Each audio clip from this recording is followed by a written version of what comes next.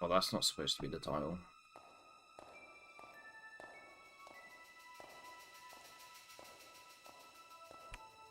It's not supposed to be a short stream either.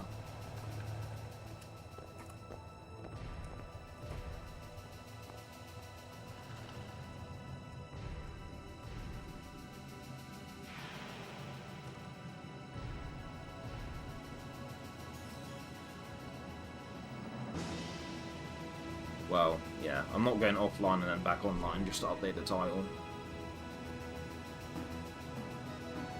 Might bring more people in, but it's just going to be an annoyance more than anything.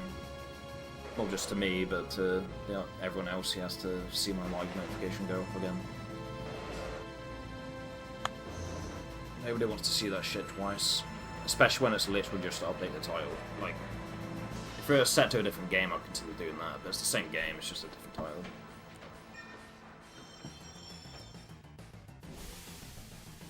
Doesn't make that much of a diff.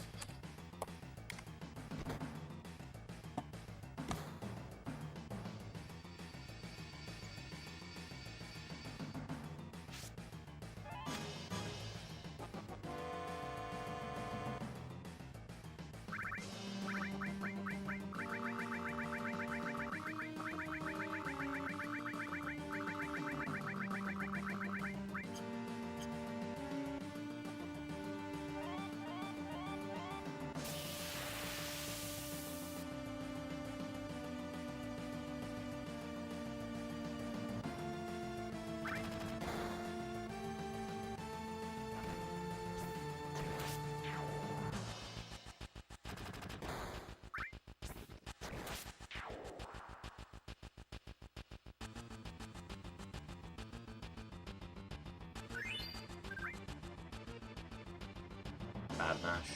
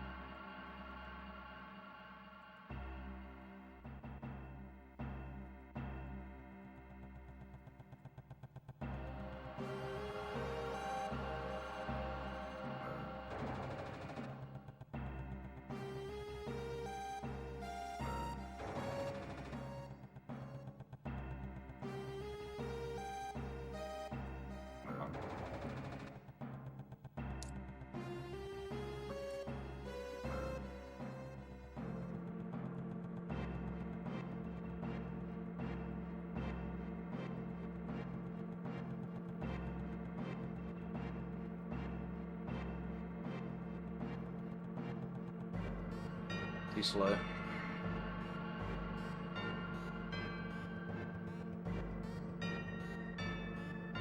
Oh, not too slow, okay.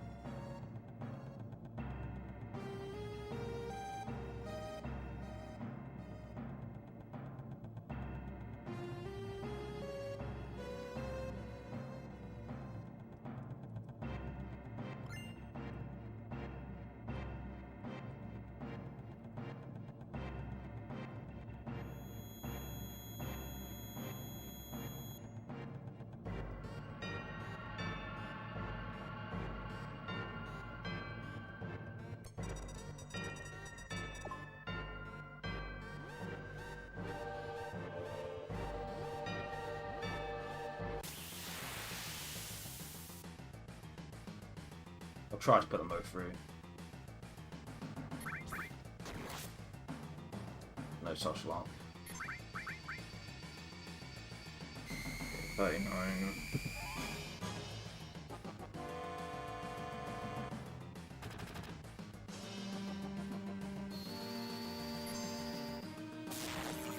Two. We're missing 53 damage. 92 minus 39, that's 53, right? Relative to doing the bolt at the start rather than the attack, missing like 53 damage. Which, with those ATBs, I very well could have gone for a preemptive bolt instead, but tried to be greedy and went for 2 attacks instead, and then one of them got through.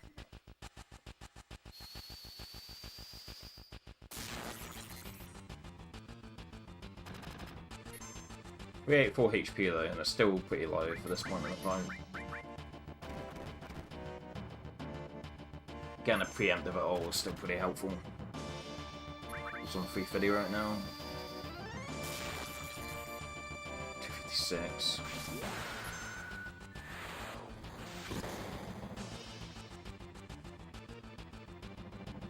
Bat chest. 256 is 2 to the power of whatever.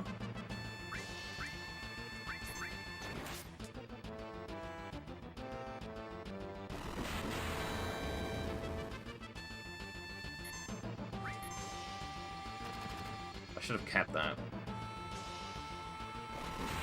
Yeah. Should have just done a bolt. Yeah, I should have just done a Barret attack and a Cloud spell, right? Cloud bolt.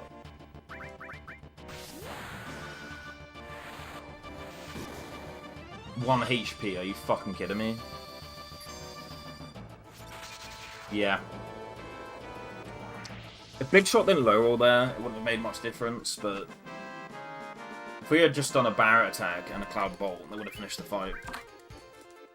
So that Barret attack during the tail laser phase was pointless.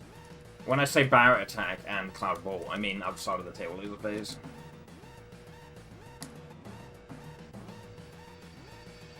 $106 is so low. I mean, I've seen a 100 roll for Big Shot before, but still, like, putting guards walking at like 1 HP, that's such a troll.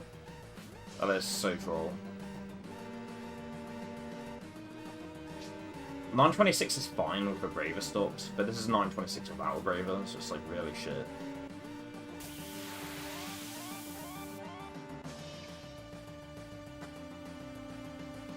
I mean, we've got the Braver ready, but when I say Braver stopped, I mean we've used the Braver ready for like Frost Slash that we need to unlock later.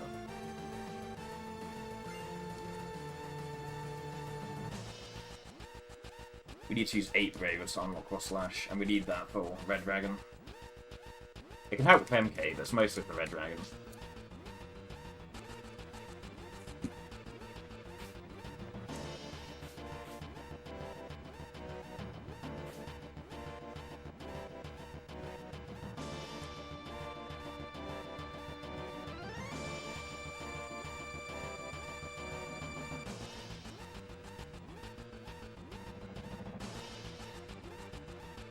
Neutral reset.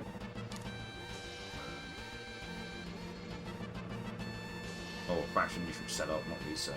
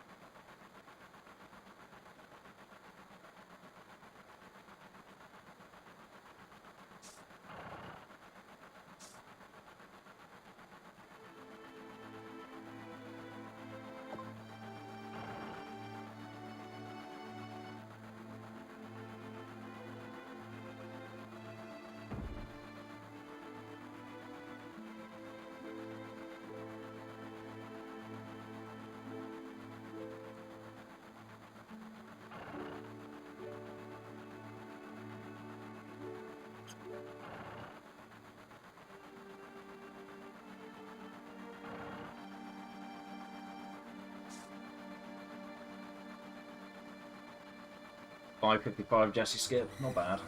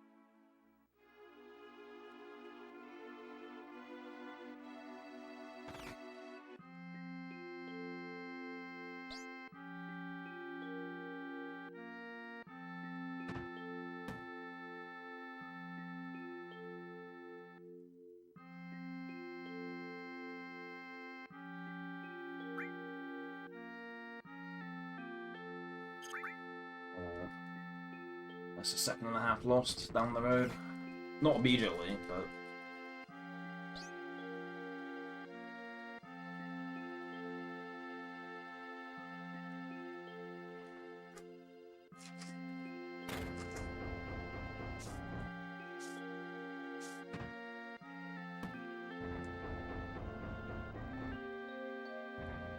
Someone's gonna be calling me out when I get my Safer Sephiroth fight.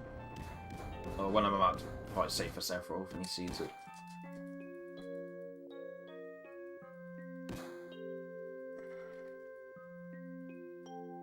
He's used the DualShock 4 to run this game. He knows how awkward renaming characters is. He knows how awkward it is to rename characters using the DualShock 4 start button. You'd understand.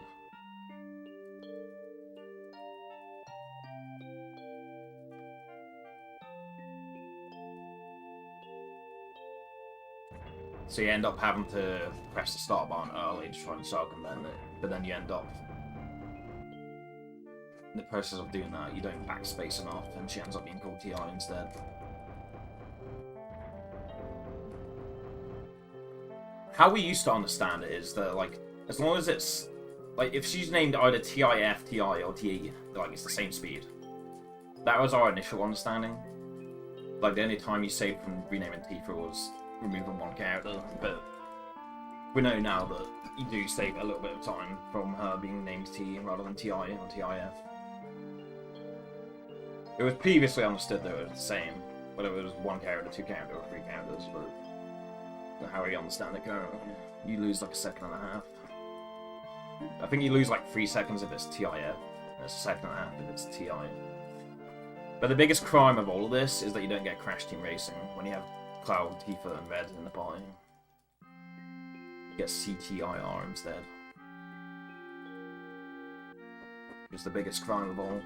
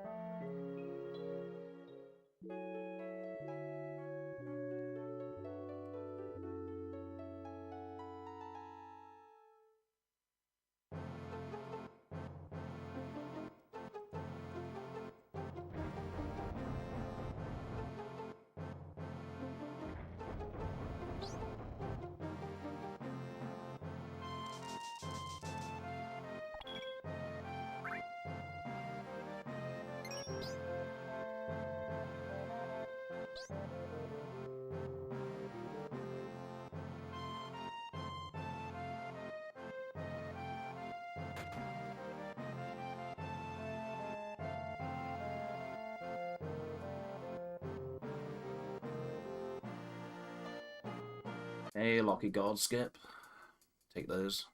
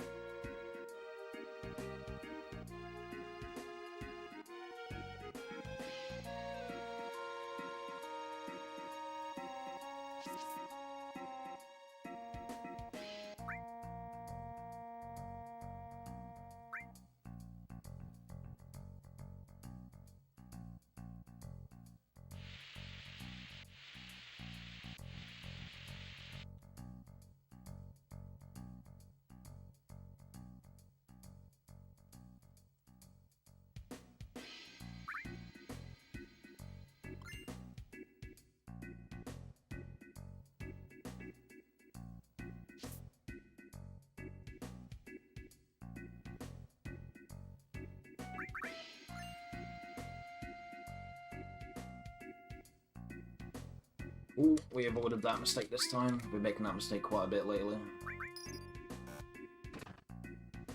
It's good to not make that same mistake. I mean, I could end up doing it next attempt, but I avoided it this time. That's what matters. It's a pretty easy mistake to avoid when I'm not yapping.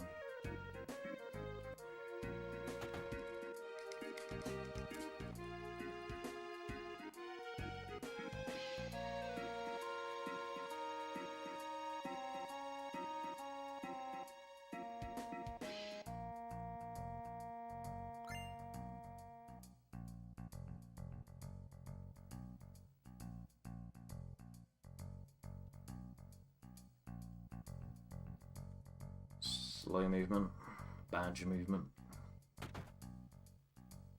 Come on. Imagine getting stuck there, it's so stupid. Bit far from the door here.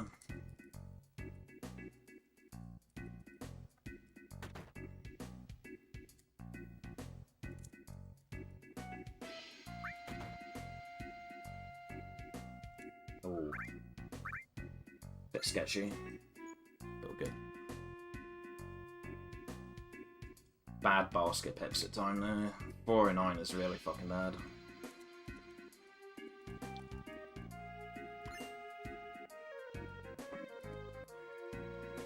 Even on non-turbo, ideally you want like 407 or better for your basket exit time, but that was like 409, which is really fucking bad. Like 408 is already like man, what are you doing? But then like 409 is like even worse than that. But I mean, I did bonk on the edge of a table, so I'm not entirely surprised at the same time.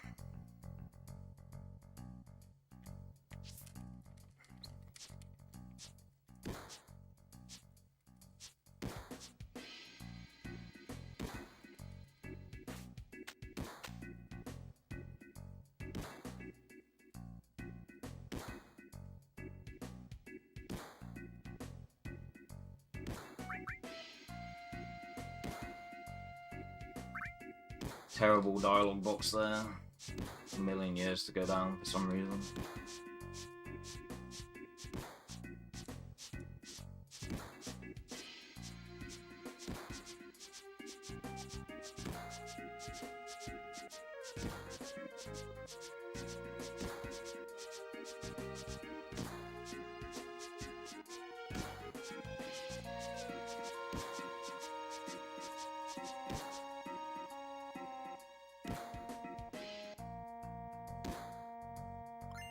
Him missing 6 squats made it so the 21 was impossible. Because every time he misses squats, it generates lag. The timer still moves at the same speed, but like the gameplay itself lags a bit.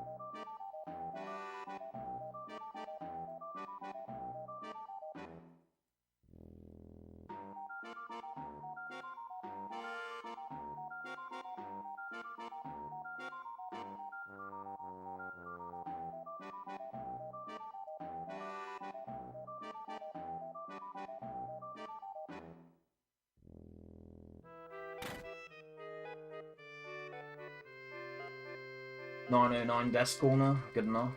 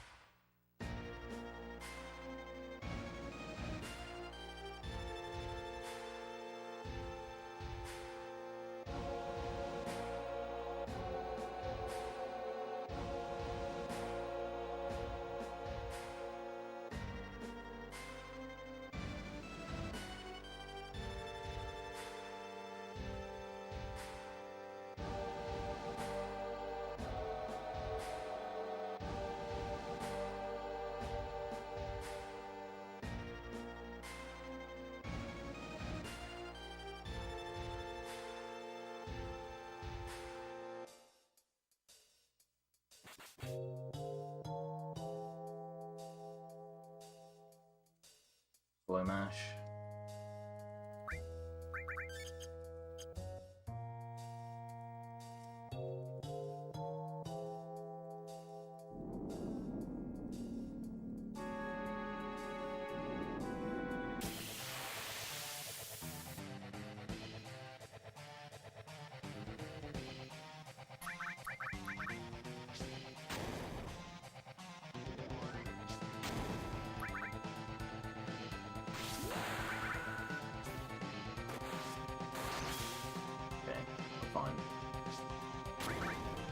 All night is plenty, especially with the high grenade rolls we've been having.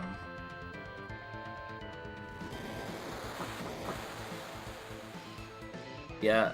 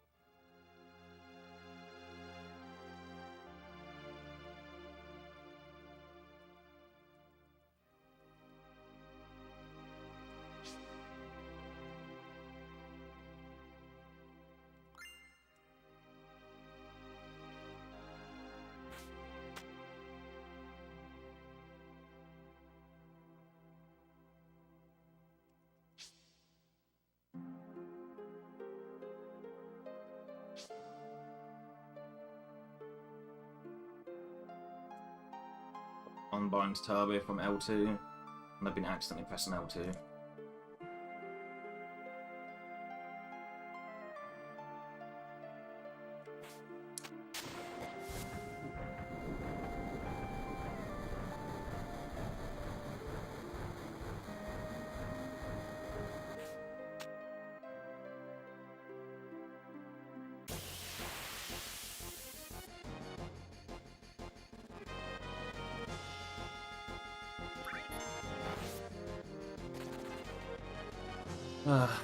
And the home button doesn't work on my PS4 controller either, so I have to fucking plug in my DualSense and then unwind it through that. Which is super fun. Just like whiffing the fucking ladder there is super fun.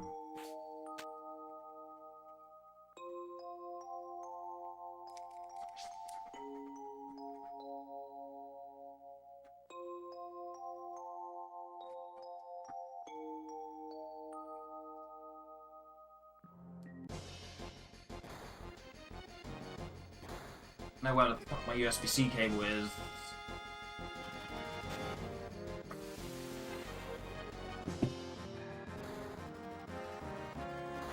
Here it is. It's not enough time to unbind the fucking L2 shit though. For fuck's sake. I'm gonna have to do it after Reno, I guess. Just gonna have to do it after Reno. It's really fucking annoying, man.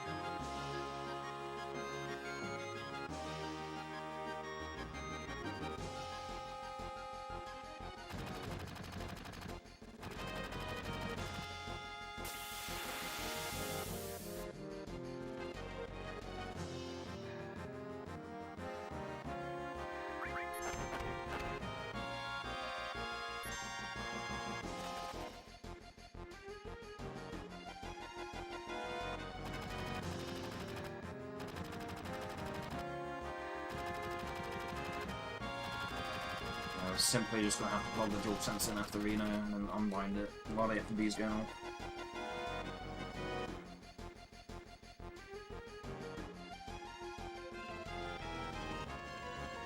And the home button not working on my PS4 controller. Really making a huge difference. So much more of a headache now. I have a DualShock 4 with a working home button, but the D-pad isn't breaking in on it. So it's terrible to use. Oh, fuck off.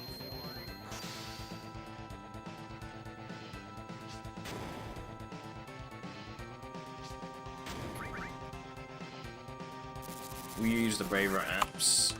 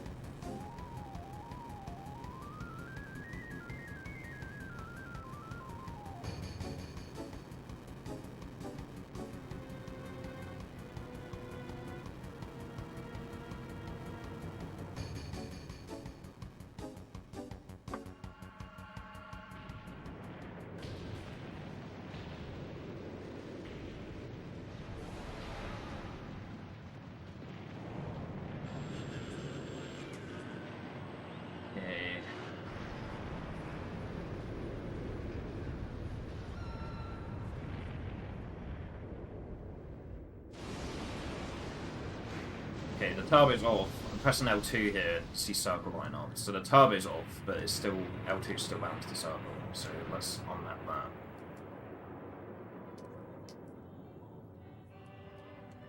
And now L2 is back in L2. Cool.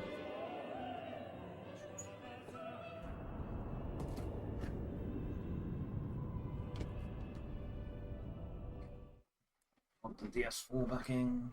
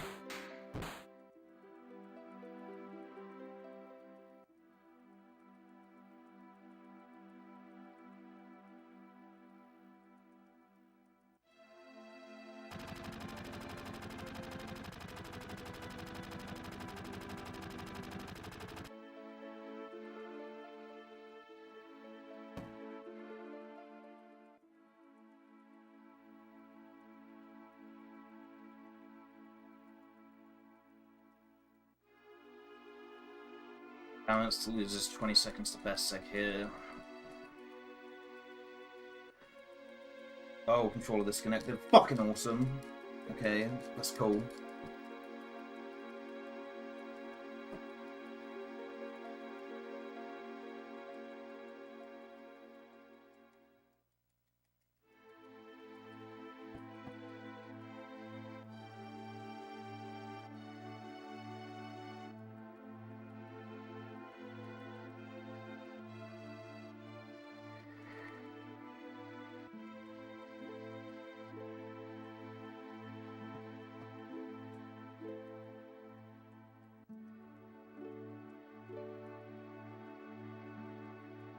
Tell how much time I've lost just by getting off the music here.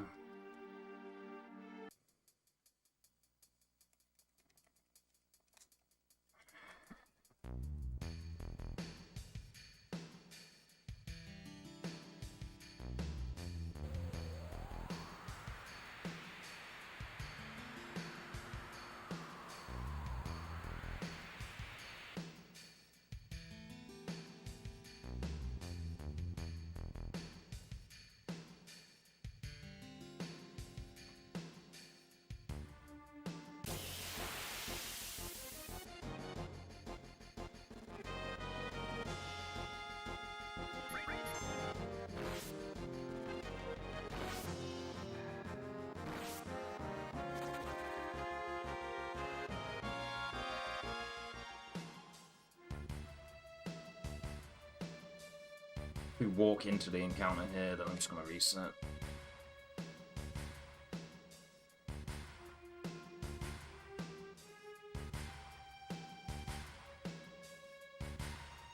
Okay, looks like we're good.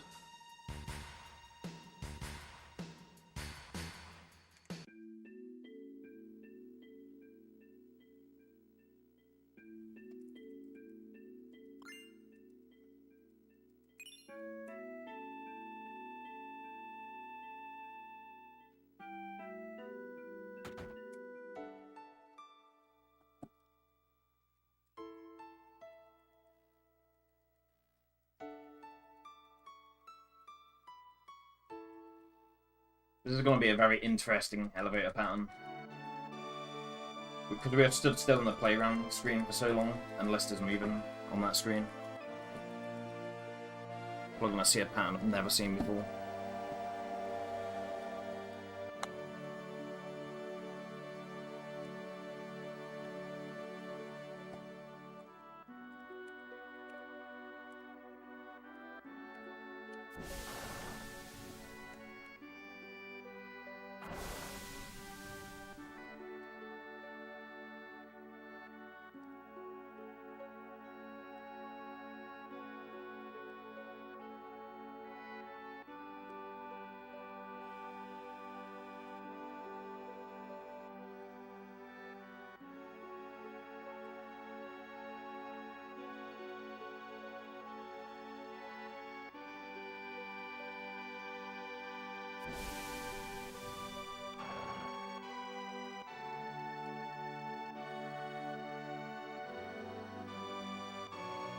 There was not a single 1 interval in there. Granted, I am playing at a quarter speed, but going off of 0.25 playback speed, there wasn't a single 1. It was just a bunch of 2s and 3s.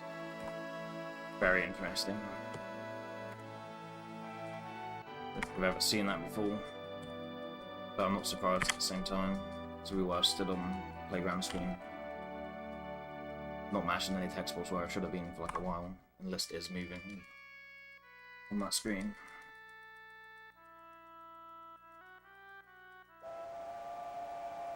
Two, 3, 2, 3, 3, 2.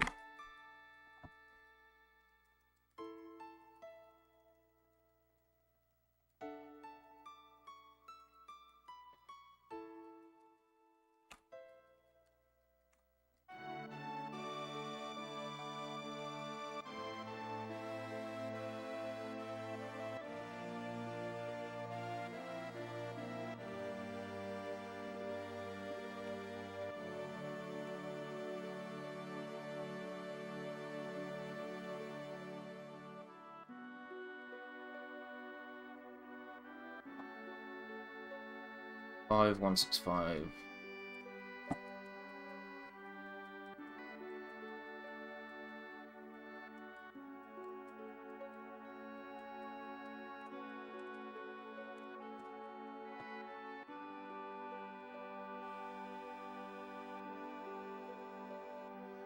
So we're leaving like 3:15 or just before 3:15.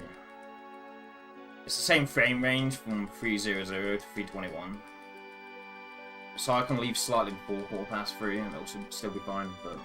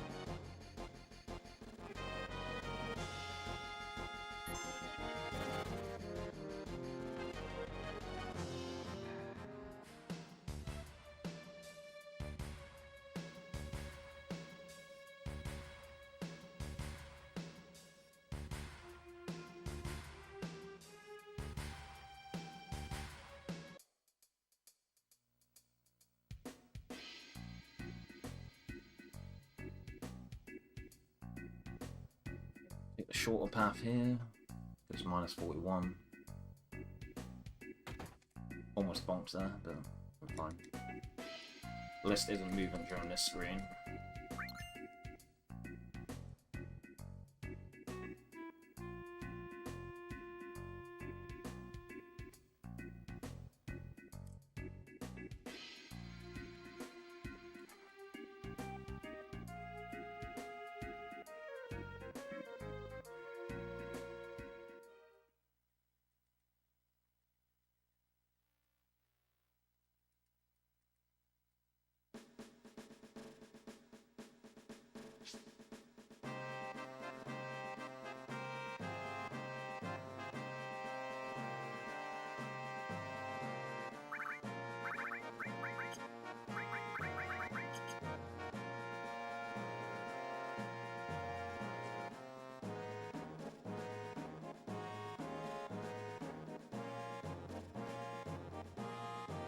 Run up at the end of this screen after the pole cycle and then plus 5 frame millions on the next screen.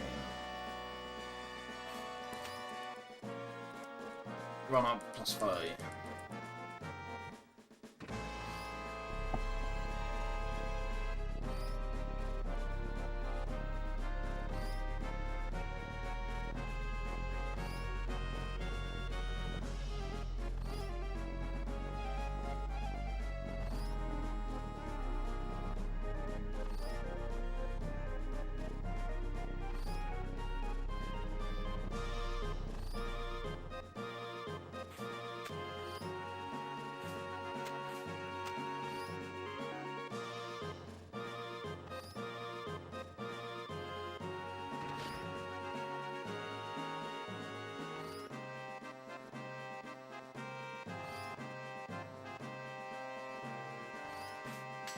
I felt early, but it wasn't.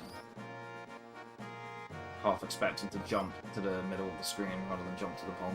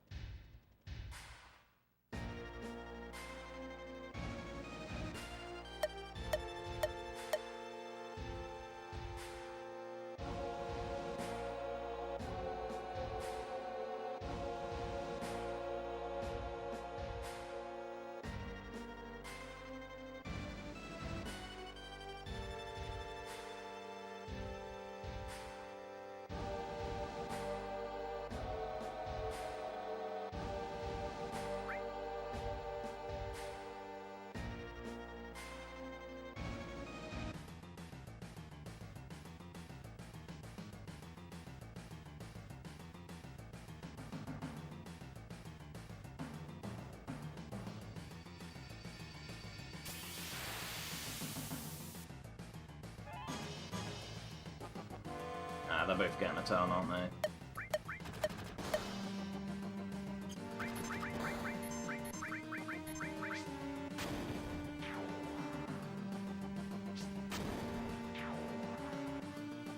They've both got their actions in, which is kind of annoying.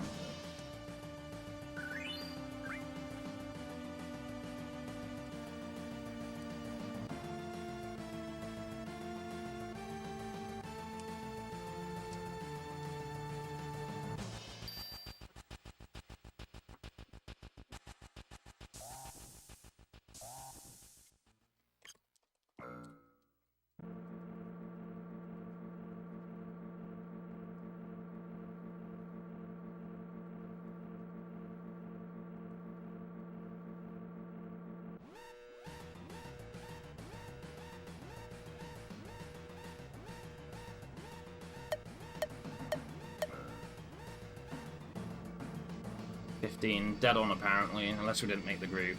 If we did make the group, then we were dead on.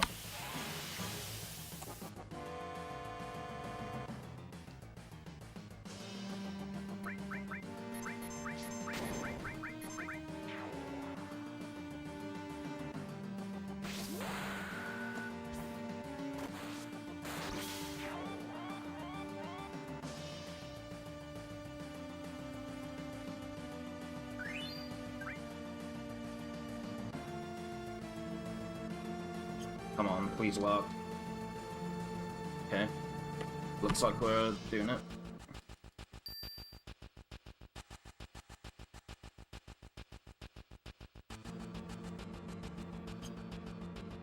Five? Like 4 maybe. No, it's 5.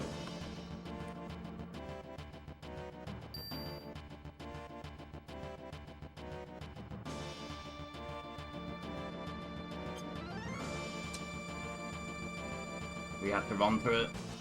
When I was early there, we had to run through it.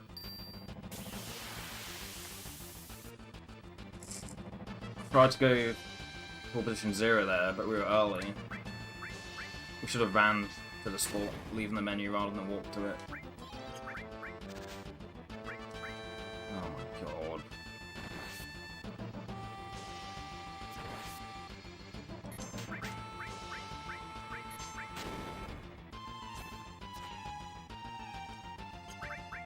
fuck it, just put them through. Everyone's missing.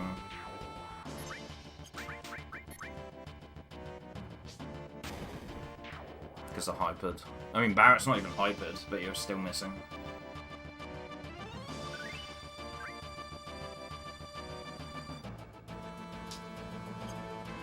You need to run to it. If you're early on position 0, you need to run to it. We made it to the group at least. Like, we made it to the group and list. But, I messed up aiming for position 0 both times. If you're early... Okay, so...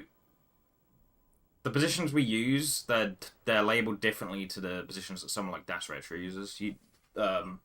Neutral position is different depending on how you do the manip. The way I do the manip, the, brutal AI method, position 2 is the neutral position. And position 0 is like 2 frames before. I think if you're early going for position 0, you need to run to the spot, leaving the menu, rather than walk to it.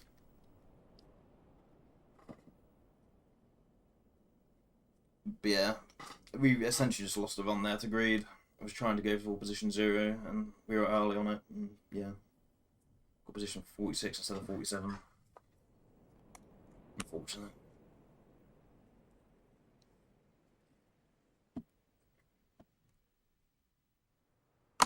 But it's cool that we actually made it to the group and list this time and hit the aim target, like the aim frame.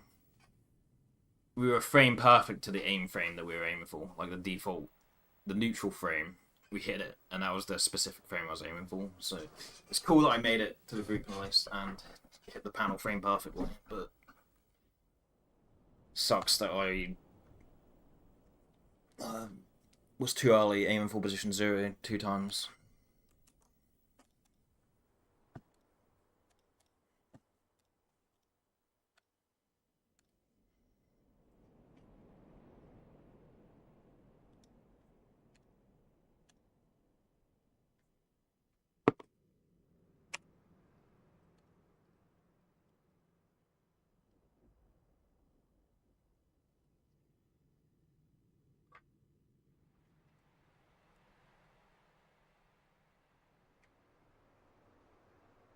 I'm going to swap USB cables around.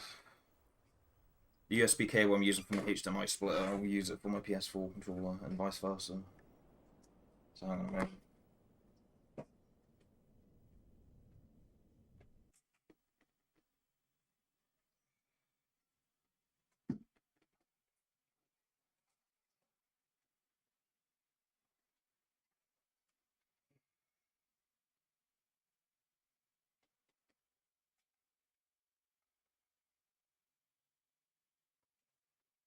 That's not why we failed the manip. I didn't fail the manip because the controller disconnected. It was just purely trying to go for position 0 and being too early while the controller was still connected. But I definitely had a controller disconnect. Yeah, the controller disconnected during the playground screen, which put us on a very unusual elevator manip. We made it to the group and list and hit the panel correctly. So it's cool that I was dealt a very unusual elevator hand and we still managed to deal with it as a result of the controller disconnect earlier.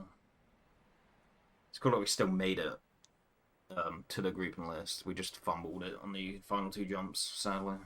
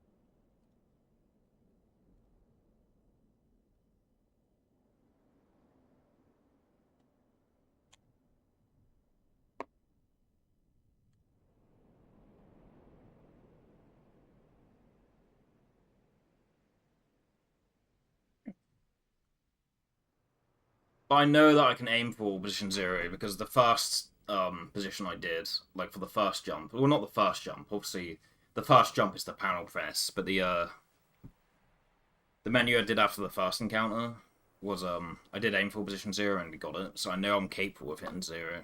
I just got overconfident from doing it the first time, and I guess was complacent on the other two and hit it too early. Unfortunately. What is this? Why is it green? Why is it green? Huh? Hello?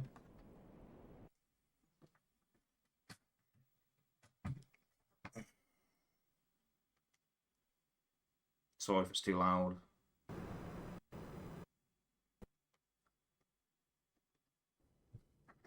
It's still green and it's doing the fucking weird thing it does.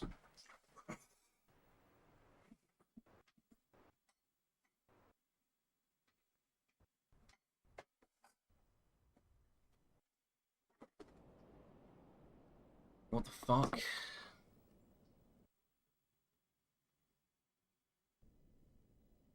What? You can see it's fine on my CRT. Oh, what is going on here? Weird. Oh, but now I can only hear the right side of it.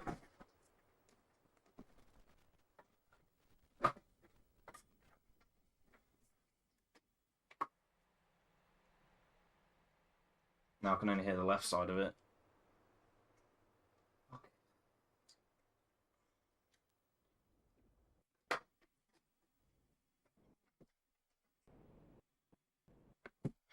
So obnoxious.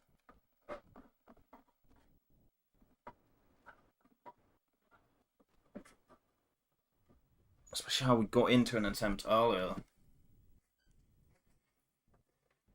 Without any of this.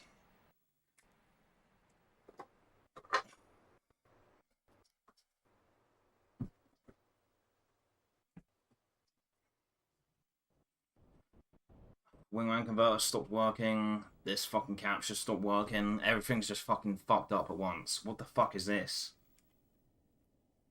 Everything's just suddenly on the fritz. One reset and it's all just fucked. What the fuck?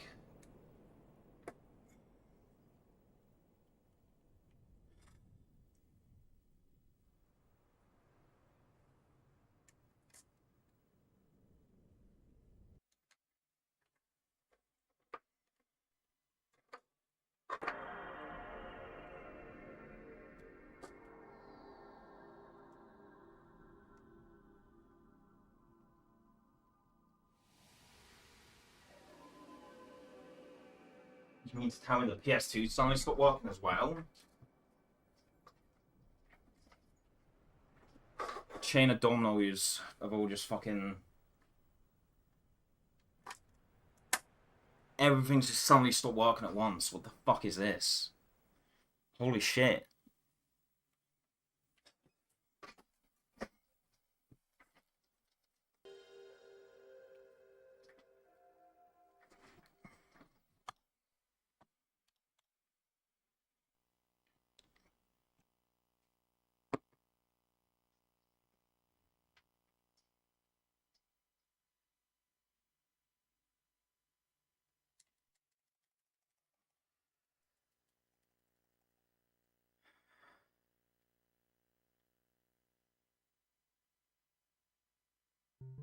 The wingman light is showing up,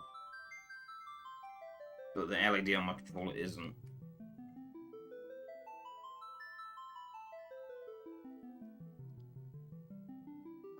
God.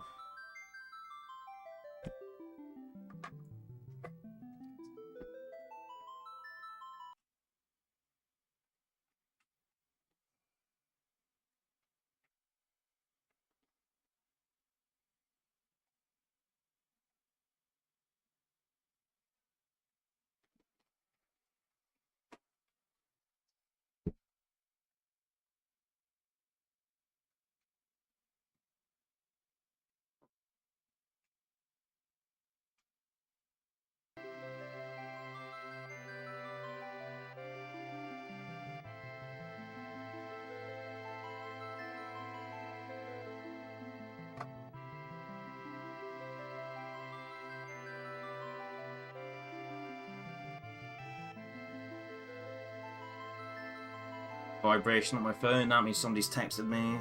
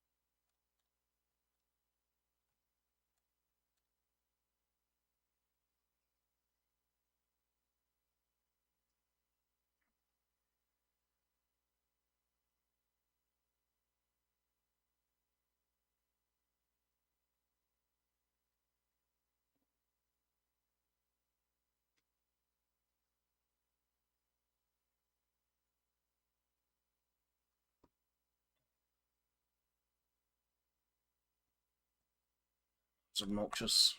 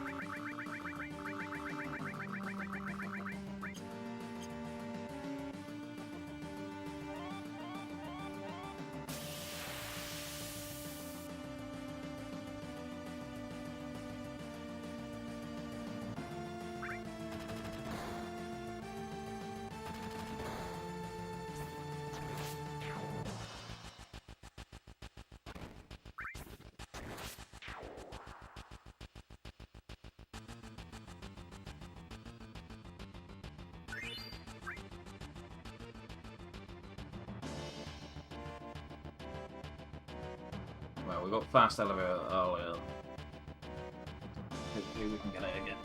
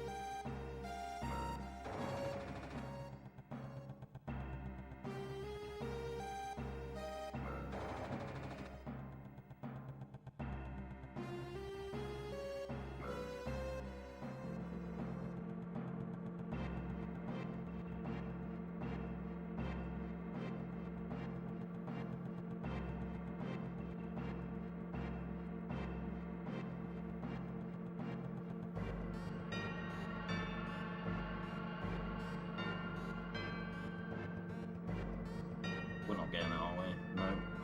Let's see. I can take not getting fast elevator if we get in front of one of the guards, but we didn't.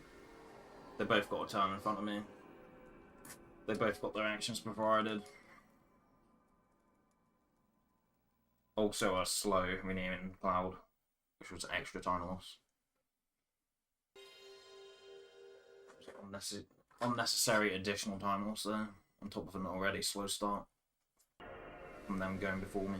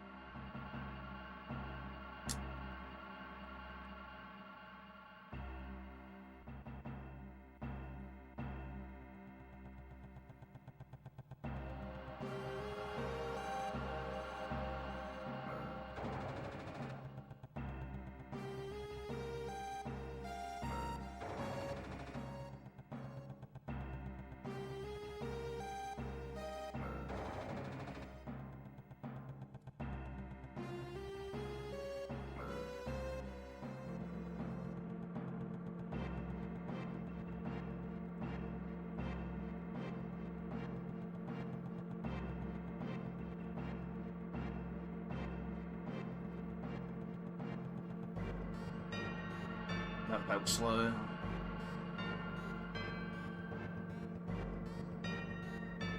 Oh, we got it. Nice.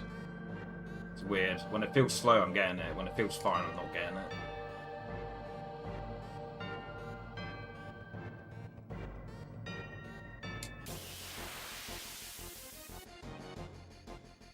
The game is sentient. It listens.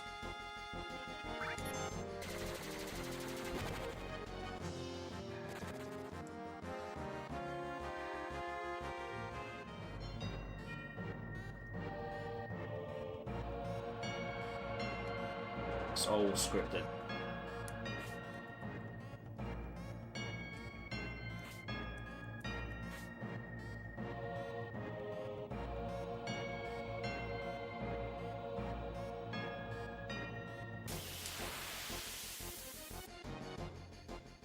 I'm gonna try to walk a little bit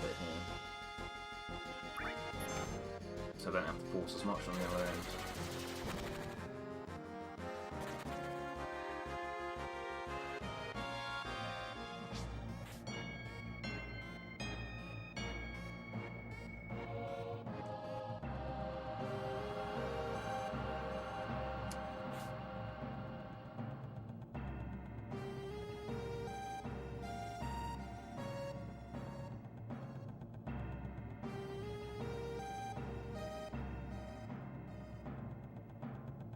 And we're fine, because we didn't get an encounter there.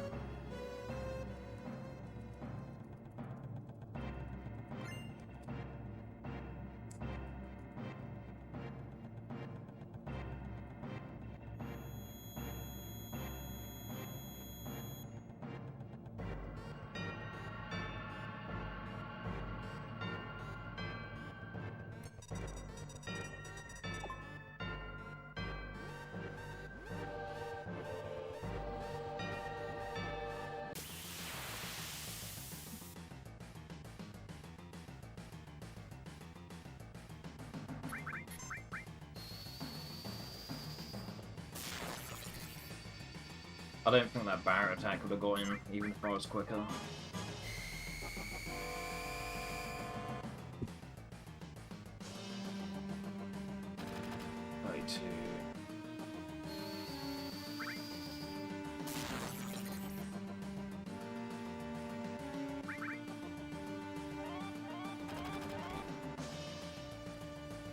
Now, if that was Scorpion Tail, I'd be kicking myself right now.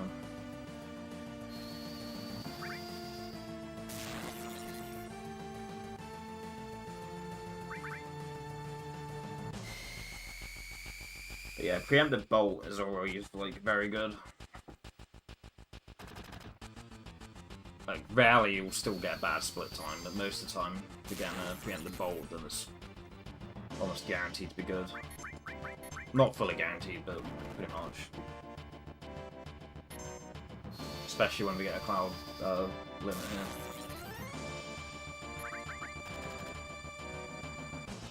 So on 238, if this crits, then it's probably you. Okay, no crit. Oh, he's on 119 exactly. It's funny.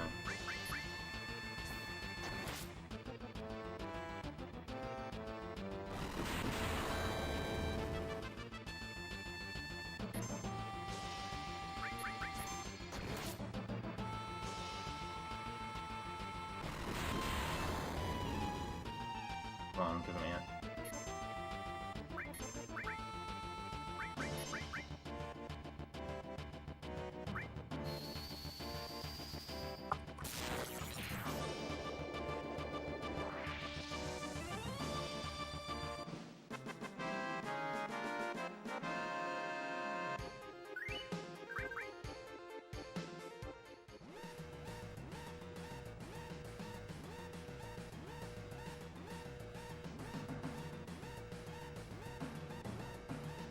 $9.19 with a Braver stocked. Very nice. We do have to be a bit more careful here. The encounter that we force. Because I did walk some distance intentionally to get it sooner.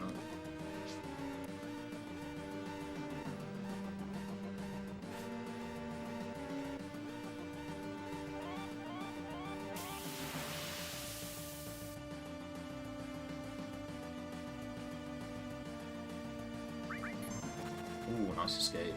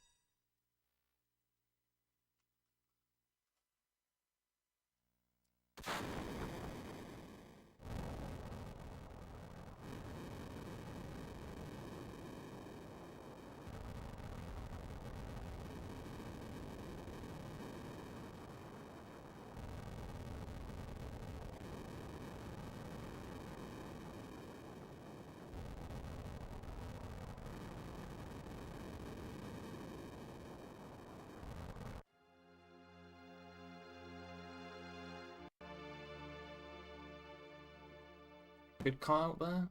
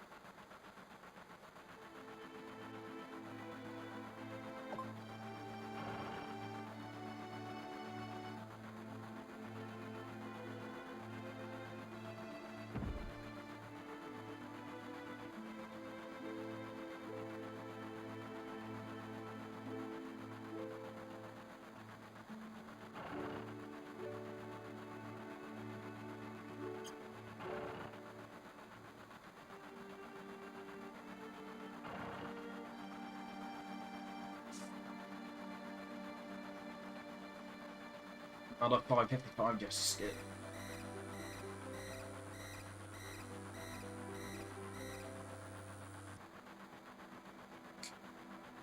Actually, with that insta escape we had from the encounter leaving reactor, 555 is not actually that good. Like, I'm pretty sure we got 555 last time, but the escape was slower. But now we're getting a 555 with a insta escape. It's not actually that good, really. Unless I'm wrong on that. Unless my previous attempt that got to this point also had a quick 40 from that encounter leaving reactor.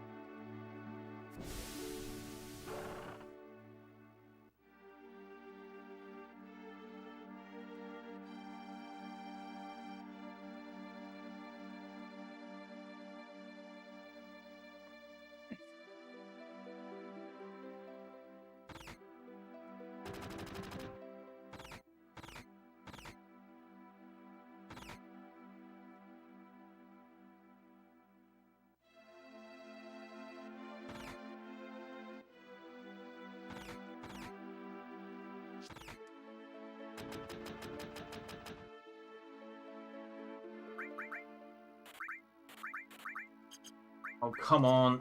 What are you doing? Holy fucking shit.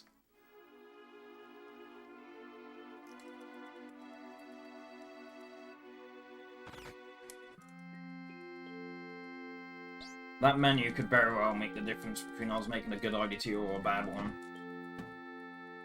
It may not seem like much, but it absolutely can make that difference.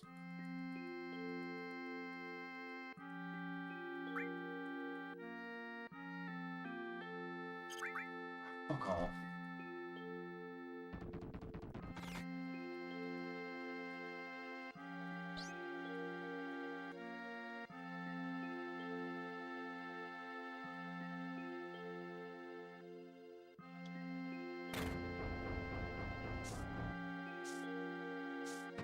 Yeah, I don't think this is going to be a 2241 I had earlier. It's probably going to be like a 225X at this rate.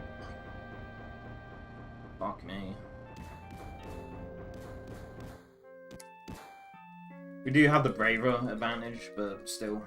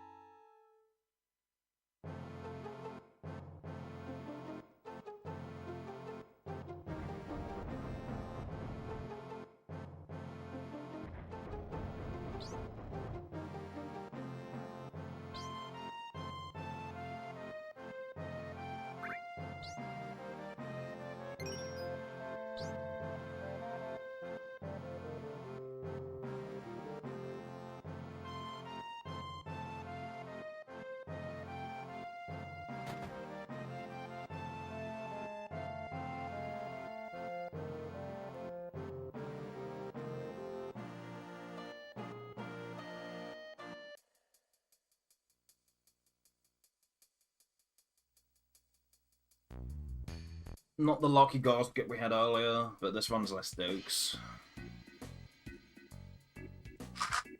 The dokes factor is lower, and it's still a faster split time. I was gonna say faster. Faster.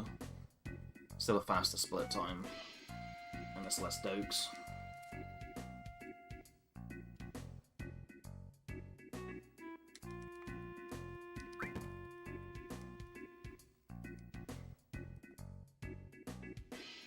And also, you have a Braver stock, so we don't have to hyper cloud this time. I hypered the cloud last time because our Braver count was 0. We had the Braver ready for apps, but we hadn't used the Braver yet, and we need to use 8 to unlock Cross Slash for Red Dragon. Like 2.5 hours away, something like that. Well, 2 hours and 45 minutes away-ish, more like. So yeah, this is a faster split time, and we've already got a Braver stock, so we don't need to waste additional time grabbing the hyper and putting it on cloud.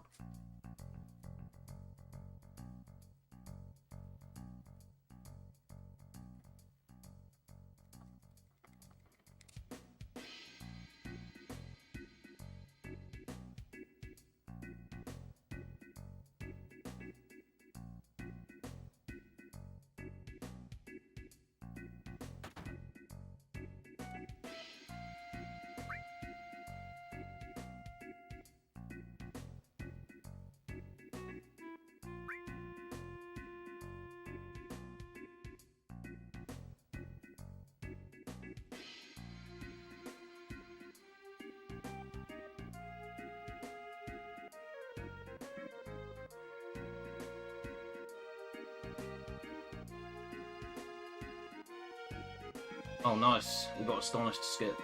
That's good. Fuck's sake. Well, we still net save time from that. Even bonking entering this screen here. Still saves time overall from getting Astonished to skip. Or taking a back skip.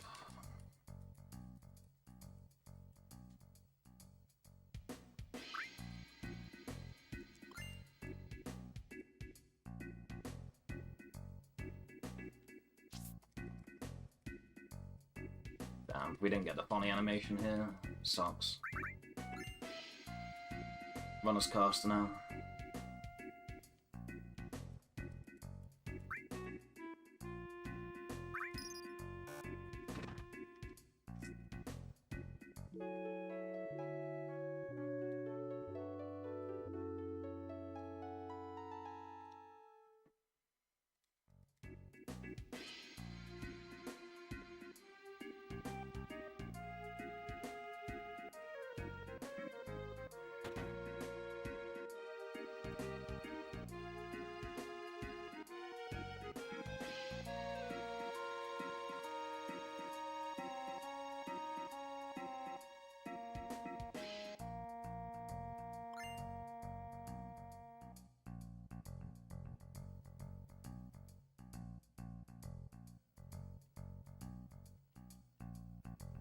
Bad line again. Nose is itchy, that's always good.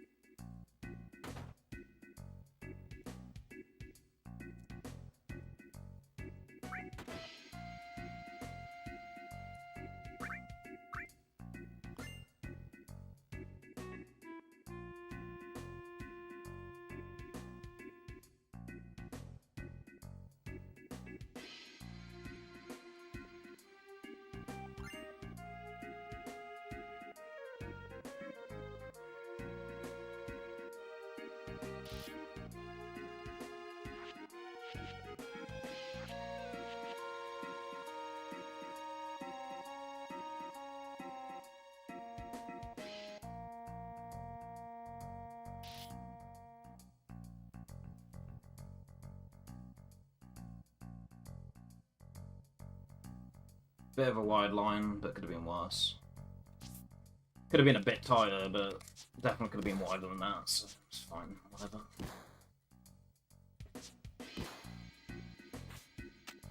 If you do it too tight, then you end up bonking. I mean, the same happens if you're too wide as well, but...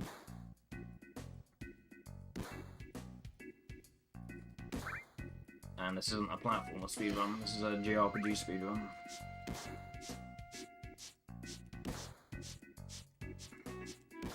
We still want to have good movement, but... things like that might save you a couple of frames when there's RNG involved this heavily. Does it really matter in the grand scheme of things? It's possible to make the difference between you making a good RDT or not, but unlikely. Something that small.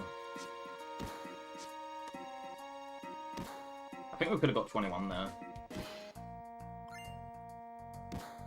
Whatever. It's cosmetic anyway. Who cares? Provided you don't lose the Squats minigame, it's all cosmetic. Makes no difference to your time. You just need to win, and that's it.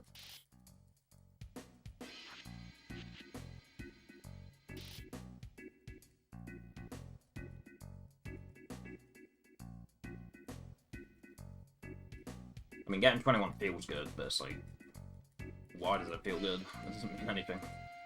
It's not that impressive. All you're doing is pressing square, then X, then circle. Like, what are you trying to prove with that? Oh look, I can press the string of squared and X and circle 21 times in a row without missing an input. Or without doing an input incorrectly. Or pressing an incorrect input. Like, wow. I'm so impressed.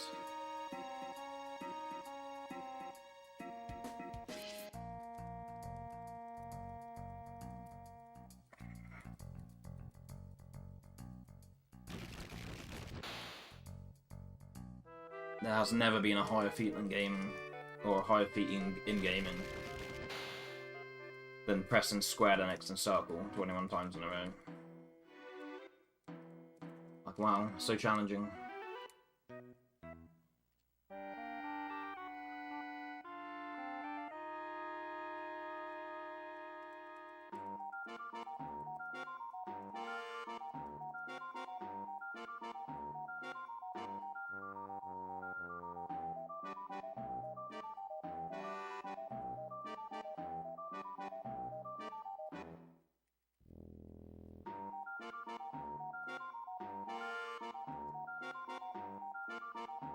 Hit it when my fingers look up there.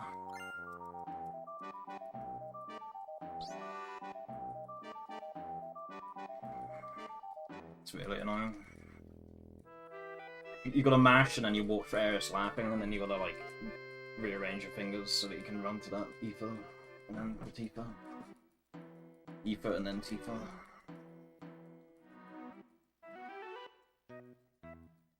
My ring finger always locks up doing that. It's really annoying.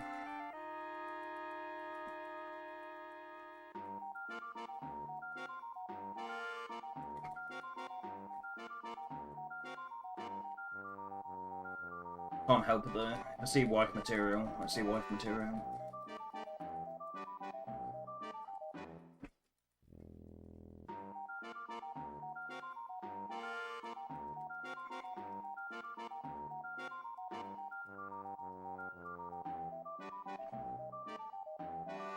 Okay, last time we had a 909 desk corner.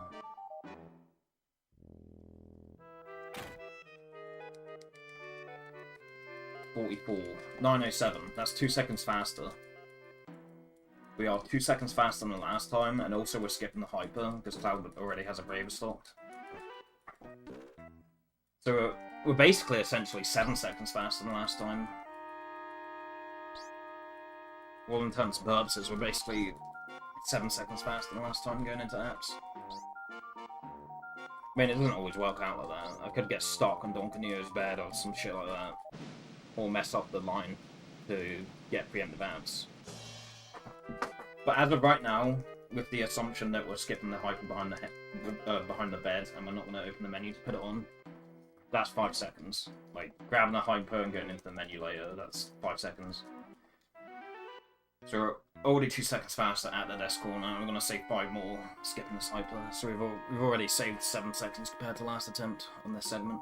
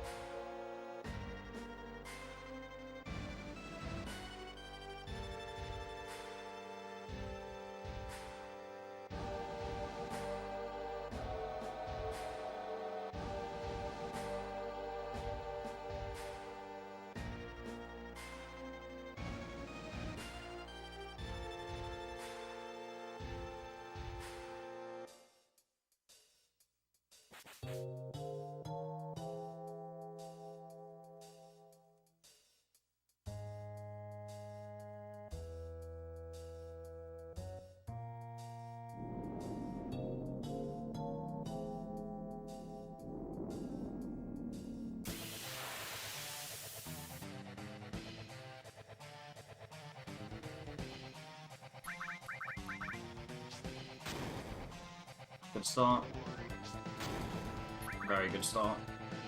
Already 10 damage up. Okay, we might need it.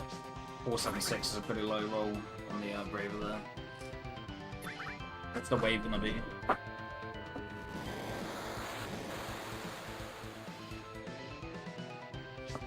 $182, that's pretty pants, I'm not gonna lie.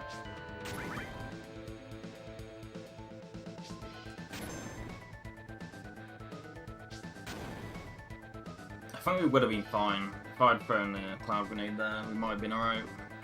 Whatever.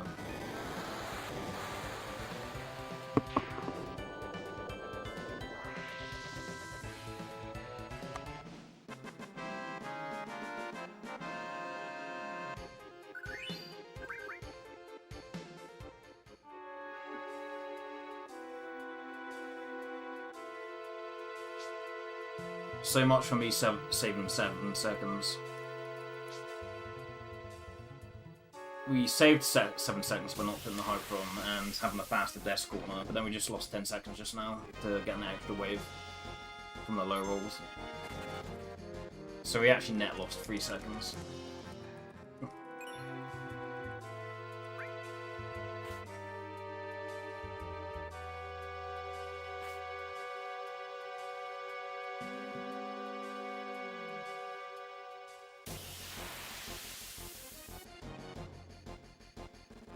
Which could have been avoided by me removing both of his magic materia to increase his strength stat.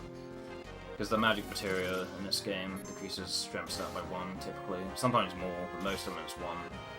Okay, that escape was fucking awful. What the fuck?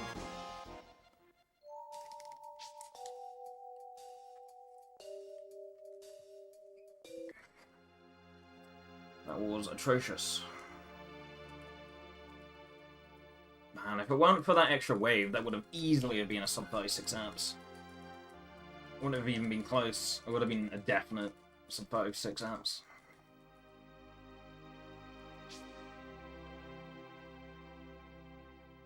And that's why you remove materia, folks. Paid the price for being greedy.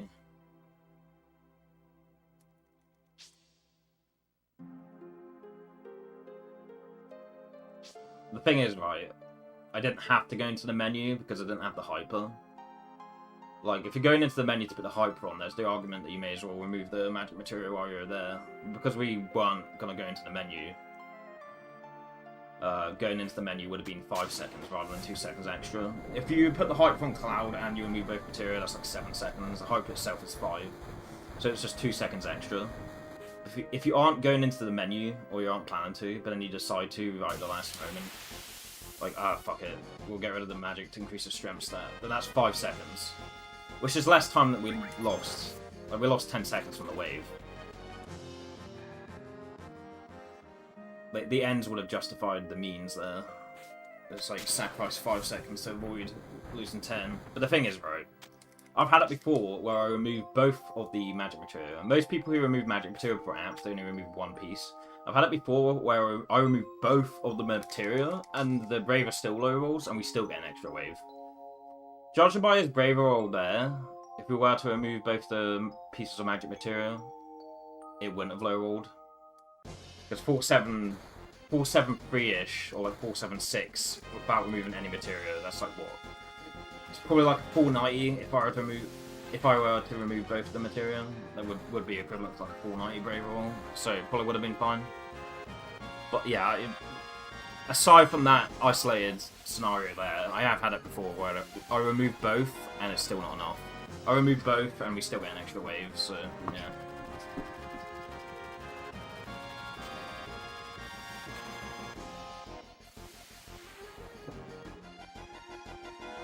Okay, I need to add a Braver for apps. We used one Braver, a Guard Scorpion, we just used the Braver apps.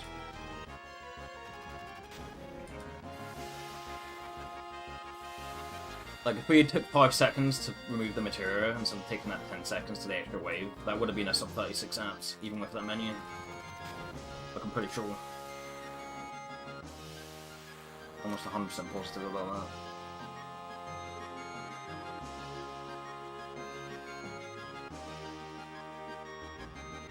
Bit of a wide angle there.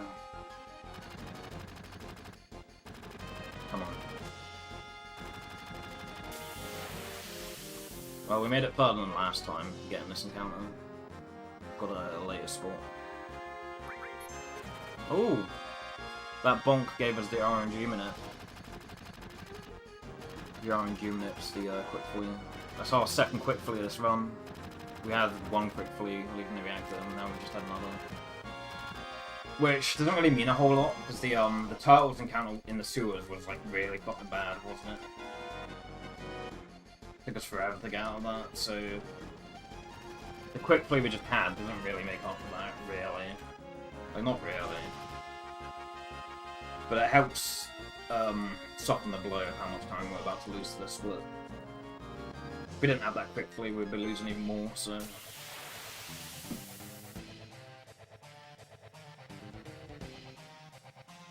I'm gonna attack with Cloud.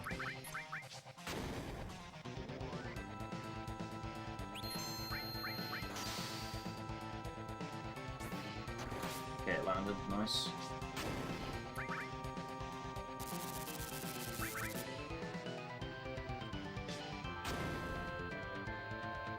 Another roll.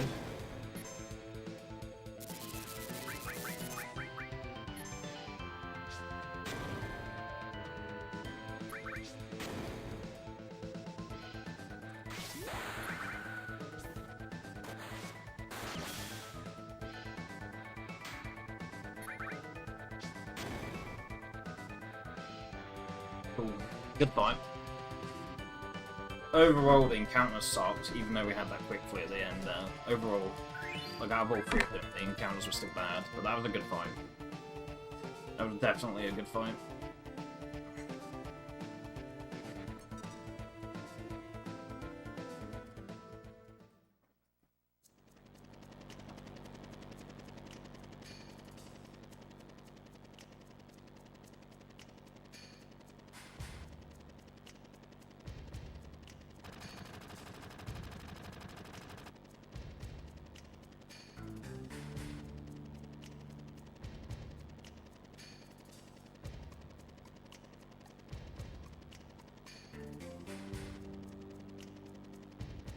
Oh, we've got slap skip. That means our mashing's good. Nice.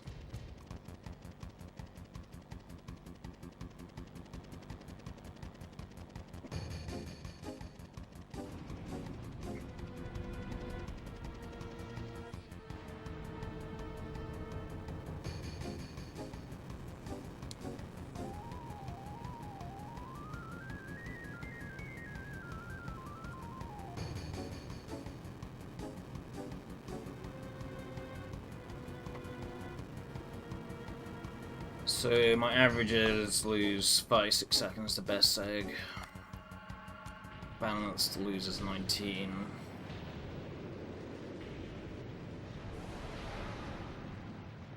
Plus the 13 lead we have, that's like 32-ish. 32, 33-ish. So on average we're predicted to be behind by the end of the split. Even though we're in the green now, just based off the average segment.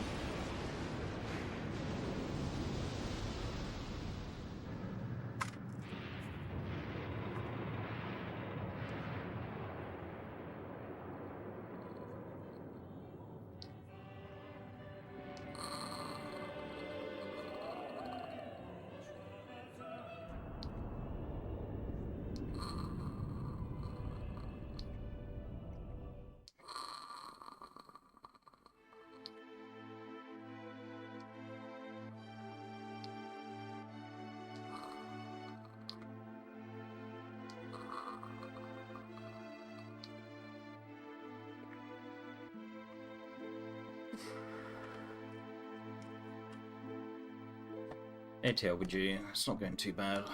It's going alright. I do have to enter the tank sooner.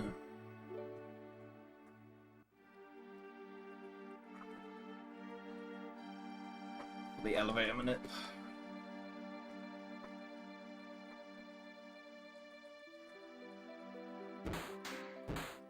Lock the stain chat. I've got tracking to do.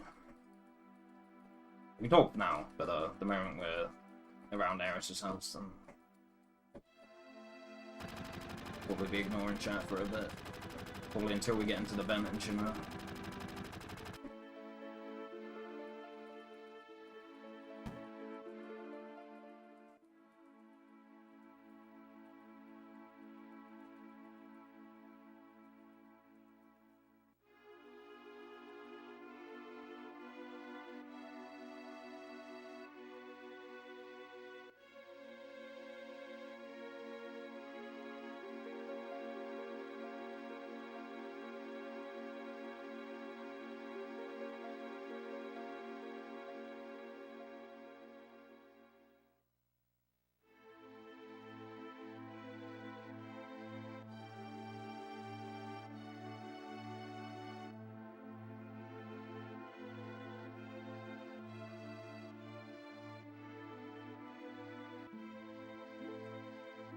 Nice chat now.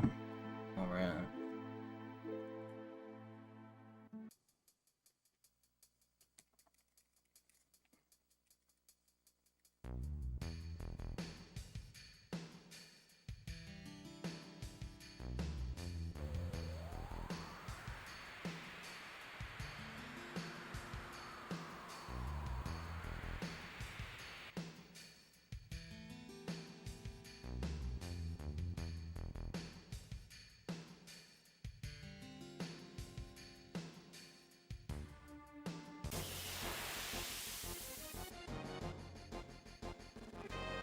We're gonna have to heal Tifa up.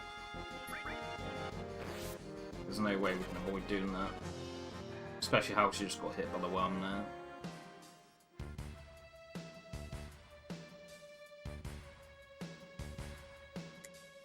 Okay, the jaywalk might not work here. He might have ran too much distance.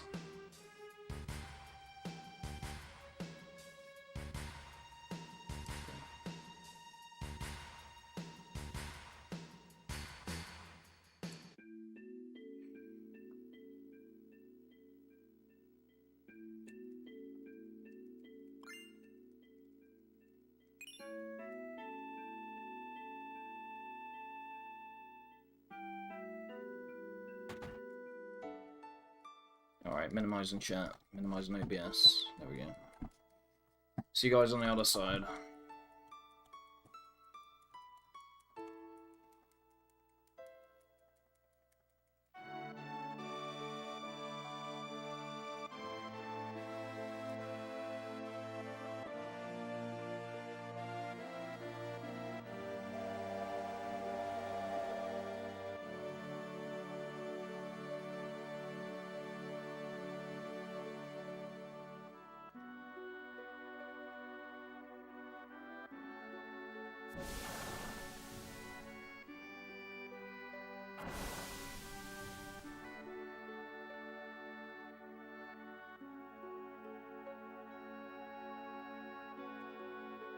Okay, that glow at the end might have been a phantom glow. I did see it come up, but it might have been a phantom. My mind might have been playing tricks on me there. It might not be as it seems. I did see the glow, but it might be a phantom glow.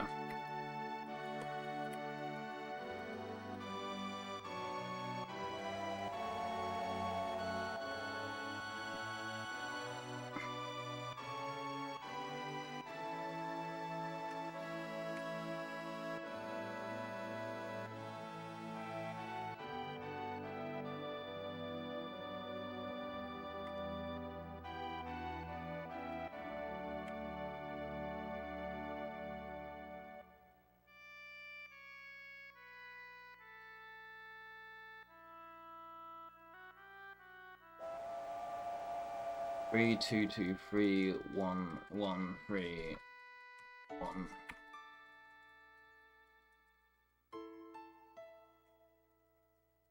There is a group 4 at 3:15. Or just before 3:15.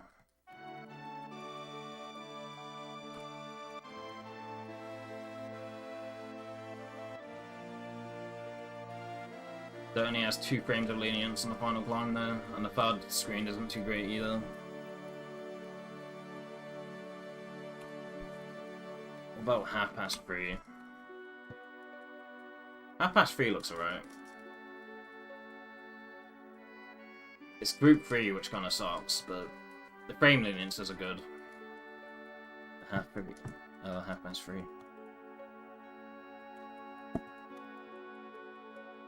Referring to the save crystal as the clock, of course. It's like an upside down clock. We use that as a visual cue for when to start running left. Just if anyone was curious.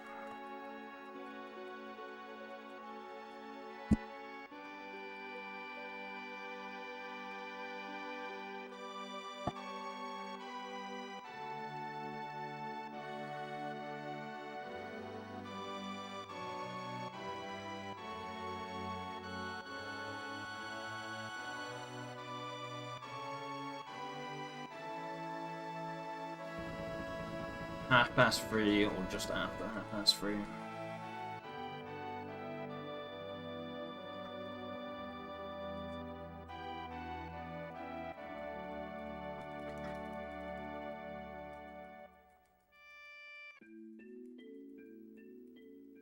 One,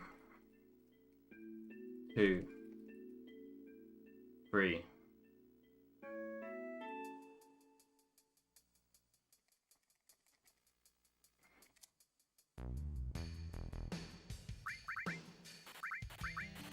Our grenade count's good, at least. Gives us a bit of cushion for if we mess this up.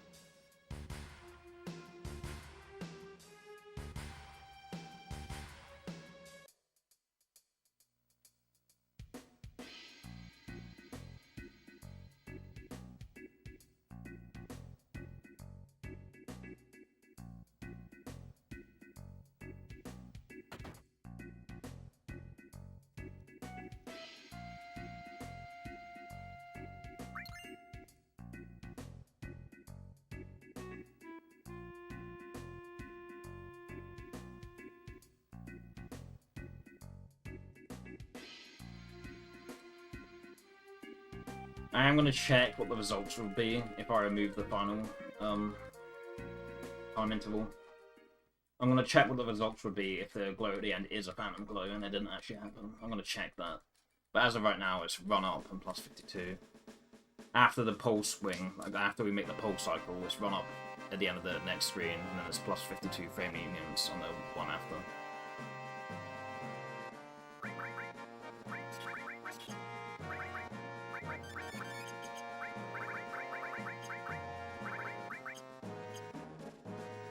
Okay, so copy these. Phantom Glow question mark Google Sheets.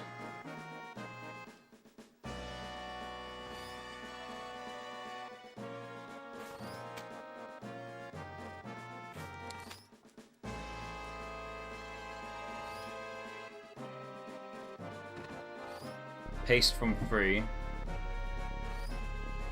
Remove lap 10.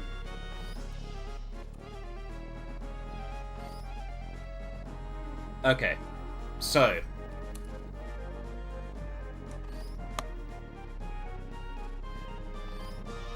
even if the glow at the end didn't happen, we're still working with the same group and the same list. 3:30 is still group 3 list 3. Regardless of if it was a phantom glow or not, it's still the same result, even at 3:30.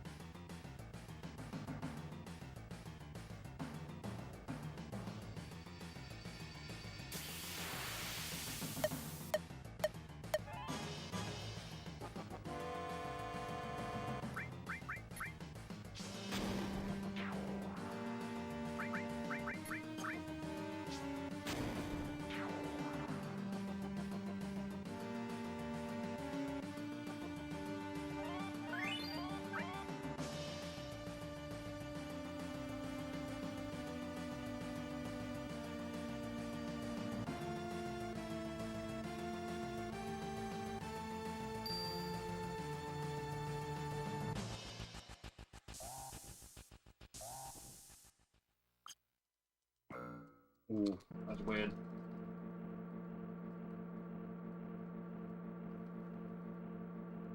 The position you run up to the panel doesn't matter the first time, you just need to make it to the frame, but I was bonking there, it might stop us from making it to the frame.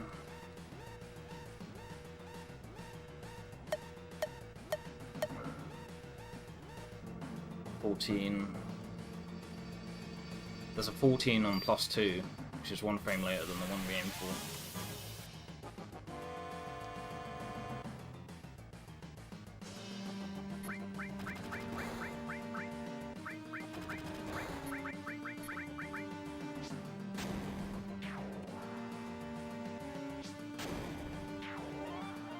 I aimed for +1 and we got +2, so we were a frame late relative to the one we were aiming for.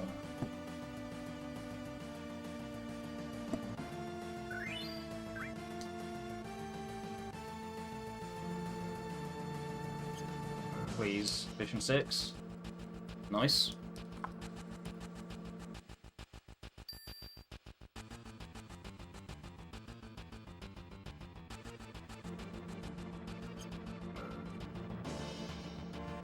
Cool.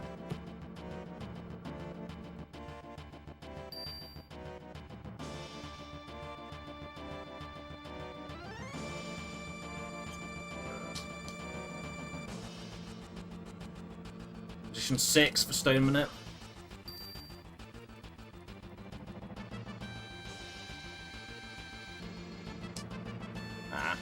Didn't get Stone Minute, sadly. I was about to say, if we got Stone Minute there, that would have been a frame perfect minute. That would have actually been frame perfect. I mean, actually, well, that frame was a +2 frame, so it wouldn't have been perfect, but beyond the first encounter, which you have to get anyway, if we got Stone Minute there, that would have been a perfect minute for +2.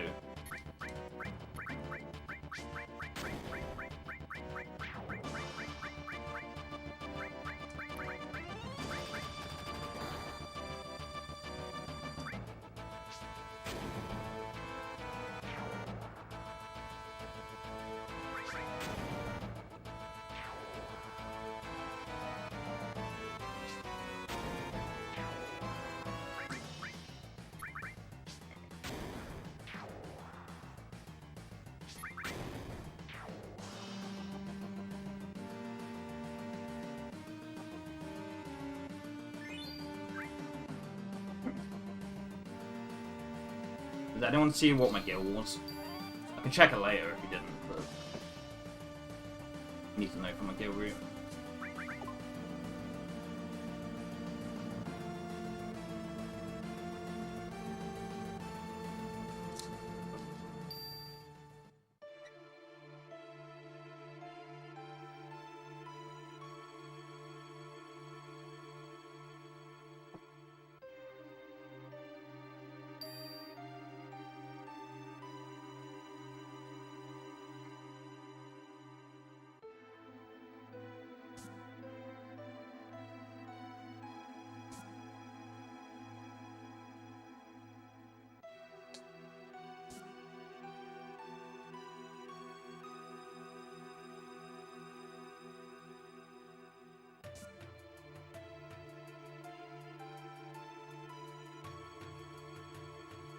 That felt like an early match there, but we didn't get punished, so... I was expecting to get punished there, but we didn't.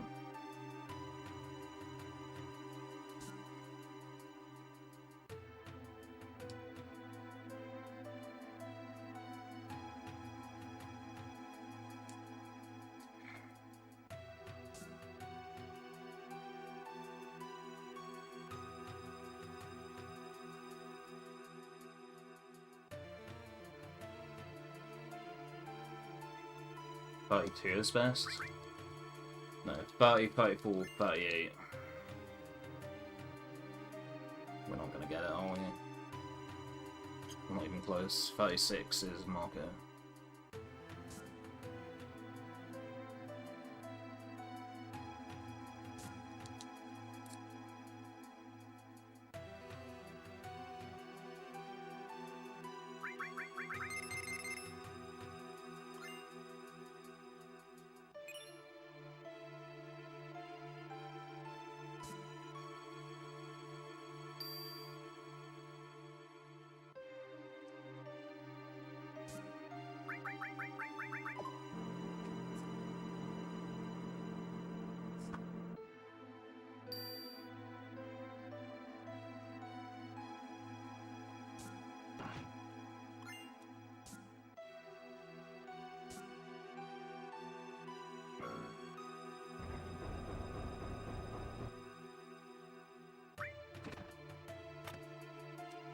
.104.22 is the time to beat, leaving the screen on the timer. Not for every run, but just for this run.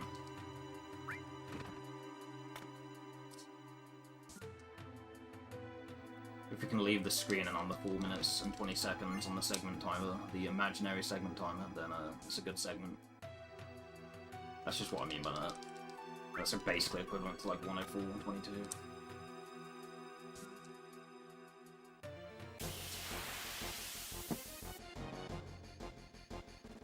Come on, Cloud. You can do it. You got this. Oh. Flea went through before he even got his action. Even better.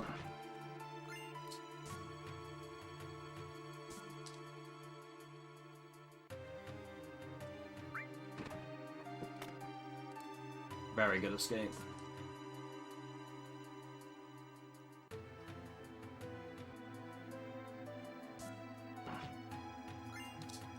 Come on, you can mash faster than that, man.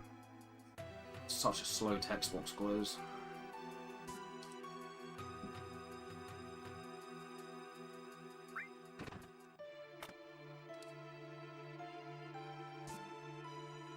Still sub 104.22 there, of course. Yeah, it looks like it. Yeah, good enough. I mean, I still would have played it out even if the segment was over 420 leaving that screen. Or the segment timer.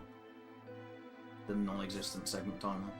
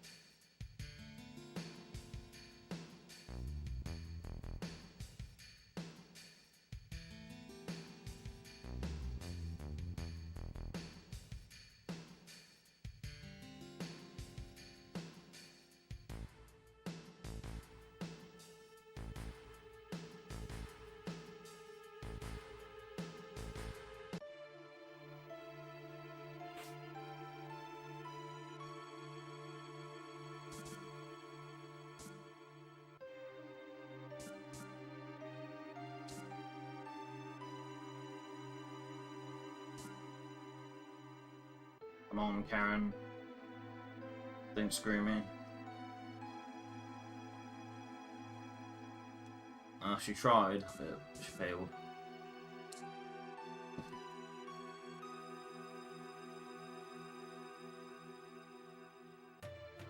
She tried her best to get in my way, but no such luck.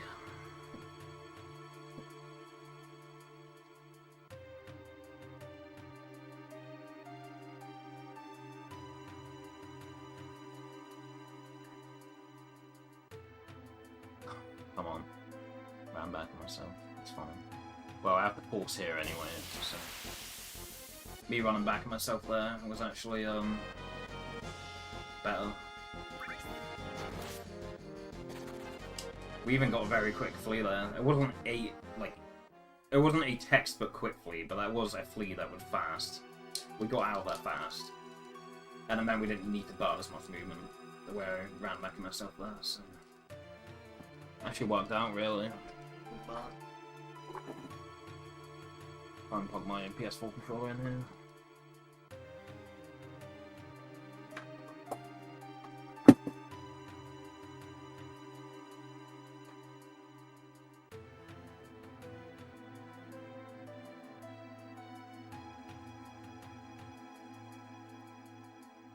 Like, by definition it wasn't a quick flea, but it was a flea that was quick, if you get what I mean.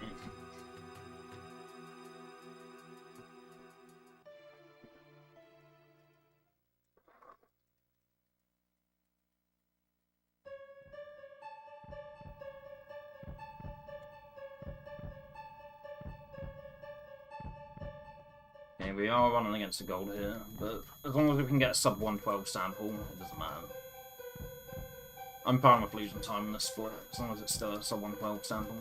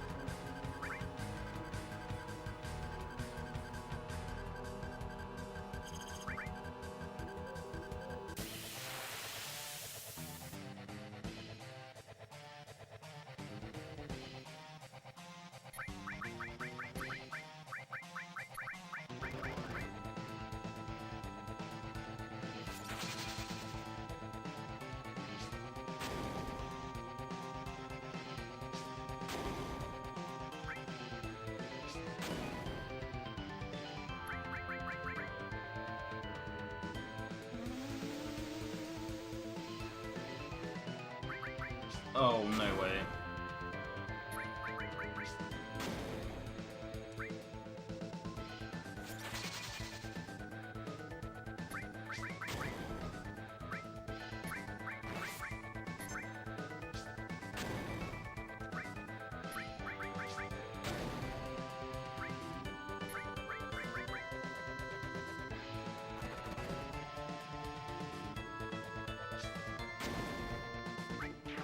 Ah, the missed grenade made the difference.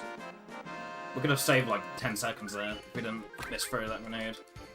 Absolutely made the difference there. Sucks. Sucks to suck. Probably would have matched gold even. Like we might have even matched the PB split. We might have like broken even on that segment. Instead I missed through a grenade.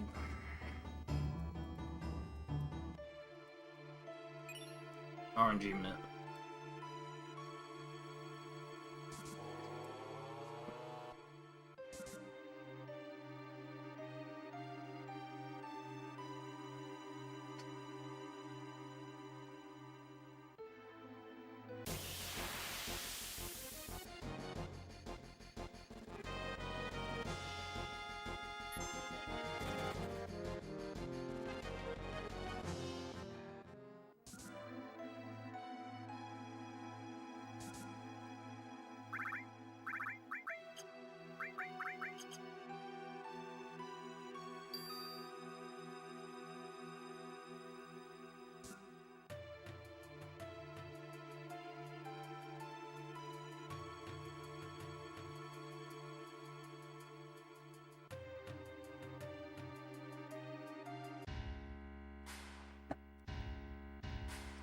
Ah, as expected. I do elevator minute.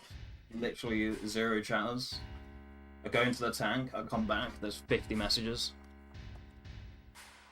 None of your guys' fault, but it's just how it is most of the time. Oh, it's a quiet day today. But I guess I guess the silver lining here is I can just close chat and the end of the tank, no distractions. And I tab back and literally everyone and their cousin has fucking jumped into my chat. When playing bad is rewarding.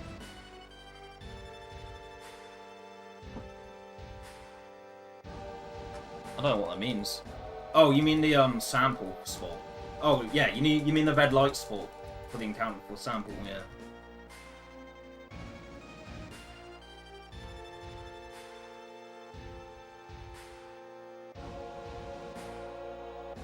Yeah, I love it when playing bad as well.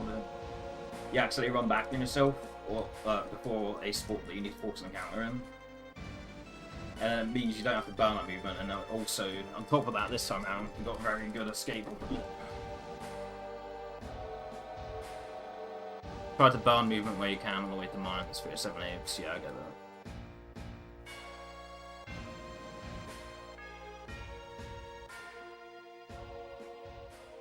Hey Jay, what's up?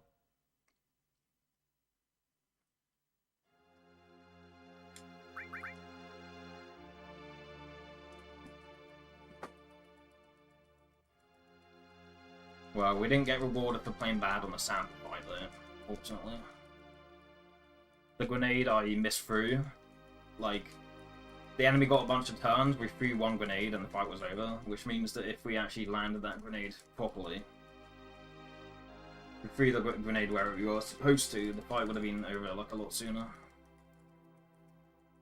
They would have got a lot, yeah, they would have got a lot less overall actions in. It would have taken a lot less actions overall if I just not threw that grenade incorrectly.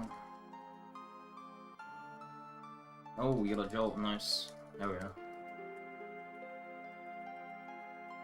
What kind of hours are you looking at for that?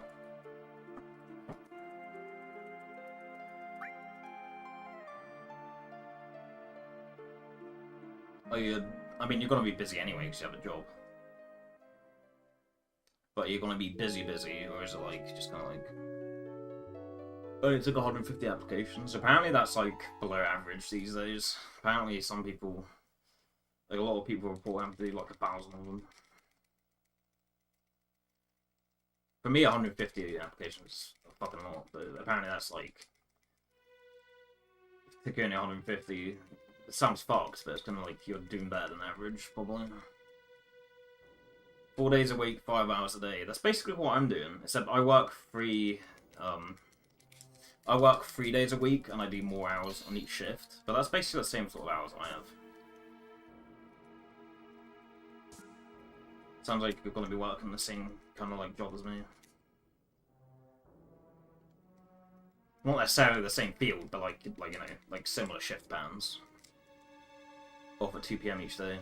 Okay, that's where it differs. Like, your hours are very similar to mine, but, like, it sounds like you're working early to, like, midday, whereas for me it's, like, evenings to, like, late at night. I'm a lazy slob, and, I like to sleep in.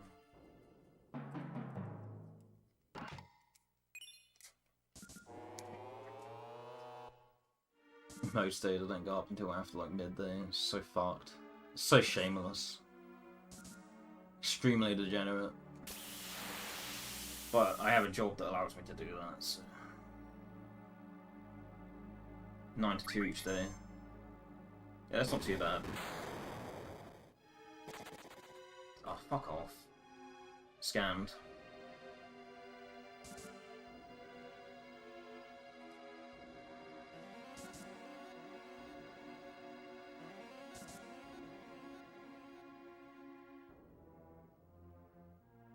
Okay, because you still lose your time to start a stream.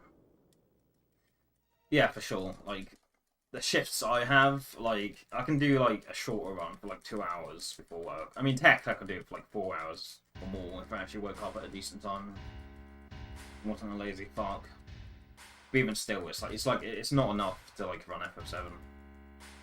To do FF7 runs before my shifts, I'd have to start at 7 in the morning. And then, even if it's somehow finished, like, I would just fry my brain before I even start a shift. I would have just used up all my willpower for the day on FF7, and I would just be fucking dog shit at work. See, I could technically get up really early to start on a 7, but like I said, like, everyone would hate me at the job. Because I'd just be fucking cooked before we even started working. Because yeah, realistically, the shifts I have, like, I have like shorter speedrunning categories, like shorter games. I can do that for like 2 hours before work, maybe 4 if I get up earlier. Maybe 5 if I get up even earlier, but I can't run this game. Whereas with those shifts you're talking about, it sounds like you do have the option to just jump, like come off work and jump straight into FF7. Whereas I can't really do that unless I want to be finishing at like 7 in the morning. Especially when I have work the next day. Like, yeah, I work evenings, so going to bed at 7 AM isn't the most dangerous thing in the world, working evenings, but it's still, you know. I don't want to have foggy brain for work either. Like, if I go to bed at like 7 in the morning, even though I still manage to wake up in time to leave for work in the evenings, I'm still like fog brains from it. Yeah, no, for sure.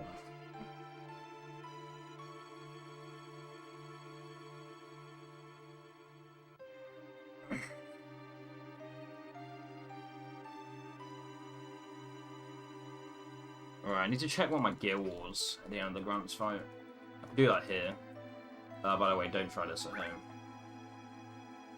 Oh wait, why did I do that?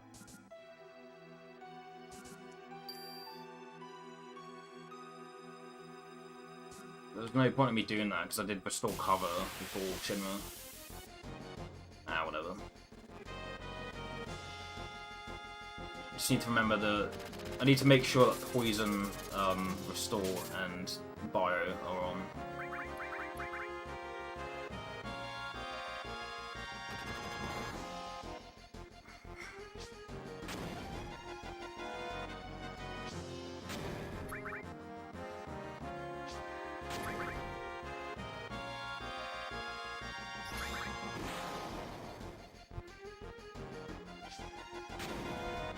I still need to do the menu before Motorball, because I put Restore and Cover on Cloud earlier. See...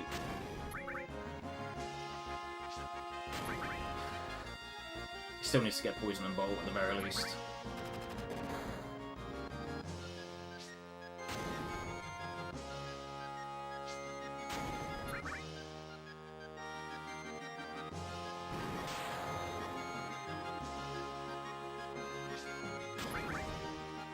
So I'll check my guild here.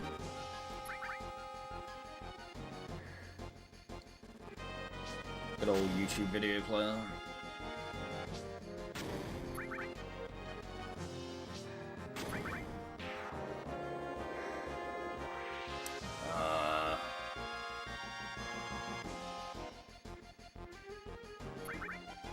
So we're going to do BRA here soon.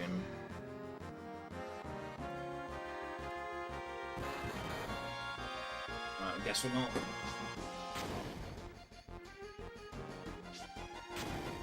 Guess we're doing RVA instead. Rocket Ball abuse.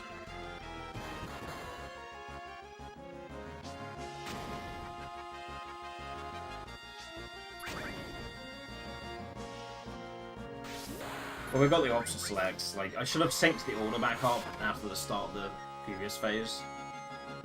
But, Barrett got slept anyway, so it basically made no difference. Me not syncing it up. Okay, there's no point in putting Barrett's limit through here. Because Red's just gonna go anyway. Yeah.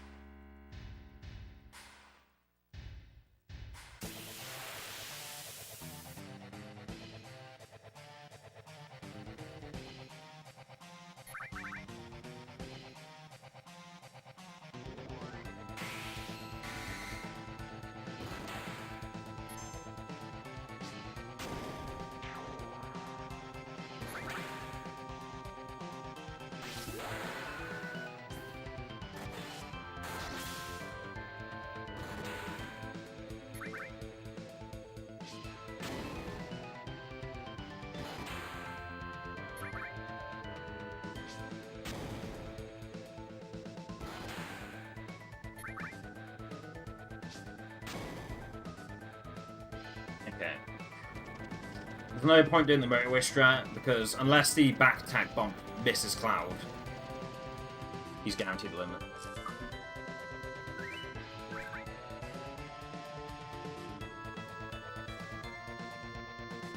Oh, come on. Lightning, poison.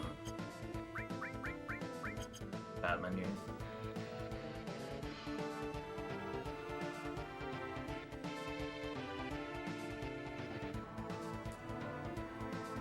Cover being on Cloud might screw me, actually. For the arm attack portion. That could be bad. Cloud still has cover on him.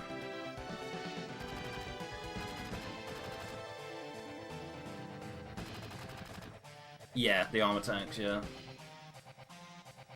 But the rest of the attacks are like Ares. I'm not sure if they come under that, but they're... In layman's terms, let's just call the rest of the actions the notable does. They're like Ares. I mean, they basically are Ares anyway, but even if you can't class them as that, basically the same sort of thing. The arm attacks are like individual things.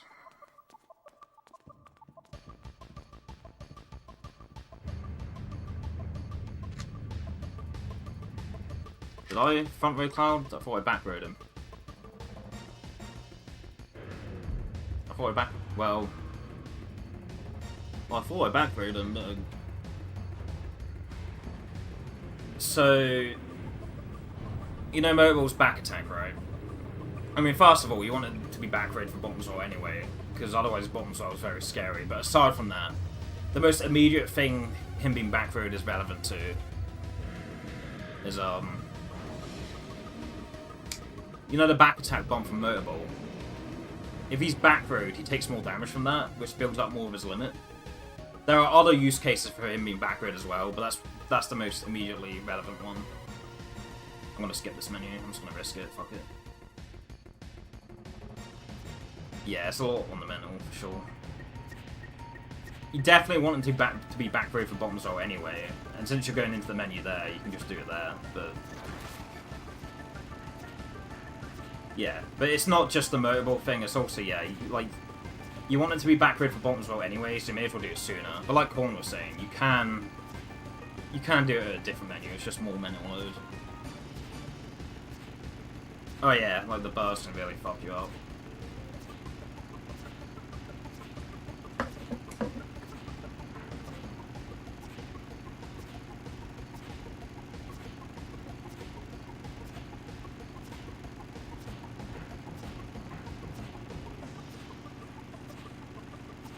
How much time save do we have in the next split?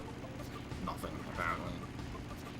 0 second possible time save. Granted, I have cleared my gold on that split, but let's just assume we have 0 time save there.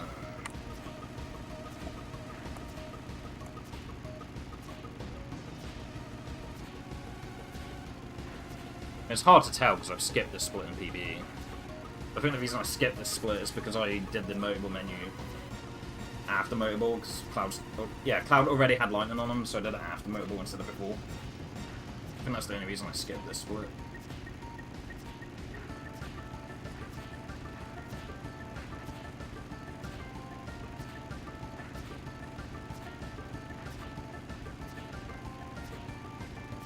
Yeah, I mean, I'm assuming what Jay means, right? He probably potions his party before bottom as well.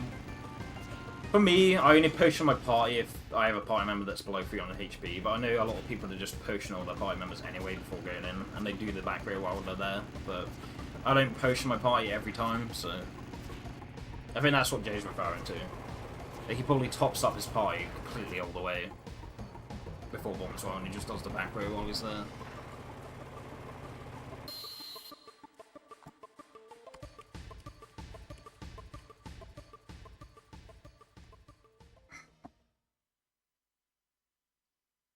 Okay, we had 677 gil at the end of minus 559 is 118, so we need to spend 118 more worth of shit. Sorry, yeah, 118 more. So that's like a potion and a grenade essentially that we need to buy extra.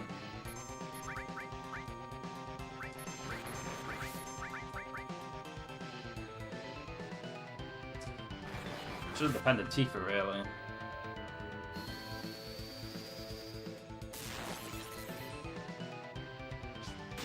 Hopefully we don't get screwed for that.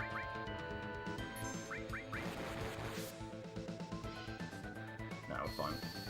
Didn't get punished by having Cog on Cloud either.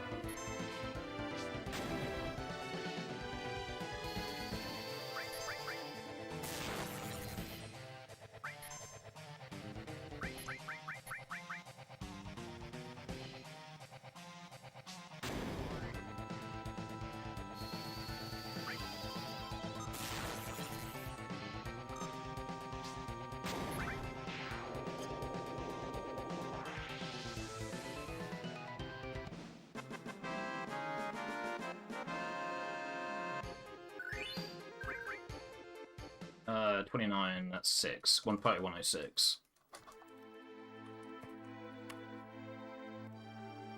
I'm gonna do the 1 ink a minute. I haven't pounced to 0. 130, 106.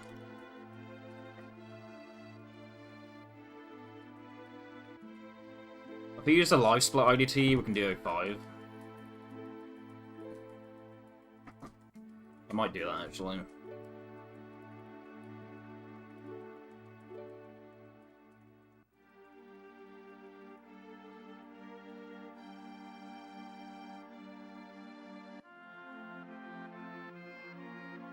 We need to get a first try barrier skip there.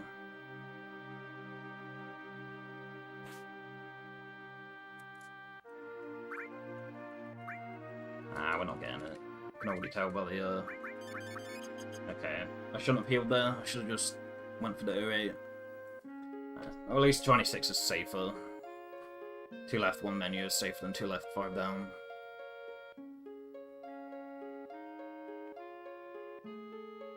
Objectively, I shouldn't have healed there. I should have just... Yeah.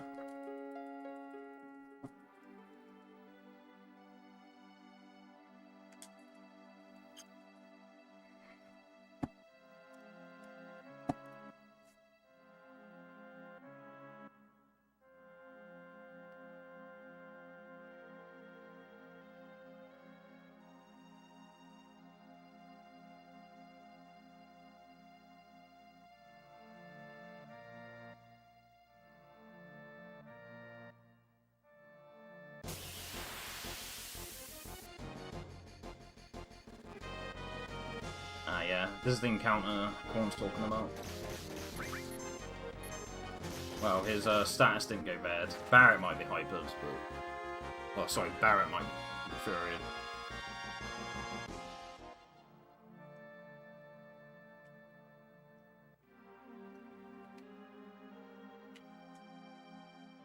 On 5306.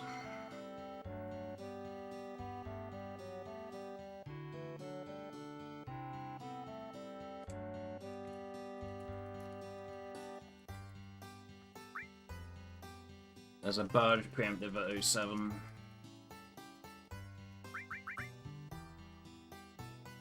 The next one is a Burge preemptive as well. 07 and 13.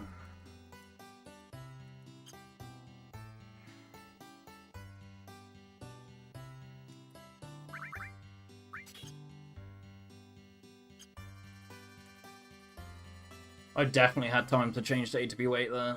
Don't know why I didn't.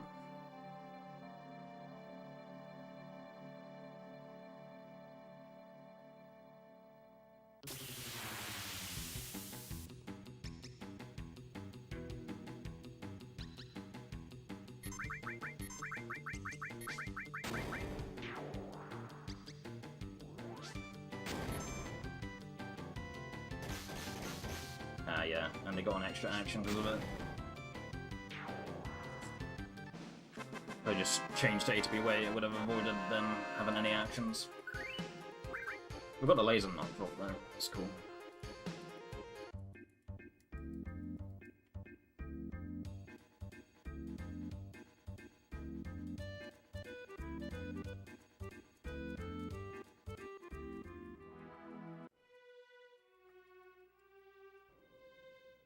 Alright, I've got a Google Doc in my face at the moment, so sorry if anyone's trying to communicate with me.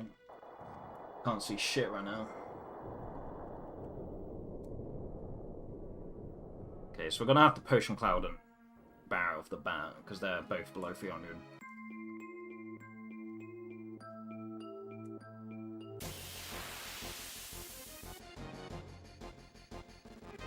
But it's fine, we have an excess of 118 gil from Mighty Grunts. So I guess I'll just buy 2 extra potions instead of an extra potion and an extra grenade.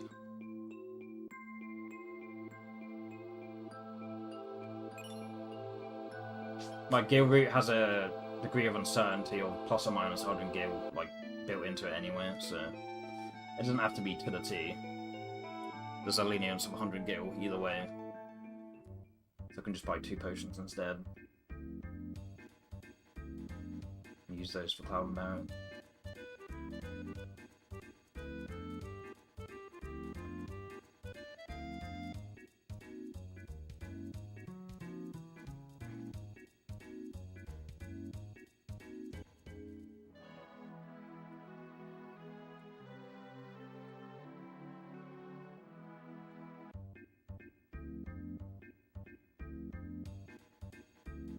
Okay, last time we got here, we soft locked. It's not that we messed up the movement. The setup was fine. We just got an encounter in the mountain. We reset our Z coordinate, and we were stuck.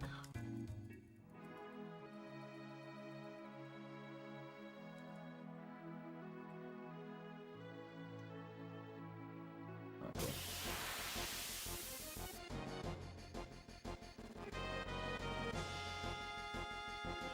Come on, don't fuck me. Okay.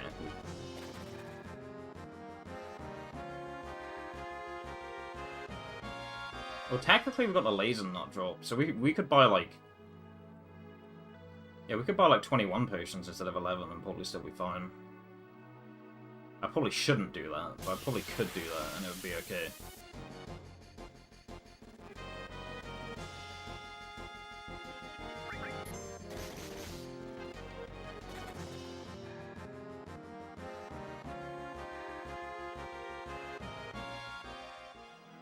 The laser nut sells for like 300-ish.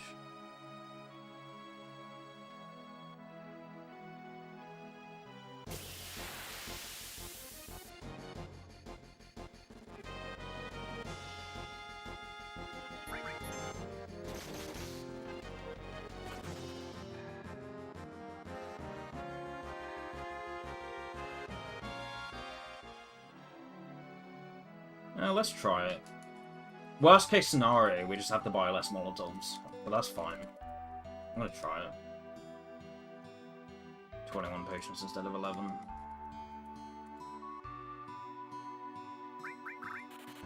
D-pad, please.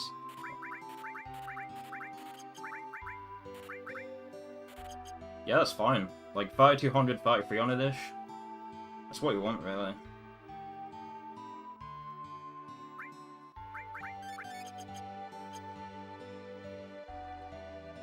For my gil route, I expect around like 3250 gil, and we had 3210, so that's fine. It's a shame my D-pad really fucked me going into that menu. The rest of the menu was fine.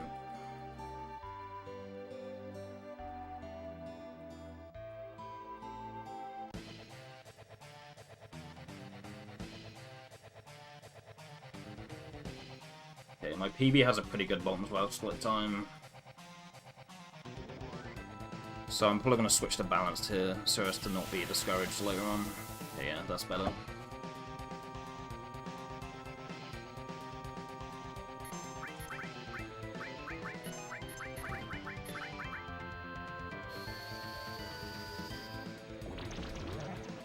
Cool.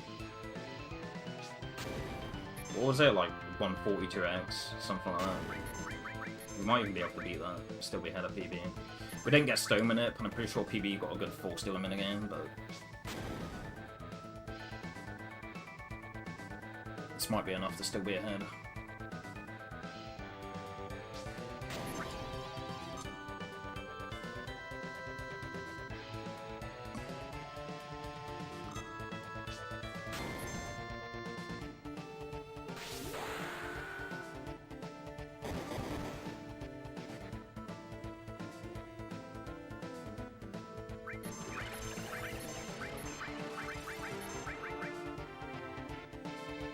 Might be a sub 140 kill. It's not going to be a sub 140 split.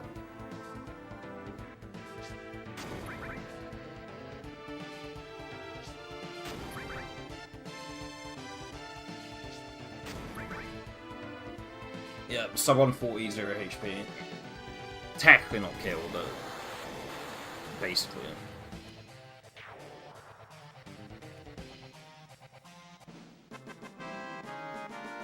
It was 140 OX, fight finish, 40-13, split time.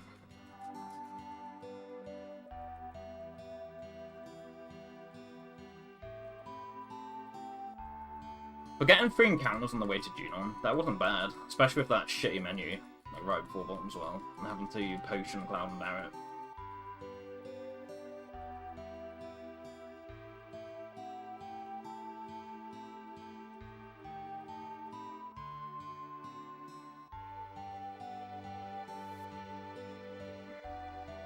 Right, still got a Google Doc on my face, so I'll get to you guys in a moment.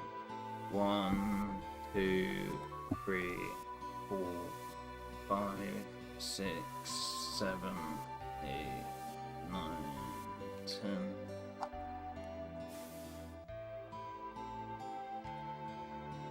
One, 2, 3, 4, 5.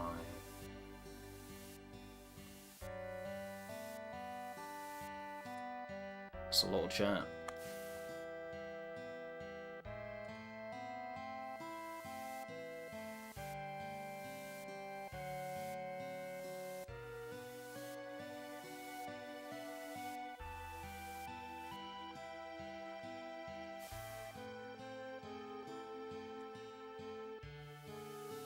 Yeah, even I don't do the 0 ink, the Midgar. Like, Korn's updated the main Midgar sheet to the ranch to be like 0 inks. I probably should learn that, to be fair. Like, he still has the sheet for the 1 inks on the Midgar Okami. But the main one on there is like the 0 ink one now. The later IDTs don't have 0 inks yet, so those are like 1 inks, but...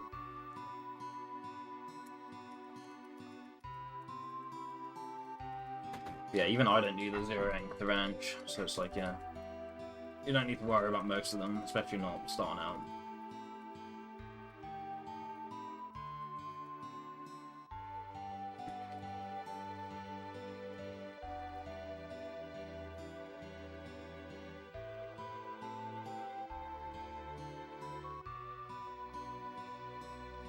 This is your time loss, yeah.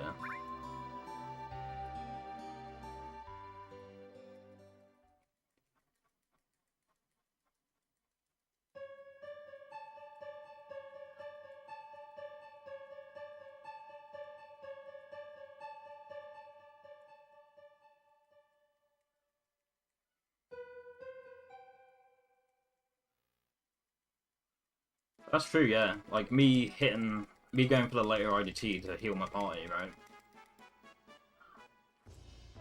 Like, me losing 18 seconds so that I could heal my party. That made the difference between me saving time on this split and me not saving time on this split. That's true. That actually is true. Because we only... obviously, we don't have a split or a mobile, but... just for the sake of argument, let's say we net lost, like, what? 8.6 seconds? We probably would have saved 26.6 seconds had I went for the pseudo RDT and just said fuck it to healing my party up.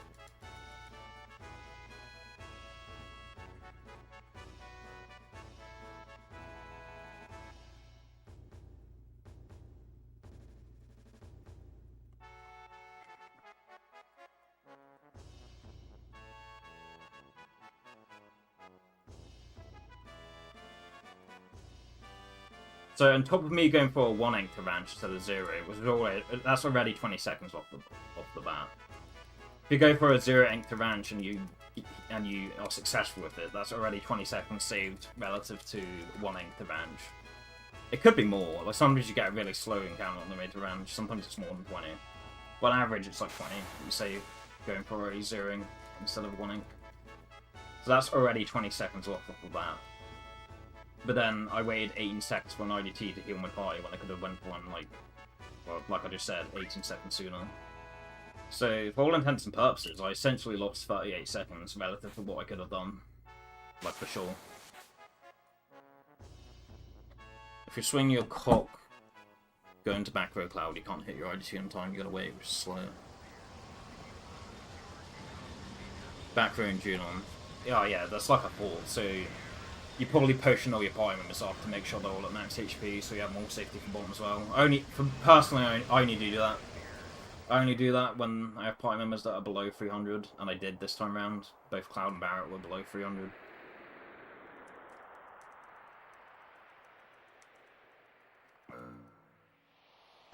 Yeah, like, it is a good safety strat. It's a good beginner strat to just, like, potion your party. Like, just buy extra potions and just potion all your party members before bottom as well. So you have the highest HP possible. But for me, 300 HP is my metric for whether I need to heal or not. Sometimes that screws me. I definitely screw myself over doing that sometimes, but I could have just, like, put them all off the full and been fine. That, your friend, is a waste of inputs. Easy to think about it. Is it fast to go to equip to order or from item to order? Yeah. Menu optimizations. For that, you're welcome unwanted damage, when ideally you're not healing for bottom as well. Yeah, my rule of thumb is 300 HP. That's what I go off of for whether I need to heal for bottom as well or not. It's not foolproof. I do sometimes get screwed by doing that, but...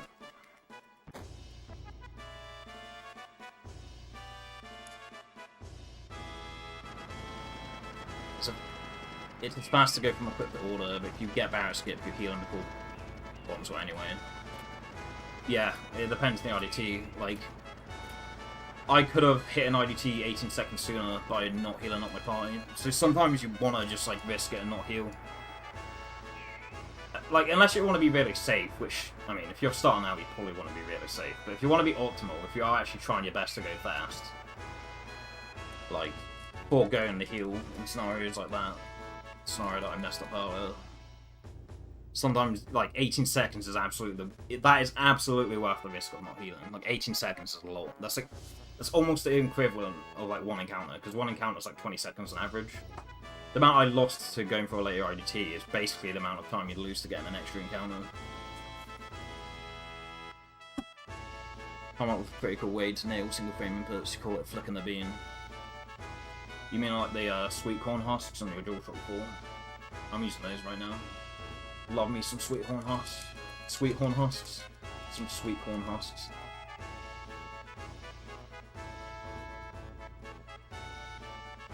Some heat horn husks. Heat corn husks.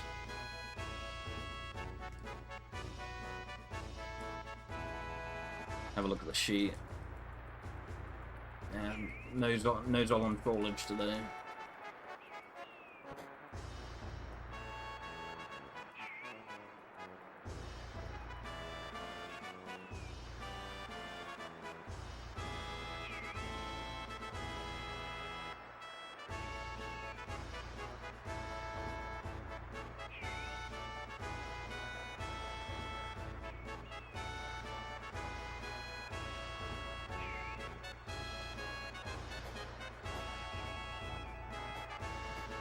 Come on. Nice. I thought we were gonna get 6 Ephod there, but... I just use Sheet Jig, how's everything, when you made him post Discord. Not sure you 100% understand it. Not quite ready for some of the stuff yet. That's what you gathered. Going to fine tune them today, she'll make example videos, nice.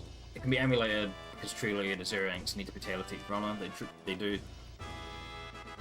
You need to find a method of doing it that yeah, you need to find a method of doing it that works for you. That's why I haven't bothered to do it yet. Because it's not a case of just, oh, well, look at this run and just copy them. I need to actually...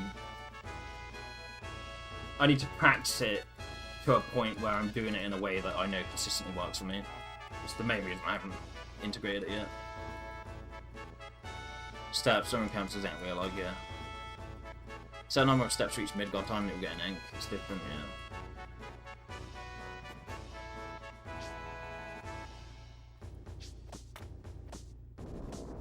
Yo, MT, thank you, man. If you want to understand the step route, Jay, you need to work with big shoes. Not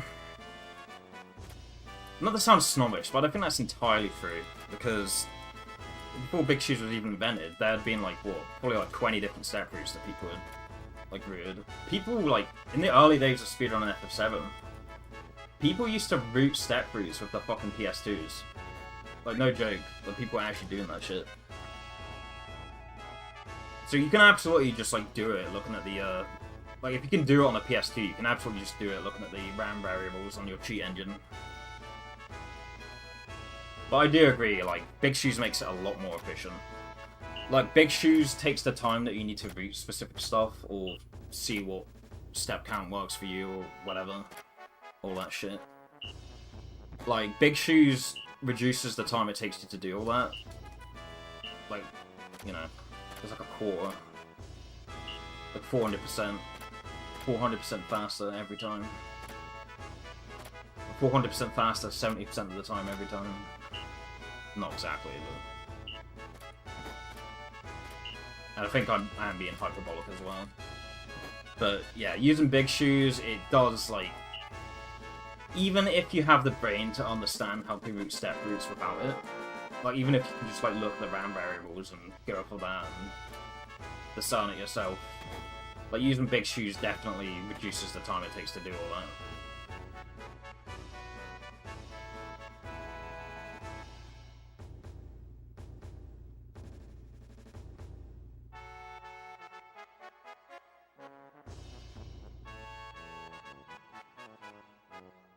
But you don't need Big Shoes, it's a lot more efficient. Definitely more efficient.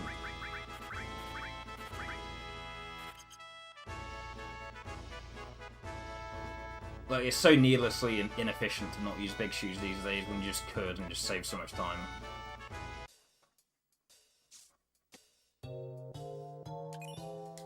Like, it's one thing being cocky and arrogant and being like, haha, look, I can route all this without using Big Shoes, look. You're all less at runners than me, etc. It's one thing being cocky and arrogant, it's another just being, like, inefficient when you could just use it.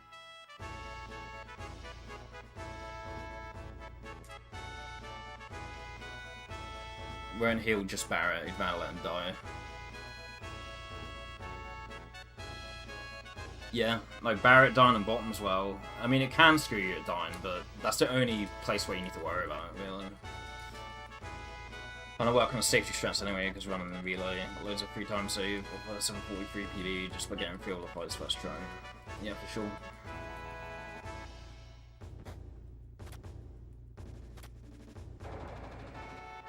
But you don't tactically need to work with Big Shoes for, like, learning steps and stuff, but you don't need it, but you want to. You definitely want to use it, just because it will shave off so much of your, like, free time that you're expending to look into all that. Especially now that you have a job. But just in general, like, even if you're, like, neat as fuck, unemployed as fuck, you still would want to use Big Shoes, just, you know, you don't want to waste time when you could just be using that for other stuff. Like, the time you save by using Big Shoes, you could use that time to work on practicing something else. You probably wouldn't. You probably just get to the end of your Big Shoes research and just be like, that's enough FF7 for today. But even if that's the case, you know, still, it gives you time to do stuff afterwards.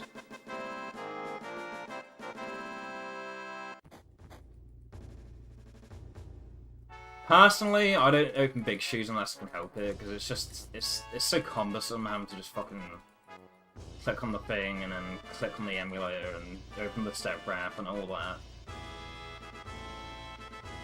But technically, it's not the more lazy thing to do. It's like, for me, being lazy and not wanting to do all that, I'm making my workload so much more. It does feel obnoxious having to do all that to look into it, but it's a few steps to get going, and like it's what, like using up a minute to set it up to potentially save hours of research, like hours of time spent researching it that ends up being wasted when you can just be using mix shoes. But yeah, people have understood step roots like long before Big Shoes was like even a thing, and people were even doing it on their PS2s. But it does help. You don't need it, but you do want to use it. Like it's not essential, but you do want to use it. You absolutely want to use it.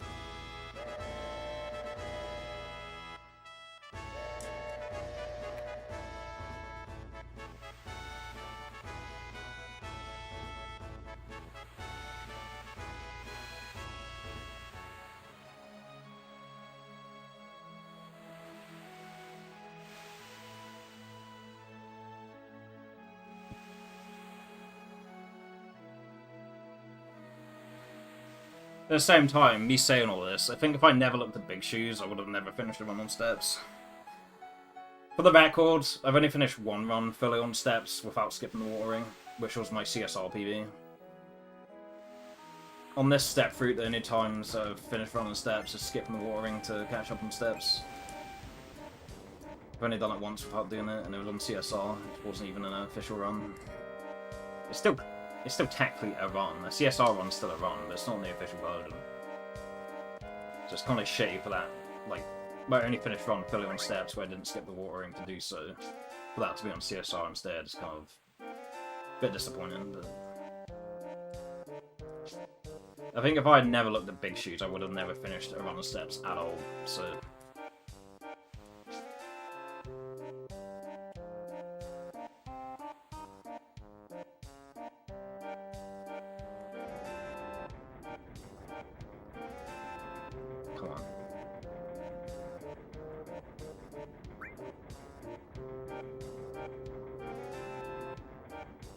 I'm just saying, like, Retro J could be smarter than me. Like, he could be smarter in a way that he wouldn't have to use it, but he would want to use it still, just to be more efficient.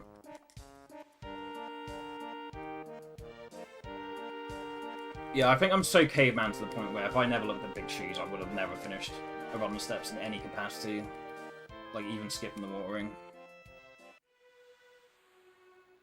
I am that kind of caveman, but some people are smart enough to do it that way, but I'm not one of those people. But I mean, I'm sounding like a broken record at this point. I do recognise that, but using Big Shoes is the most efficient thing to do, even if it's annoying having to set it up for the first minute. Save you potentially hours down the road.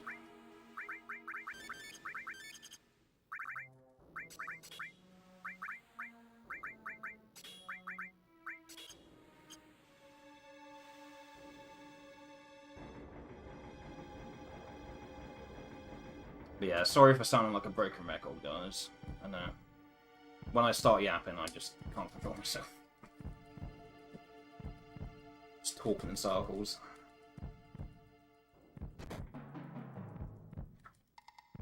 But yeah, A because B, and then yeah, B leads to A, and then yeah, A because of B. I'm basically just saying that over and over.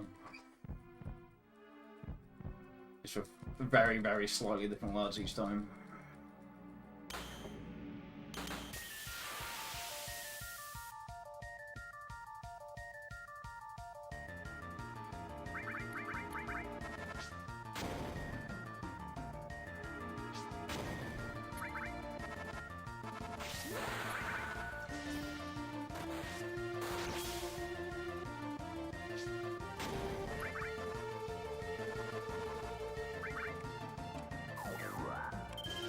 I can't even comprehend having the brain to be able to like root step, like do step roots like on an actual PS2 or even on your PS1.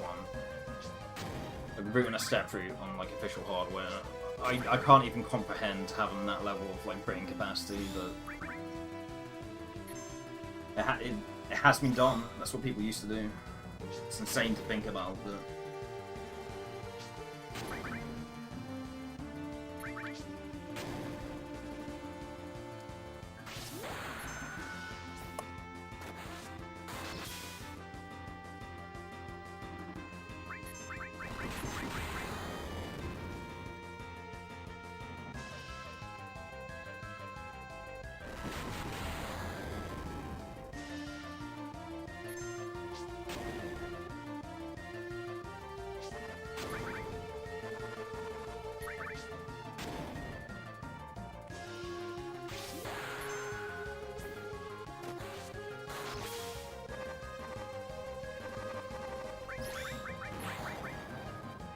Cool.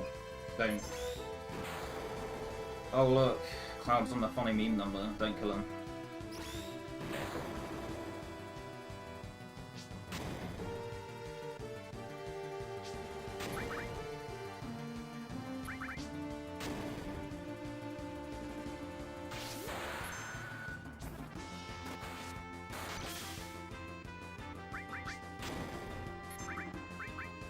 It's not a stumpy J though, so I'll just be safe, I guess.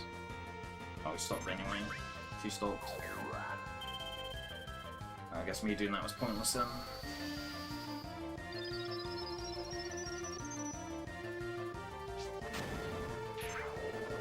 Yeah. We absolutely lost time there from healing Cloud, like unnecessarily.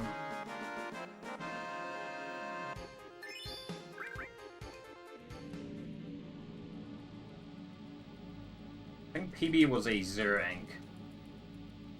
Yeah, it was.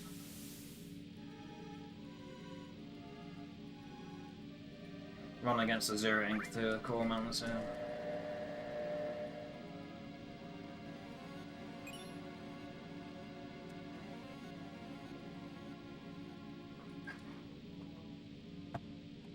So come across the Coral comparison.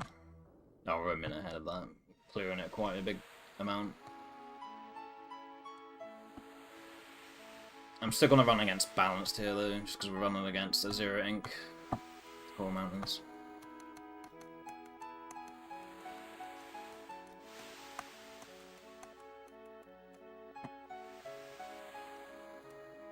It's gonna be what, like 2 or 3 mid or something like that. Yeah.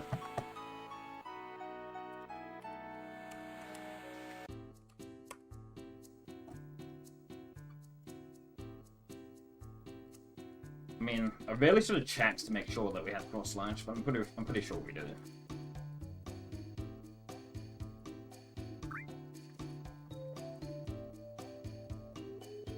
I don't even need to put Bravery equals 0 because it's not like I'm updating a command. It's just force of habit. I'm using the Bravery command in the past.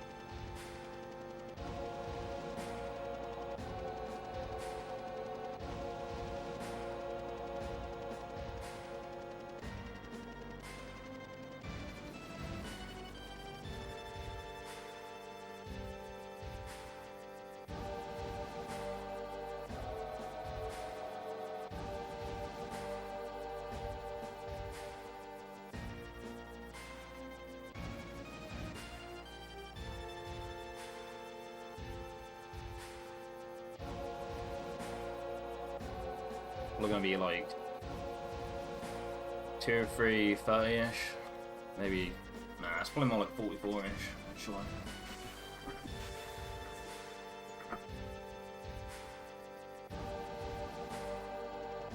Tier 3, 44 seems more realistic. But I've confirmed that that one works.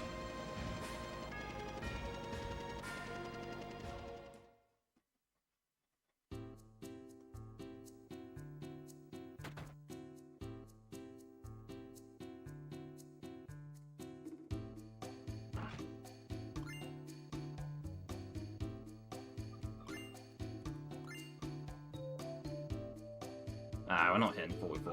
We're not even close. Don't know why I thought about 30 earlier. We're hitting 49 here, probably. Especially with that bomb.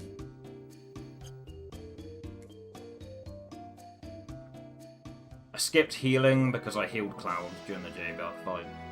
And we lost time because of it, so...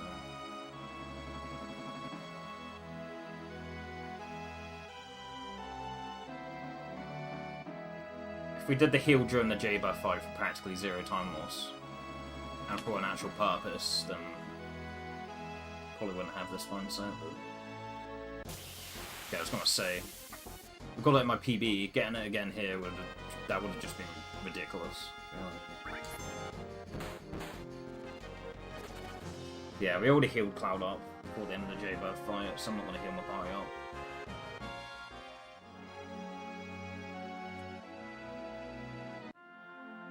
It was 49, I think. Pretty sure. I'll have to mark that as working later.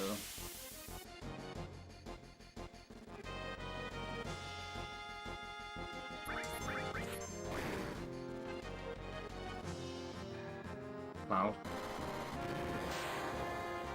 Pretty sure we already have plus slash, but it's still good to have a Braver ready. Sorry, to have the limit ready. Rather. Might have underwalks there. We're probably fine, but...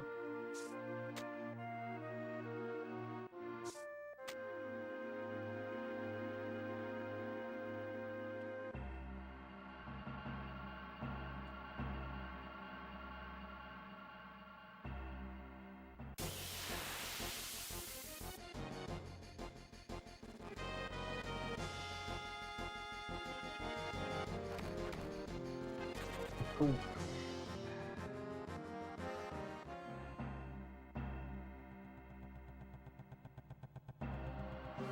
Wasted a bit of movement there. Should be fine then.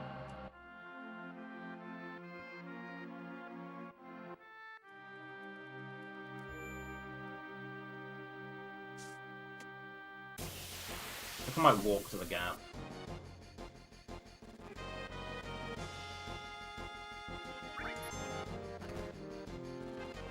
I have to release Riot when I get there, but we'll just walk to the gap. We're ahead by enough.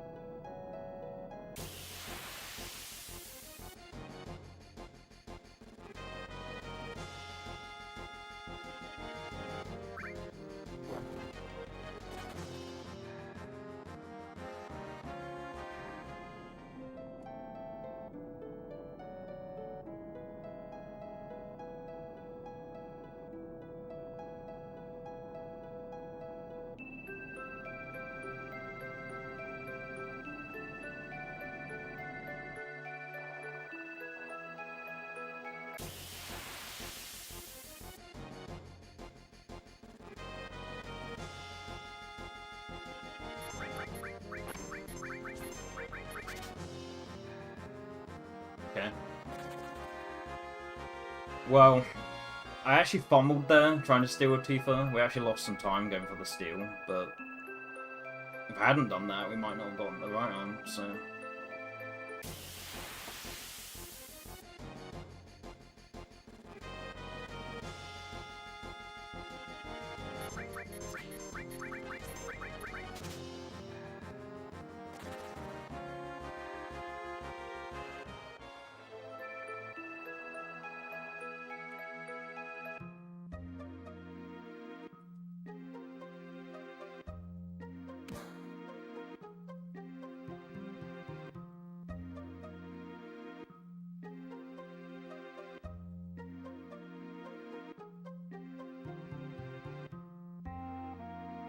So we can buy 2 less mollies here and just buy like 2 extra high ports from Rocket Town, essentially.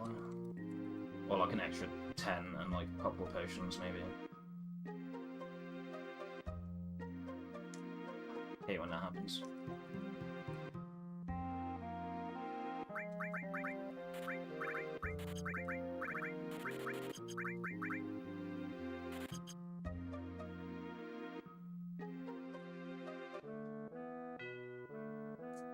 I mean, obviously the right arm can still get stolen, but if it does get stolen and then we're low on Molotovs, we can always buy more on the way back to Cold Slaughter later.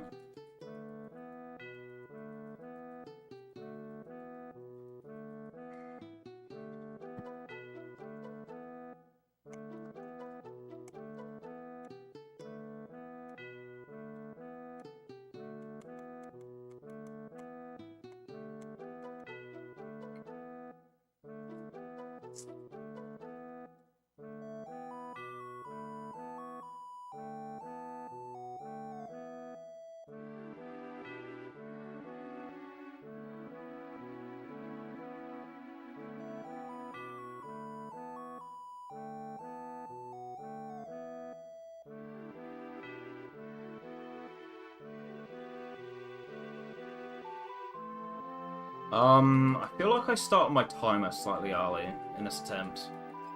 When I hit new game earlier, I feel like I started the timer before I even hit new game. Not by a lot, but slightly. So for that reason, I'm probably going to poke the IDT.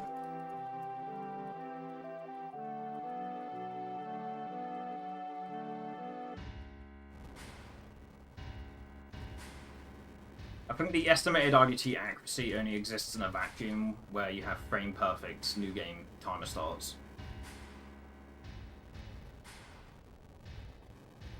In an environment with human error where you could easily start the timer slightly late or slightly early, I don't know.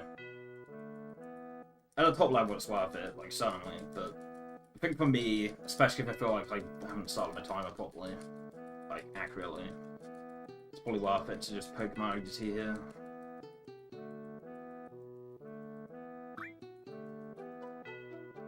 Especially since we got the right arm steal. Like, provided the right arm doesn't get stolen, like, any time I expend poking the IDT, the bullet says on screen, save it back, right arm.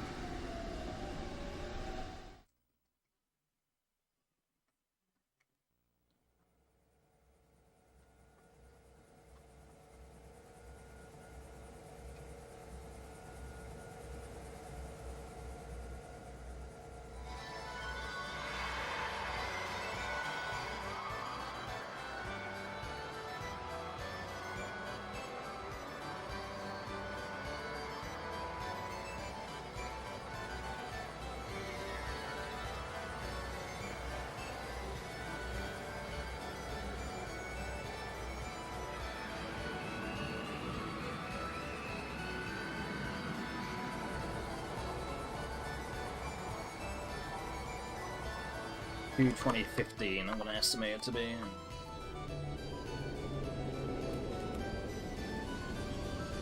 And we'll do mark and release rather than mark and press. I think also, yeah, I'm using a Mechapone PS2, so that... There's no proven results of it affecting IDT discrepancies that much. But it being a Mechapone PS2 definitely makes me trust the IDT being accurate even less. In theory, it's the same. Like when you open the menu, the IDT does flow the same as other PS2s, but outside of the menu, there could be some weird shit going on. Like the usual things like, oh, the IDT is going to be 35 seconds after my variable split time. Stuff like that, it's like roughly the same.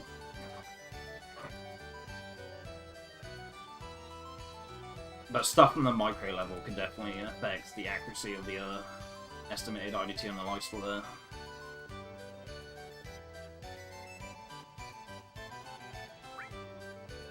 But yeah, you're still doing the same things to predict the IDT. It's still like, oh, Choco is 20 seconers after entering range. The barrett skip IDT is 5 seconds after motor ball. You know, stuff like that.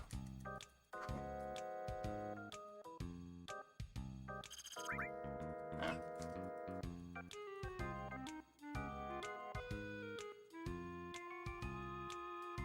Like, the approximations of the IDT based on split times, it functions the same on this PS2 as a non-neckbone PS2, but on a micro level, like a very, like, almost negligible level, it being a neckbone PS2 rather than, like, a quote-unquote native NTSCU PS2 could affect some things.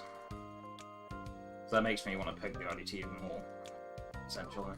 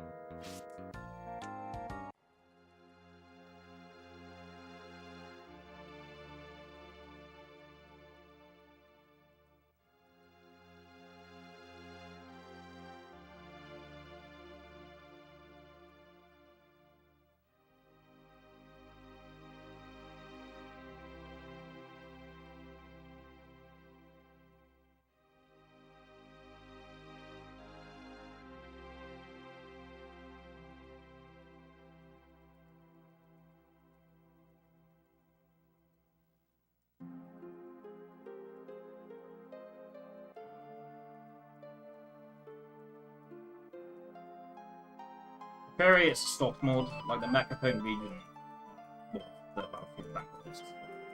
It's a soft mod, it's not a hard mod, so it shouldn't make that difference, but you never know.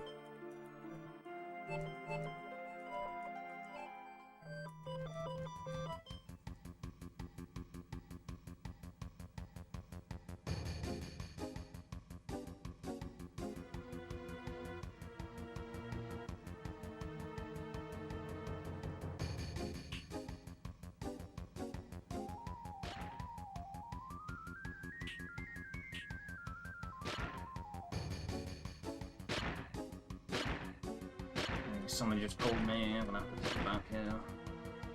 Pull it back. Pull back.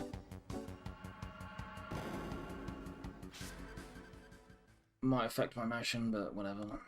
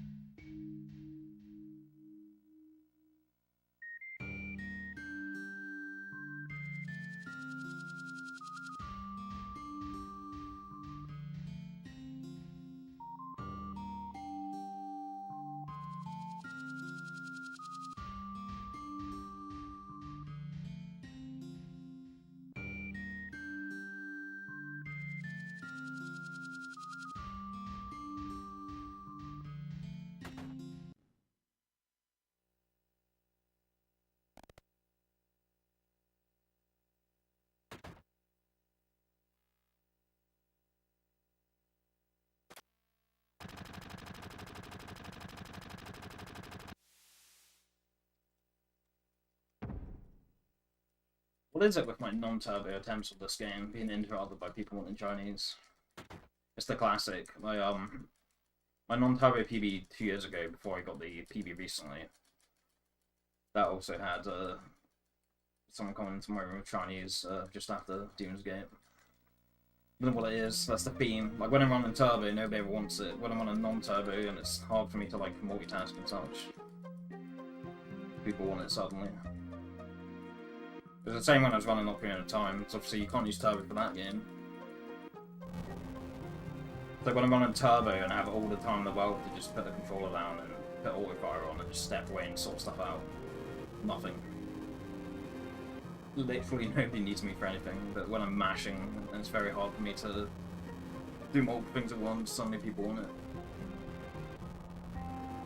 First world problems, am I right?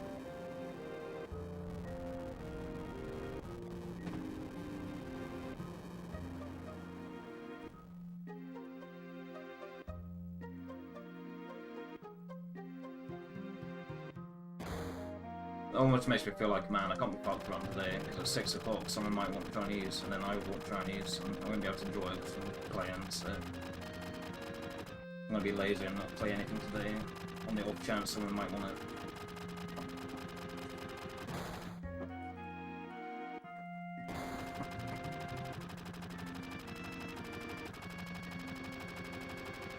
But that very much is a first world problem, like, certainly.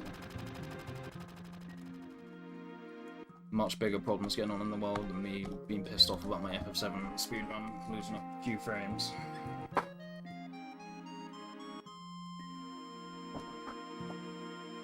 Probably is going to be about 225, actually. That's what I put in there earlier, but then I was like, wait, this is a good run, so maybe it's 220.15, but no, 225 does seem about right.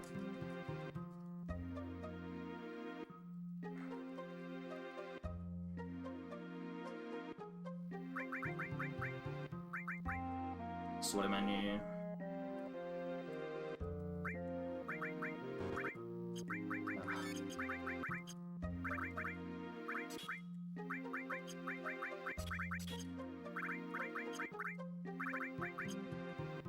$220.37.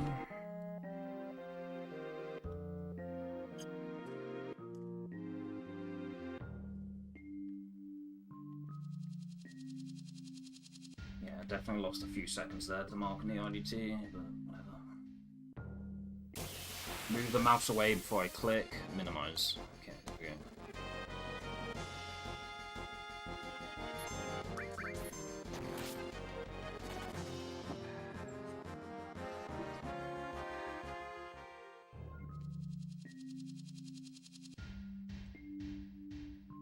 Might have underwarped that. I think we're fine now.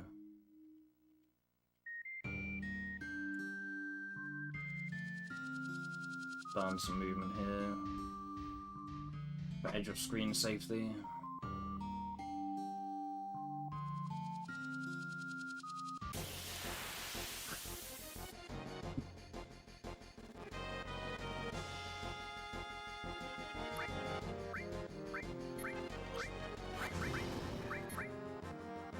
Cool.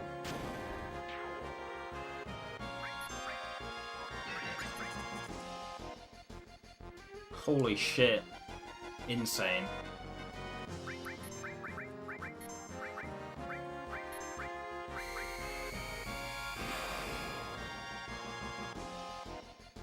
Crazy laser fight, and we got right arm.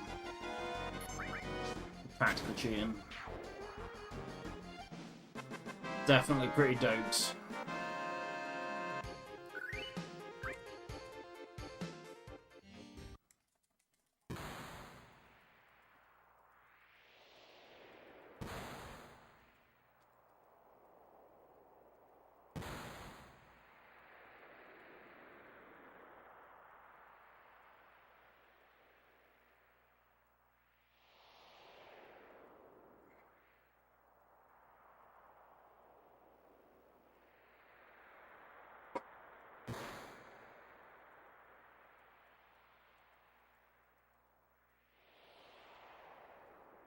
Well, now I'm glad I got called up about getting Chinese or not, because we just got that insane RNG.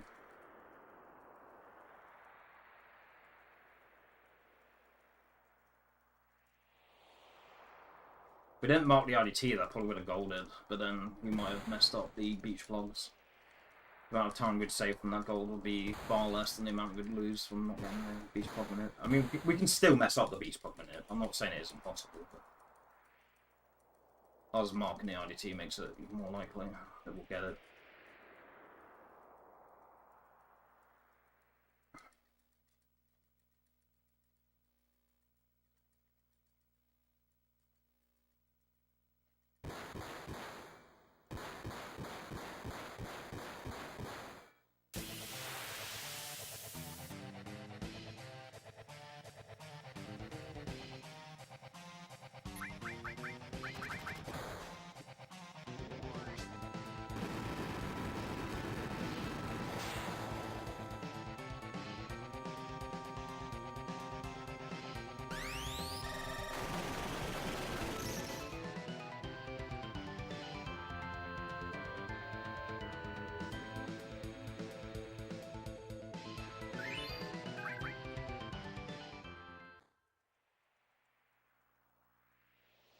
don't know why I don't have a split here. I think I just forgot about it.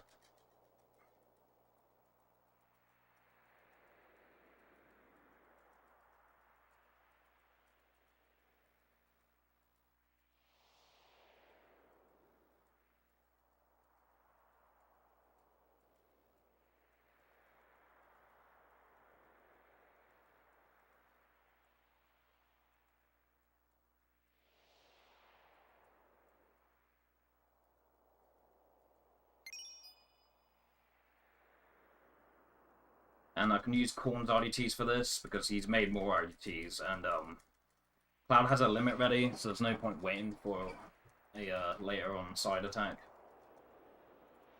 I feel like manipulating the Beach Plug for Big Guard is typically faster on average with a side attack, but you can also just get a lucky first try minute without side attack. So, like, especially if Cloud already has a limit ready, and you can't really take advantage of Cloud's attack, there's no point waiting. Well, there's less of an argument for waiting for a later side attack. So I'll just use Corn's IDTs, essentially, that's what I'm saying.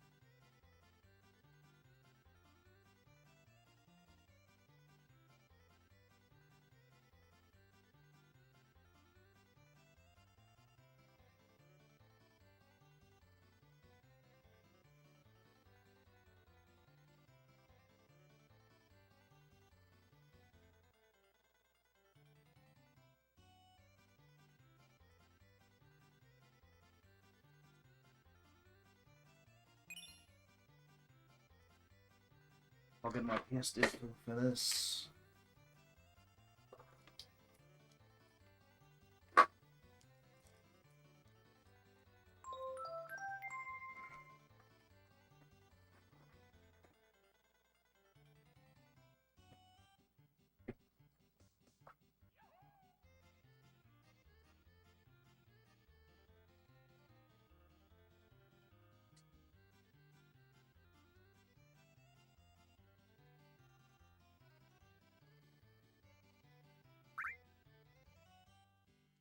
Beach Plug.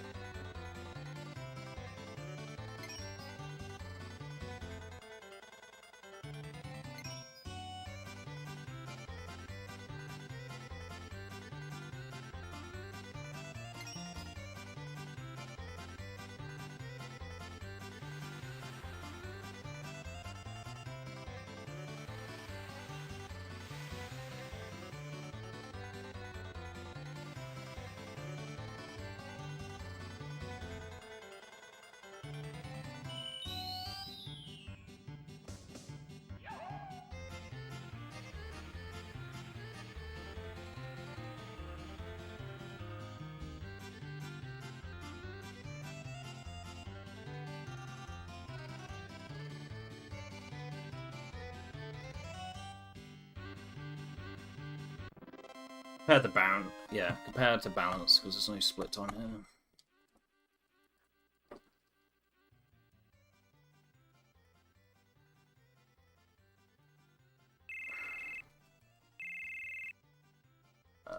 34, 36, or 41. I'll play it safe and go for 41.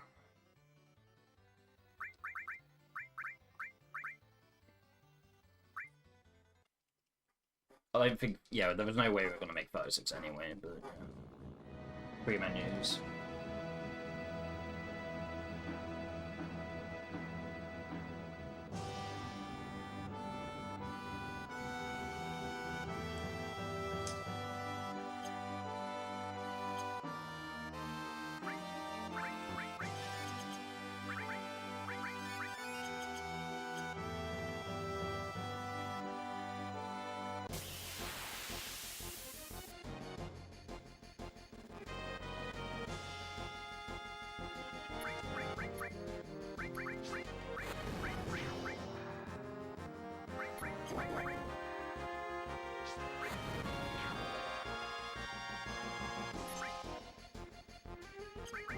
Don't know why I defended it's going to take this turn.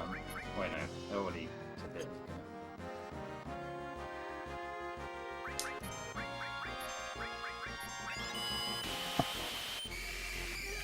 What are we thinking? Is this the correct sub-pixel position? It's gotta be right.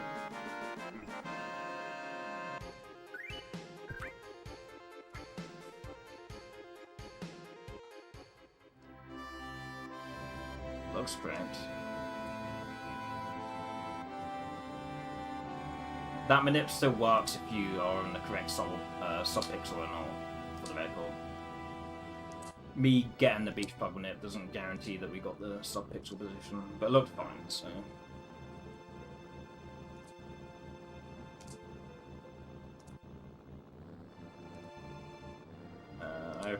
I potentially have Chinese food common, so I'm not going to save for this.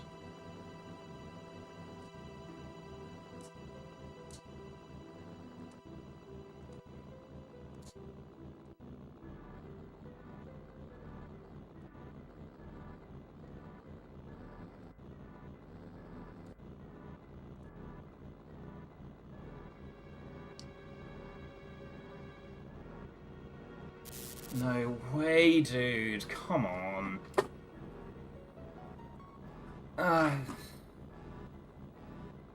Oh, man.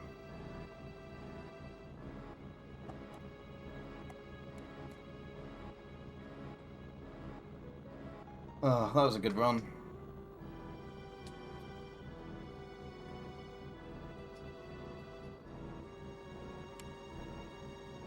I had like a minute and a half to save an MK as well.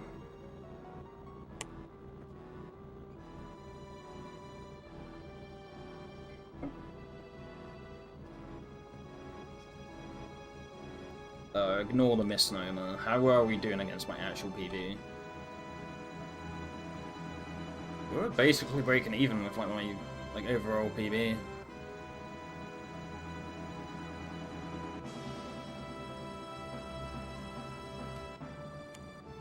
And on my in my turbo PB, which is my fastest time, there's like over a minute to save at Palmer as well.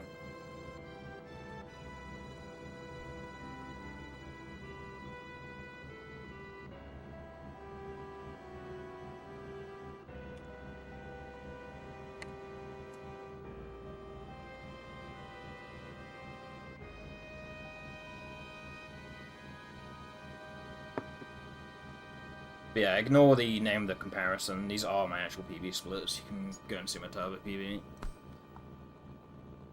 Or at least if you remove the delta, the split times you get are the same as what my actual PB has.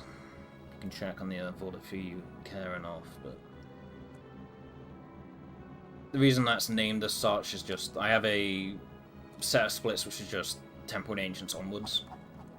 Because when I'm running turbo with the PB I have, it's not necessarily the case, but it feels like the run doesn't really start until Temple, so I just remove the first 3 hours of the splits, but then people will be like, why is there missing data? And I'll be like, oh, fuck it.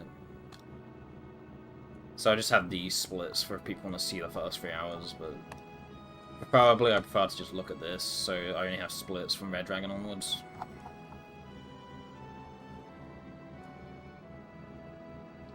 But removing the delta, these are my actual like turbo PB split times. We were very close to it. That was incredibly close.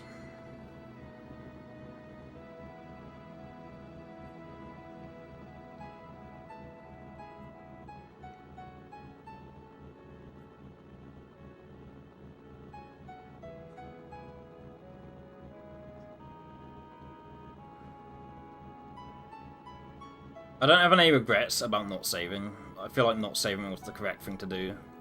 Like the sort of time we were aiming for with these fucking split times. It's the sort of time where I wouldn't want that 20-second time loss to CC skip.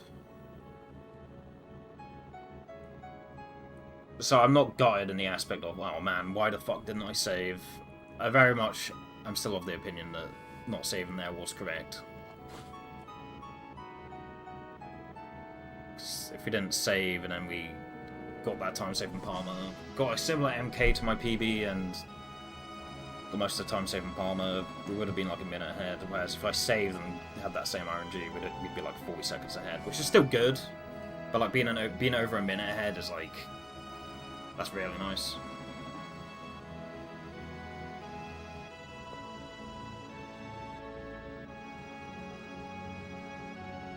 So I'm doubling down on this. It was the correct decision to not save for this, but I'm gutted that I just fucking over-tapped the left input. I guess my brain knew it was a crazy pace and just fucking got nervous or some shit.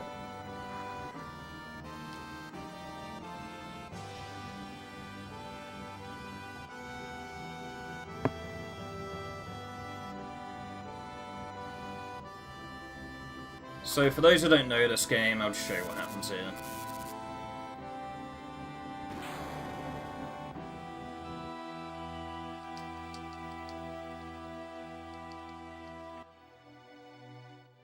You try and get on the buggy, you can't, it's broken down.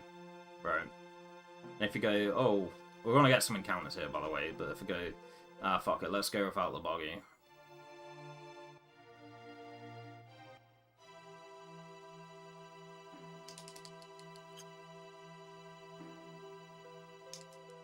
It's fine, we don't need the buggy.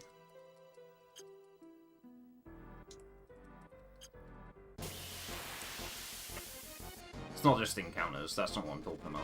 The encounters are obviously slow, but... just in case there's anyone luck and he hasn't, like, played through this game before. Because I do... from running all the... you know... all the bullshit speed games I've picked up in my life, I do have some viewers sometimes who watch me but don't actually understand the game at all. They've never done a playthrough of it. So... oh look, there's a bed of water here, we can't cross over. Shit, I guess we need the buggy.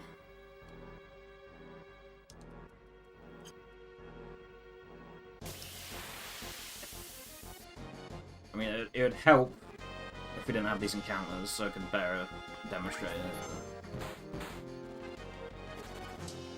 So we need the buggy to do the skip, because otherwise you can't get across that bed of water.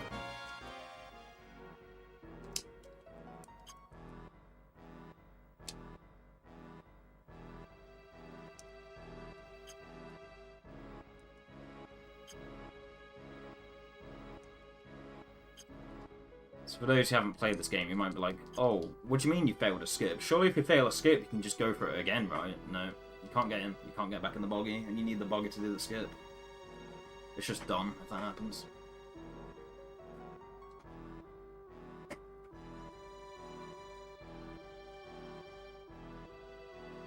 It's not like your funny license game speedrun where you mess up a skip and you can just keep going for it. It's not the case here. The only option is to go in here, and if you go in here, you lose 20 minutes-ish.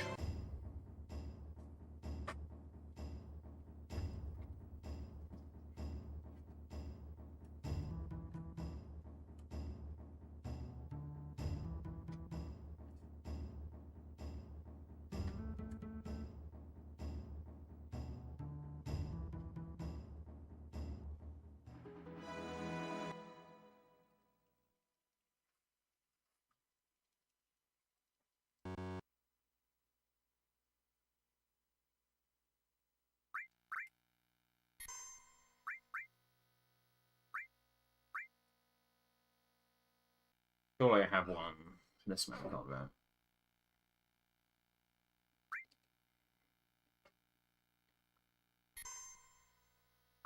Okay, we do. Let me just confirm that the subpixel isn't already. I mean, the subpixel's fucked. Okay, yeah. Just check to see if this save doesn't already have it skipped. Okay.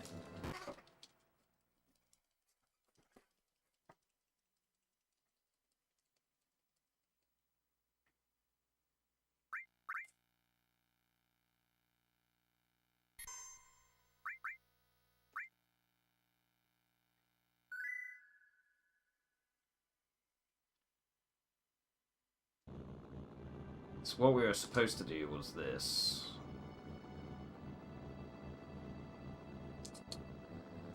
Easy, right?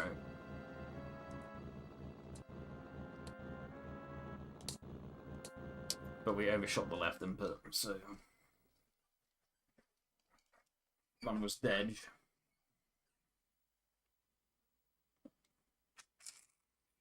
Even if you somehow make it past Gene Attack in Cosmic Canyon, you've lost so much time to the point where even if you played perfectly, like world record level for the rest of the run, even with the PB that I have, PB would not be possible. It'd be impossible at that point.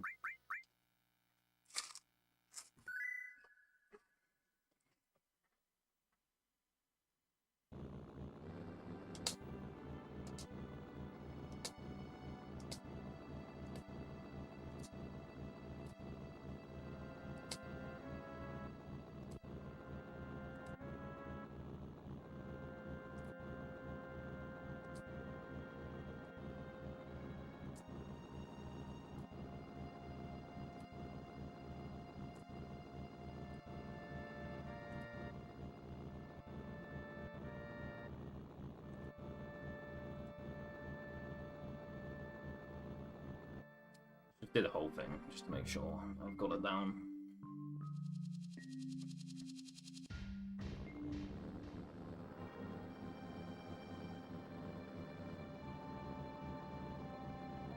So we get off here, do the beach pop on it, and then once we've done that,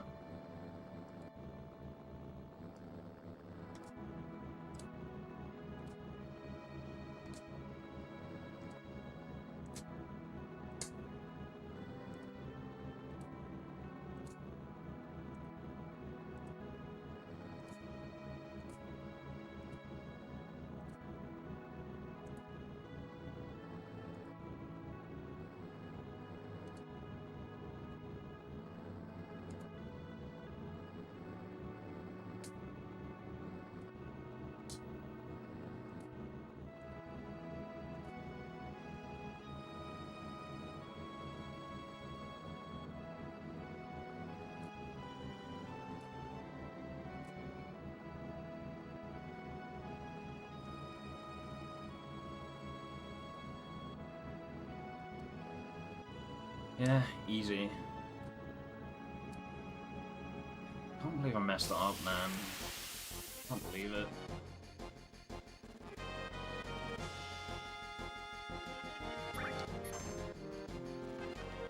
It's really, really gutting.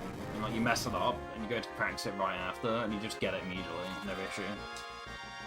In that moment, when you're in a fucking good run, and it was all on the line, you just screwed it up every other time. Yeah, no, did perfectly fine. That's the game, though, unfortunately.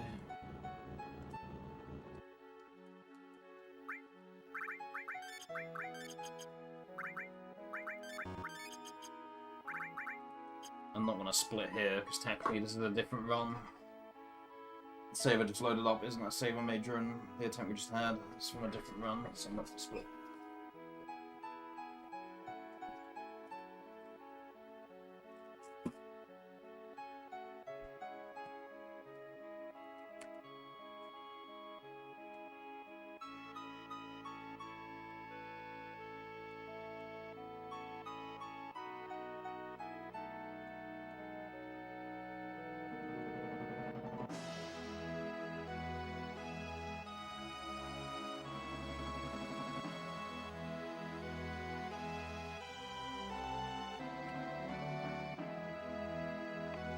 Pretty sure the gym closes at like 6 today.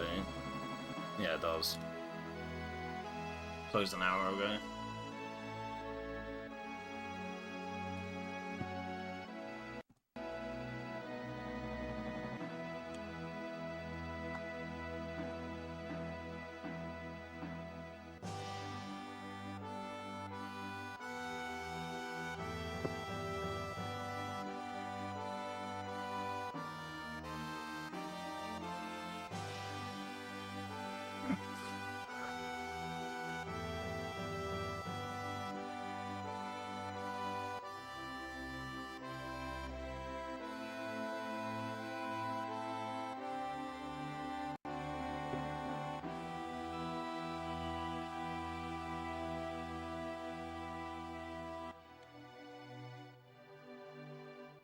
Man, I'm absolutely gutted about that. It was a good run. It wasn't an insane run.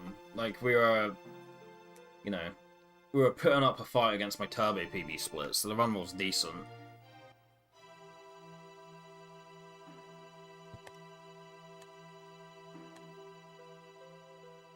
We were on pace to get a 236 MK.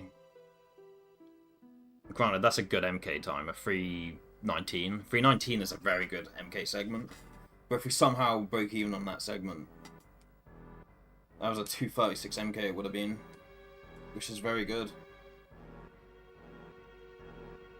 But at the top level, 234 was like decent, and anything better is like insane. It's not like we were on pace to get like a 234 MK. That would have been nuts. But like for me, for the skill level that I'm at, a 236 MK is very good.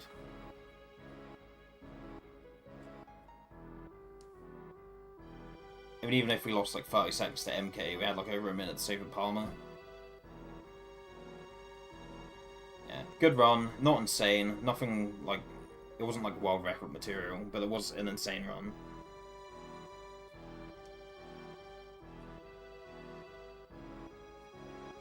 For lack of a better term, it wasn't long range world record either. It wasn't on pace to get like the fastest long range time. That's a very stupid concept to think about anyway. It's just like long range world record. Like, okay, dude. But even going by like the fastest long range times, this wasn't like world record material or anything. But it was a good run. It was a good run.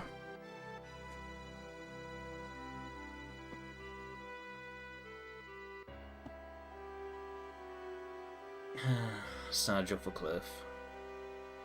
Oh well.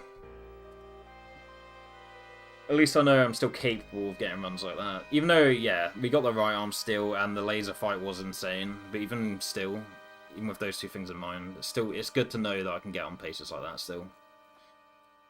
I was beginning to think I was done. I was starting to think, okay, maybe I just don't have it in me. And yeah, I was like, having all these thoughts, like, I just don't have it in me anymore. Like, I think I'm just not the runner I used to be, and I'm not ever going to be the runner I used to be. But we got on the run, and even with the crazy RNG we had, even with that in mind, still basically pretty much breaking even with my Turbo PB. It was a good run, but at least it wasn't an insane run. If I lost an insane run to Whiff and CC skip, that would have been like even more painful. Would have made me even more distraught.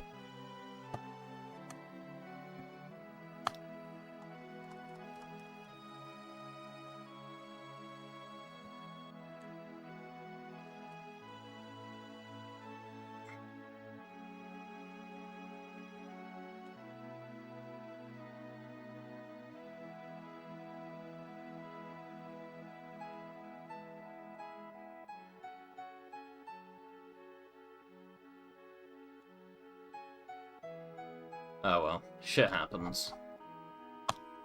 That's what I sign up for. I sign up for losing runs to shit like this when I run the game.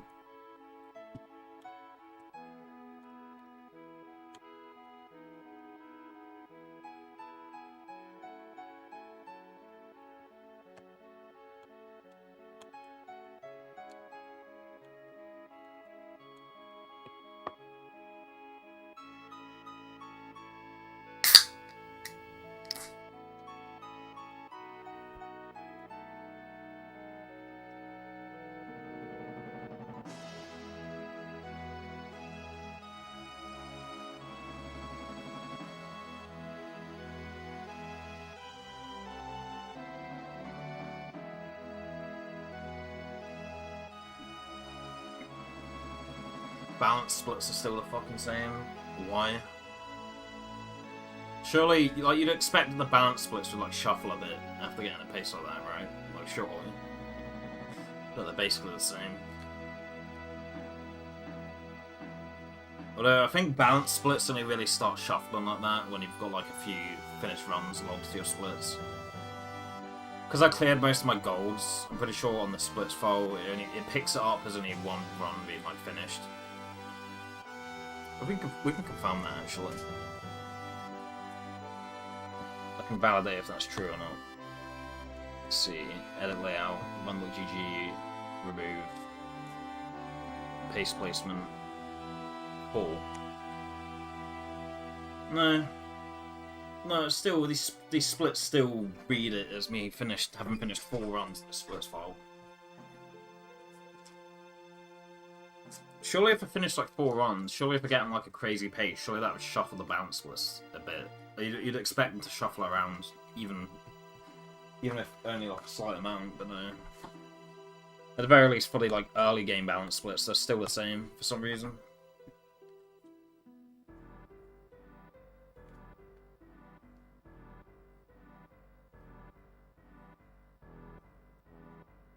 It's weird.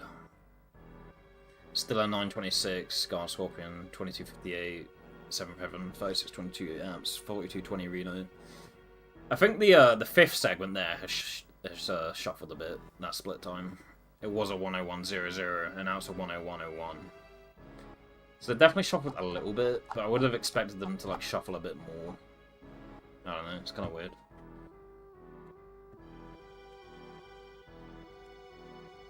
What are my averages now?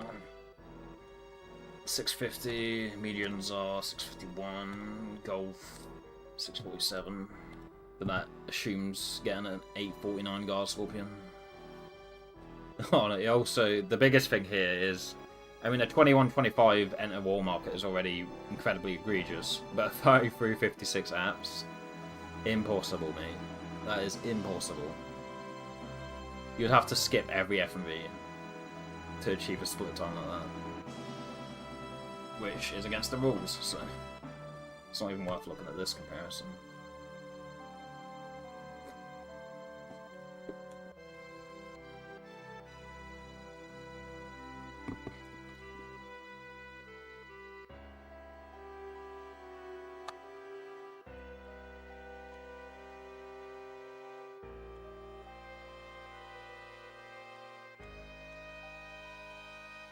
See, I wonder why I get so rusty at mid to late game, and then I'm like not saving for CC skip and whiffing CC skip. I mean, sure, there are factors that will stop you from getting to mid to late game, like MK fucking you over, or like the Temple of the Ancients fights. So there's already things that stop you from getting that late to end game, like, experience and practice. But adding an extra wrench into the mix of like not saving for CC skip. Like, I can't be like, oh, I'm so rusty at mid to late game now, and then, like, lose a run to something that I could have avoided. I don't know. I mean, you're always going to be... Yeah, you're always going to be missing out on that late to end game experience anyway, because of, like, the boss RNG and all that bullshit. But, like, adding points of failure in to a run that already has a lot of points of failure that are, like, out of your control. Adding points of failure that are in your control to the mix is like, I don't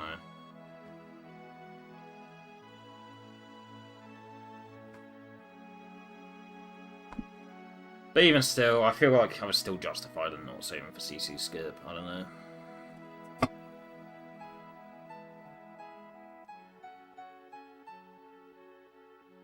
feel like the logic was there, but the execution wasn't. I feel like I was justified in not saving for it, but like, man, it's gotten to just like overshoot the left input and just fuck myself out of doing it. Cock myself out of being able to do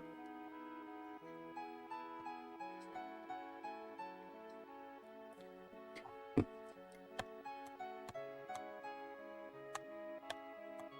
Gone, man. Yeah, absolutely gone.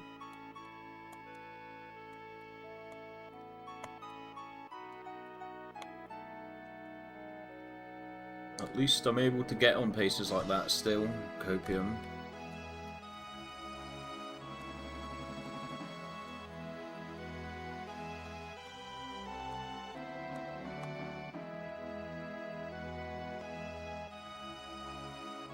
That sentiment doesn't make it hurt any less.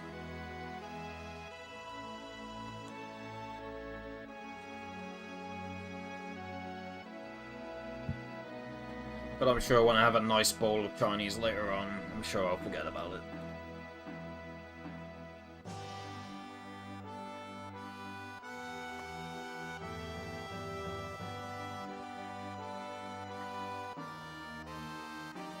King Prawn Chow Mein sure makes losing around to CC Skip feel better. Welcome back, TLBG.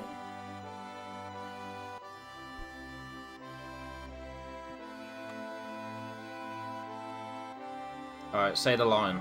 Say the line, TLBG. Say it.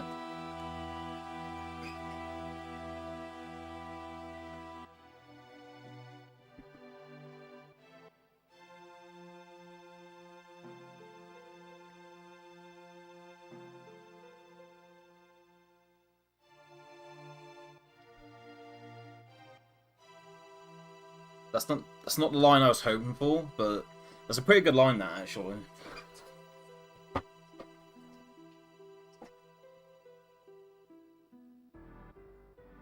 Alright,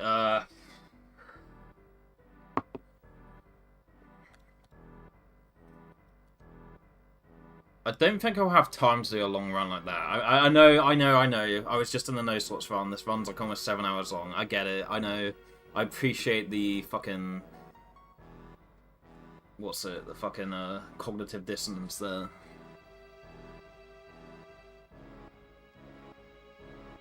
I appreciate the hypocrisy, but yeah, like even an hour long, since I've got food on the way, I'm not sure if I can do that.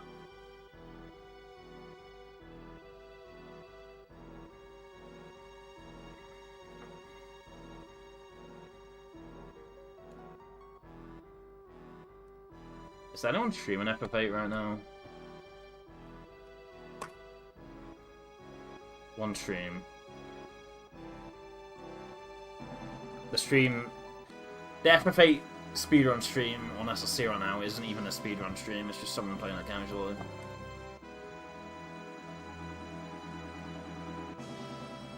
Yeah, I also...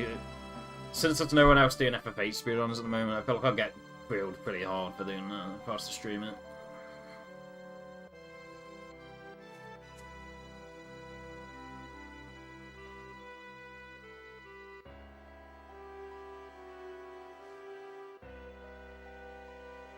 The debug remit is cool, but you know what Twitch culture's like, right? Oh. Kamikaze can't get better than 83X. They gotta use cheats. They gotta use cheats on the Game Shark. Raw. Shameless, mate. Shameless.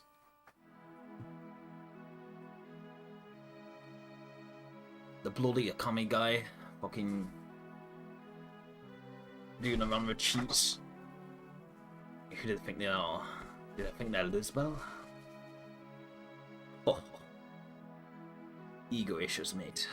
Ego issues.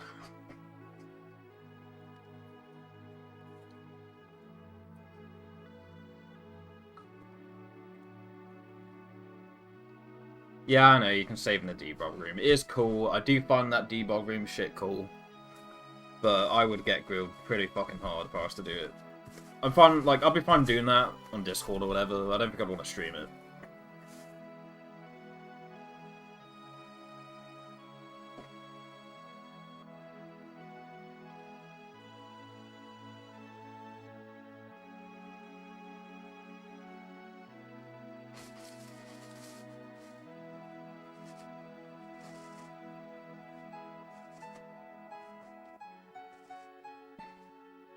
Maybe we can get Runel to do it. Wonder how that would go.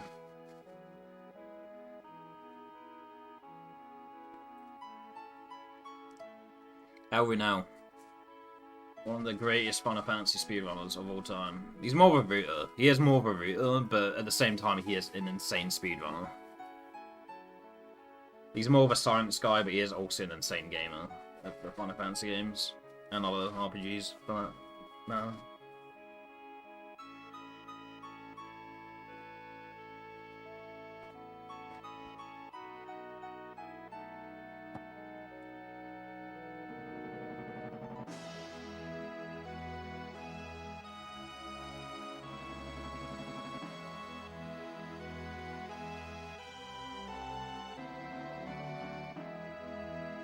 FF8 Science General. Let's have a look.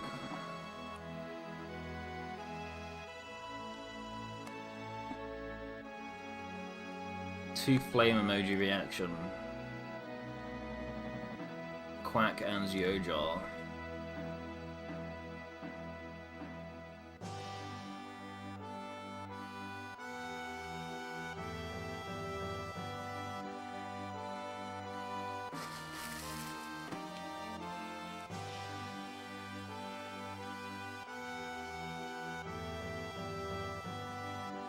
I think if there was another FFA like speedrun stream going on right now, I'd be fine looking into that, having a bit of fun with it. But I would be like the only FFA speedrun stream live with it.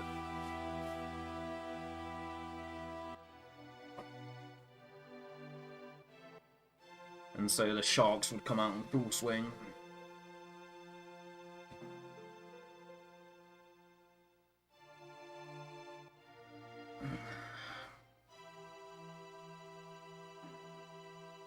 Yeah.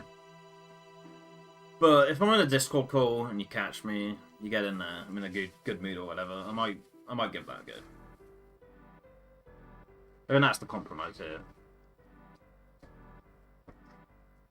I'm happy to look into trying that out on Discord, or if there are already people streaming FF8 speedruns, but otherwise, I can't take that heat.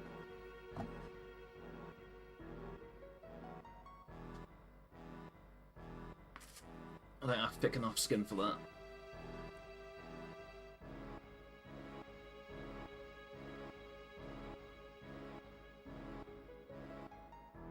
Yeah, I'll use a mister. And that does have the cheats available on there.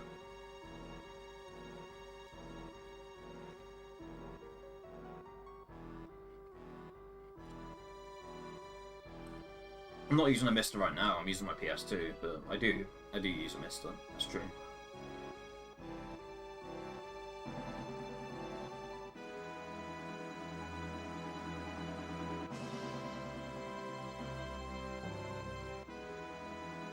But like, while you can use cheats on the mister, you can't like hook cheat engine up to it the same way you could with like a PC emulator.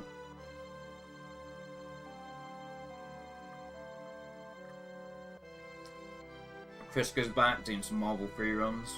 Cool.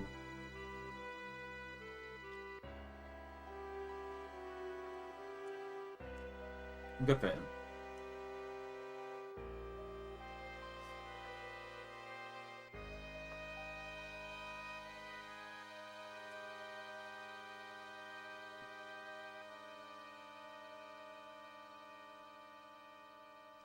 Personally, I think fighting game speedruns are a meme, but I mean, he's having fun with it. He's like, you know, he's enjoying it. He's able to make him have more fun with the game, and all the power to him. Mega Man X, oh. That's a real speed game, that.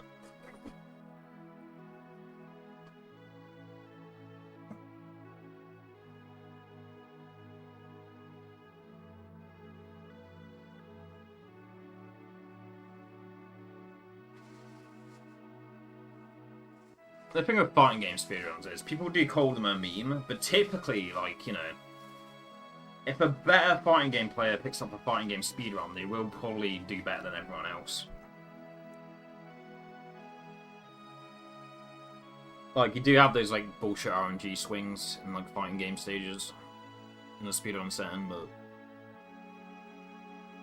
while people do, like, dunk on them and, like, you know, don't give a lot of credence to the validity of speedrun and such a thing, the better fighting game players do typically have faster times at these fighting game speedruns, so I don't know. They're not necessarily bullshit.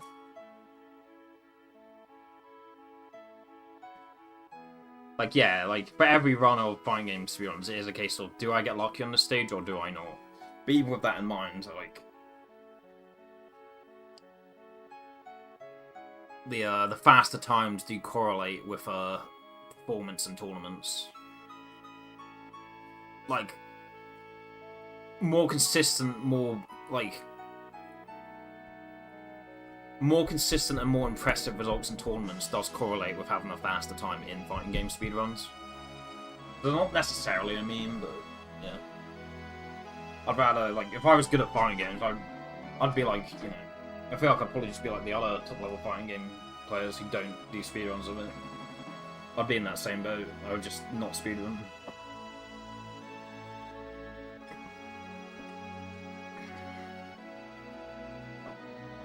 It's hard to say, but I do feel like, yeah, like,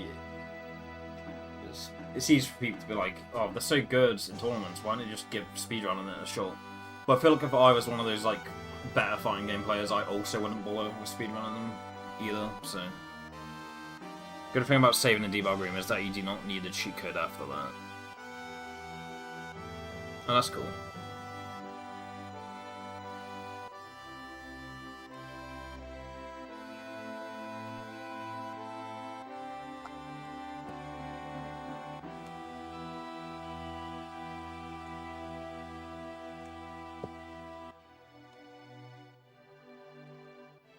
But yeah, Mega Man X is an incredibly good speed game.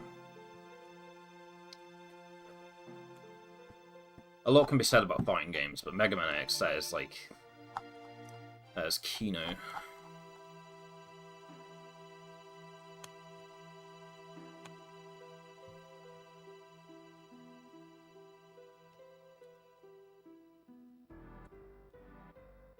Like, even the RNG swings, it's like the most balanced way you can have RNG in a speedrun, I would argue.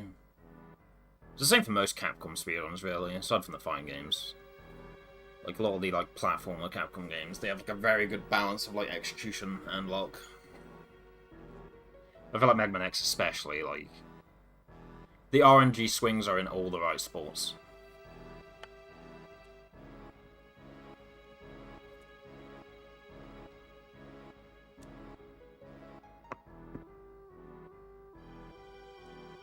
Not very.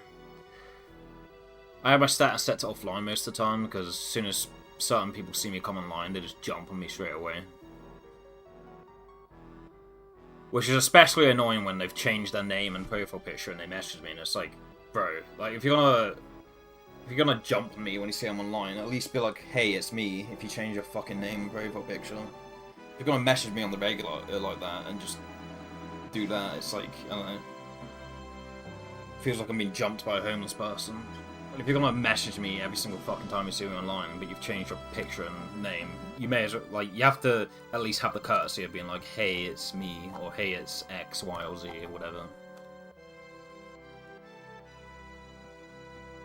So yeah, I typically have my Discord status set to offline most of the time, like invisible. But even aside from that, even the times when I'm actually using it, but I have it set to offline when I actually am online. I still don't use it that much. I'm not that active. You might catch me in a Discord call at some point randomly, but most of the time I'm not going to be in a Discord call. I'm not married to Discord the same way I used to be.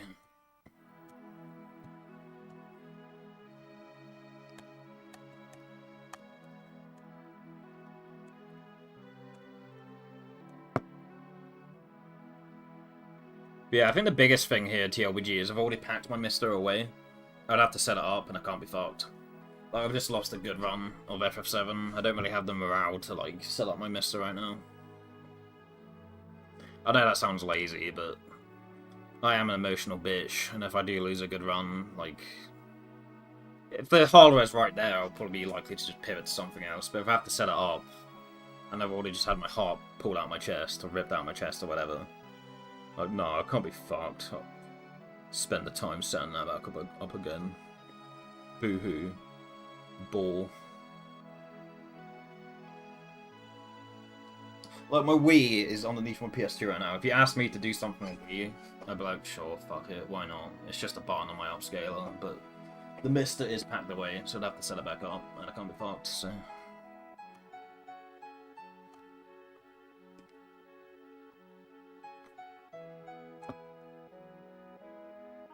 I think, even though I am still streaming right now, if the Mist was set up already, I'd probably be tempted... Yeah, I'd probably be more tempted to take up your offer for the FF8 debug stuff.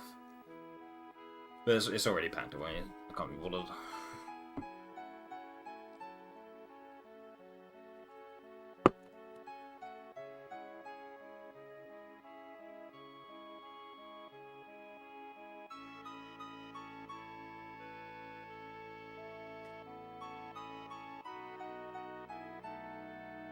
Oh, I see Froglet is low with some Little Britain.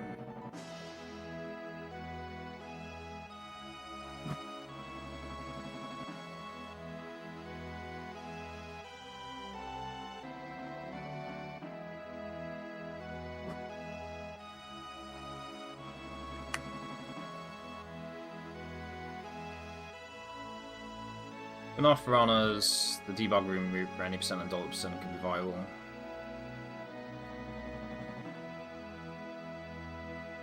Yeah, I mean, PC any percent for FF7 is incredibly popular.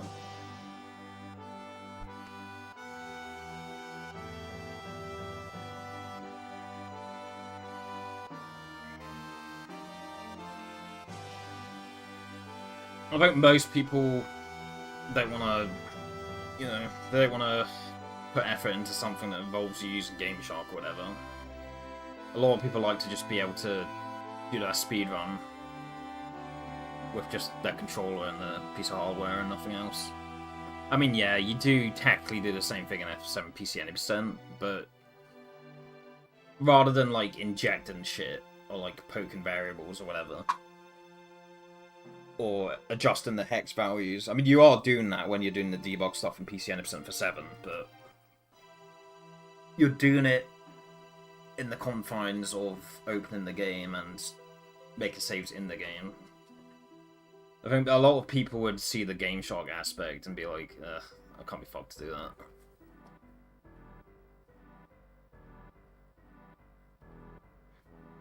That's another thing as well, yeah. Like, PC any percent for FF7, a big part of the reason that's so popular is you can just buy FF7 on Steam, boot it up, follow the route, and you finish the run. Whereas this FF8 debug stuff isn't possible on PC.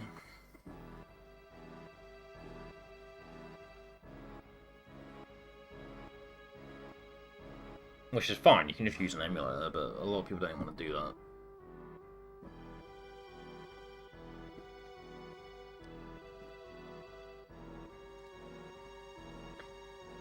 The debug stuff is cool though. Like, FF7 PC NBCent, that was like my first ever JRPG speedrun category. I've always kind of liked that, like, you know, using stuff like the debug to get to the end of the game. I've always found that stuff kind of cool. It does appeal to me, but yeah. It was removed for the PC version, damn.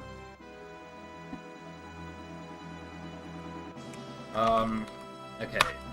I might come back on later with like some Dynamite Headdy or something like that. Wait, how is Teja's run going? Teja's live with some FF9.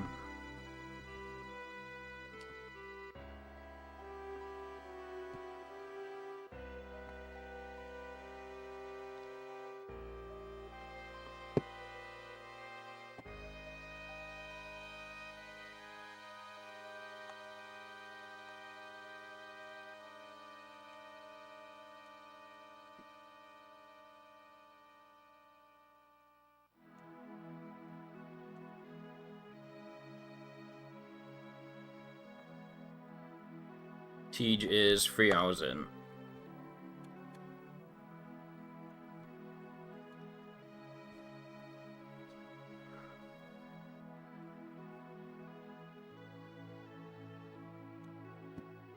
I was tempted to raid into Froglet.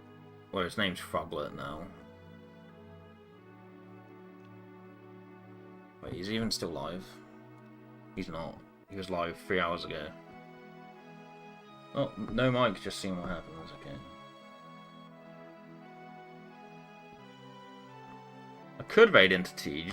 He would understand me whiffing CC skip, because he's, you know, he's ran up of 7. He knows how CC skip is. I wouldn't have to explain much about how my run died. Or we could just wait here a little bit, see what happens.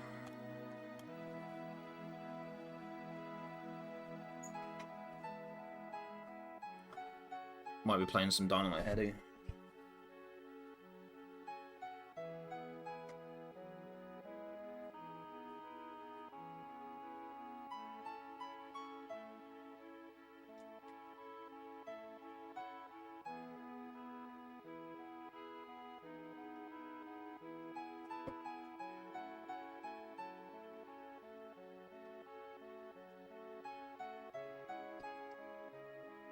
Yeah, I'm just going to stay live for a little bit. We're probably going to pivot to Dynamite Headdy, see how that goes.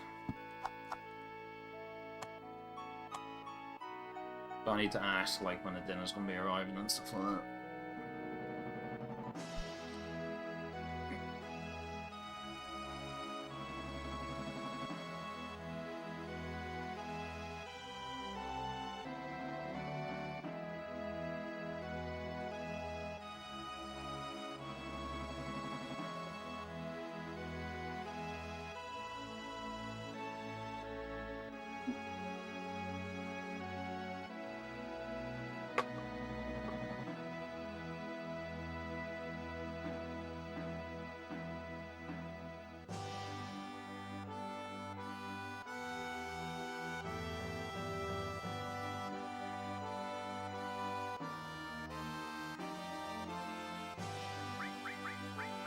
Yeah, unfortunate way to lose a good run. Is what it is, though.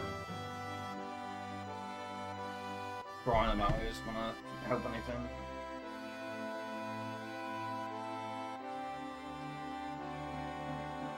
I mean, we could have easily just wiped to MK or DG or something like that. There's no way to know, but as fucked as it is, that being an aspect of this run is that you can lose your run to Materia Keeper or Demon's Gate. Just get dealt in a yeah, you can just get dealt a hand that's just impossible to deal with. As fucked as that aspect is, at least it gives some closure, like when you lose a run to like CC skip. So at least you can just be like, oh well, anything could have happened to that run. We could have just wiped to any boss. And it would have been out of our control. So as fucked as it is that those things are in the run, it at least makes losing runs to like stuff like CC skip more bearable.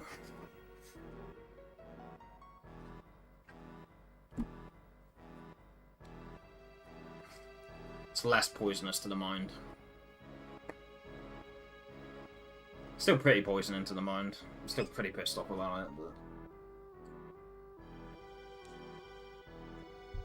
skill issue, I'm afraid.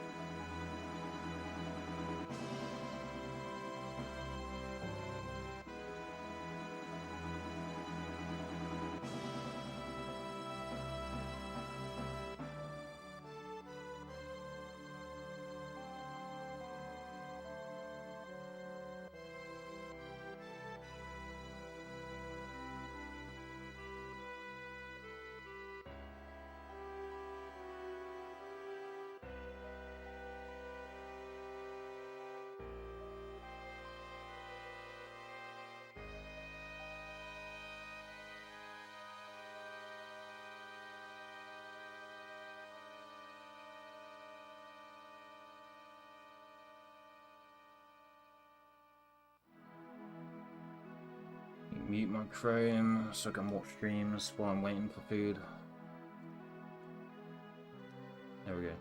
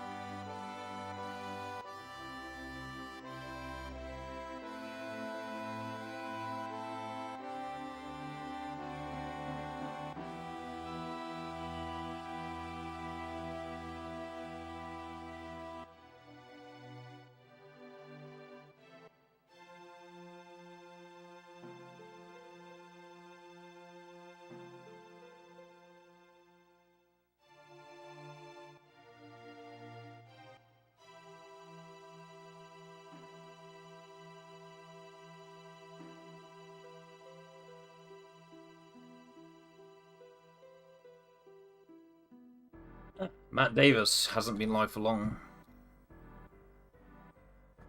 Basically, within the time it took me to get on the stairs, organise food. Yeah. Time it took me to organise food plans, come back upstairs, open some streams, and all that. Matt Davis has come on.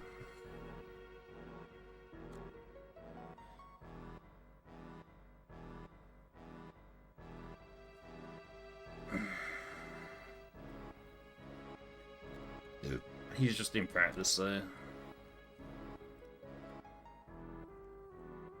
I mean, I did the practice stream last night, but it wasn't great.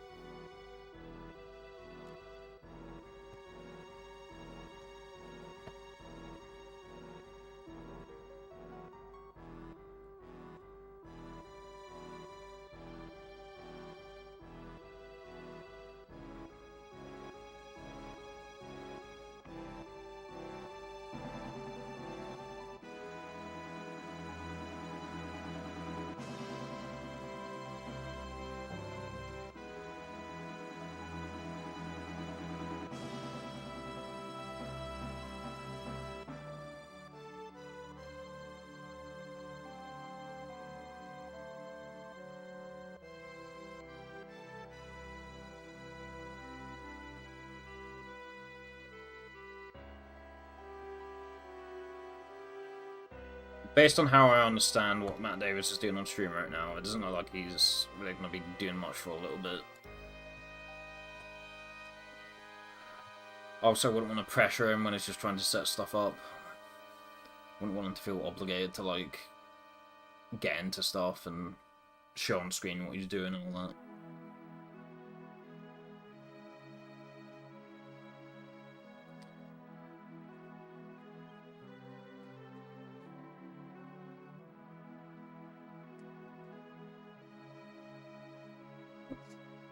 Wouldn't want to drop a bunch of children on him, tugging on the shirt. Like, what are you doing, streamer? What are you doing? What are you setting up?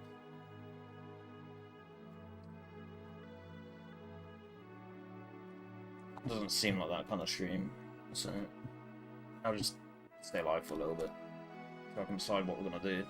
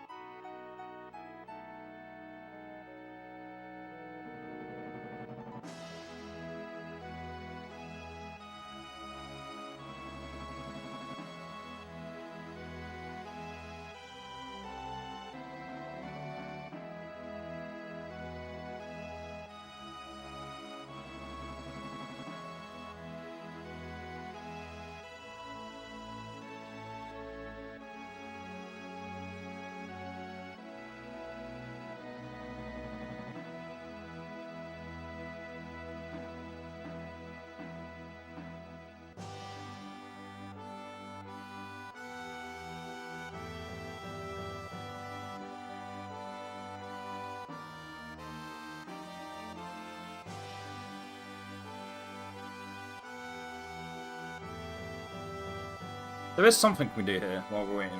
There is something.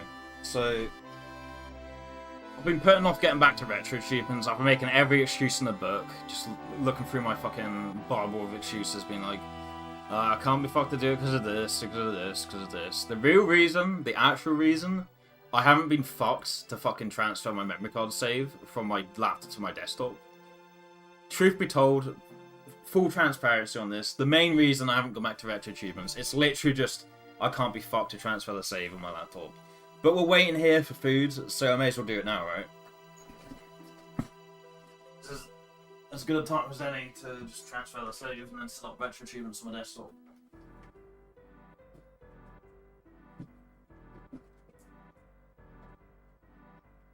This is probably the best opportunity I'm going to get. Every other time it's like, oh, I could do it, or I could do some Tetris runs, or I could do some Dynamite Headdy runs, or I could sit in Discord for 3 hours just fucking watching bullshit. But no, while waiting for food, and there's not enough time to even do so much as a Tetris attempt, I may as well just fucking transfer my Jinx save, and then set up retro achievements on my desktop. How's that for efficiency for time? I mean, saying efficiency for time is not good time efficiency. How's that for being efficient? Min-maxing everything, optimizing every possible downtime we have. The downtime we have currently, yeah, there's not even so much as enough time to do a Tetris run, that's 12 minutes long. We don't have time for that. But we do have time for doing the retro achievement bullshit, because... Well, while you're going for the retro achievements, there are times where if you have to pause the game, it might fuck you over. But in the process of setting up retro achievements, there's no point where it's like, oh, I get halfway through, but then I have to go in and get food. Oh, I've lost all my progress to set up retro achievements. It's none of that. If I get halfway through and I have to go and grab food, then we're already halfway through and we can just finish the process.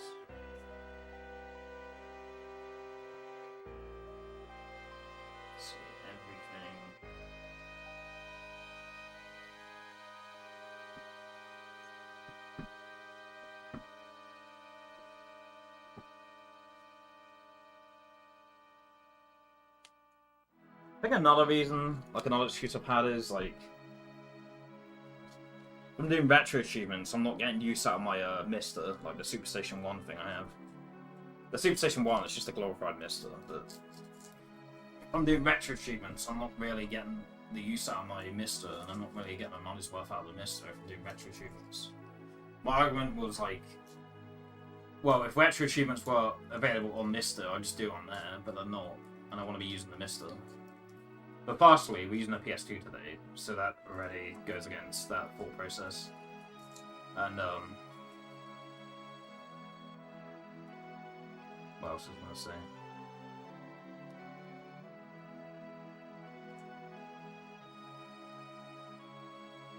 Oh no, also, like, I'm waiting for something right now, so I may just set retro achievements up, even if I don't end up doing it. At least it's set up.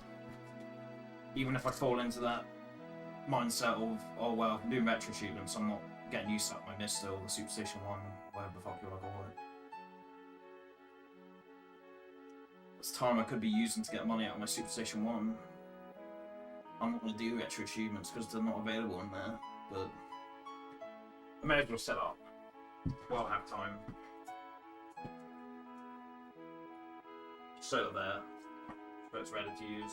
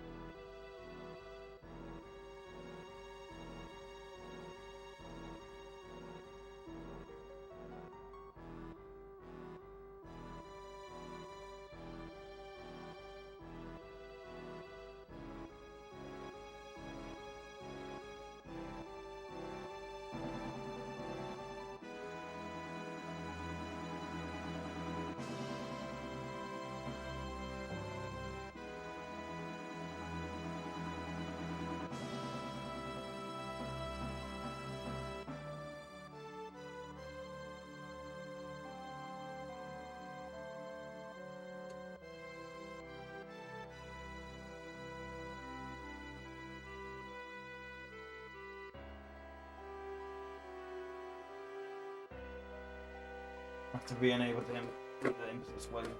I have to unplug the USB to put my mouse in. It's fine now.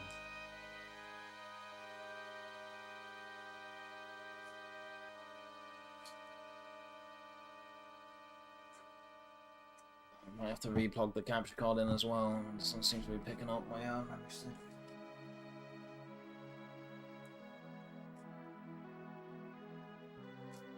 Yeah, audio about to cut out.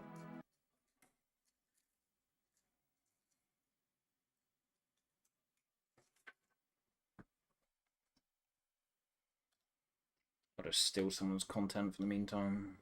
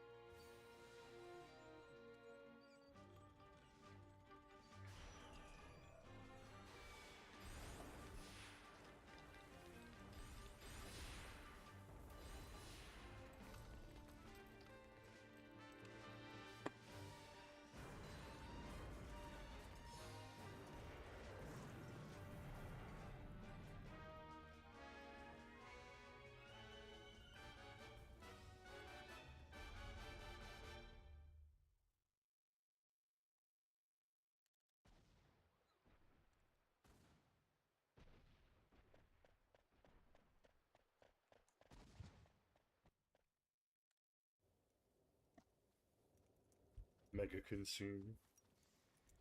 Okay. I'm gonna have to make sure this red shark doesn't show up on the screen.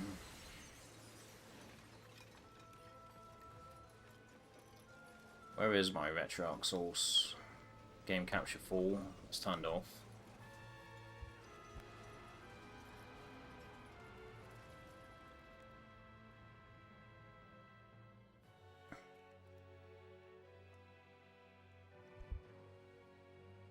Red shark isn't displaying, so there's no way you can move it to my other monitor just in case. There's no way any of you can see my details.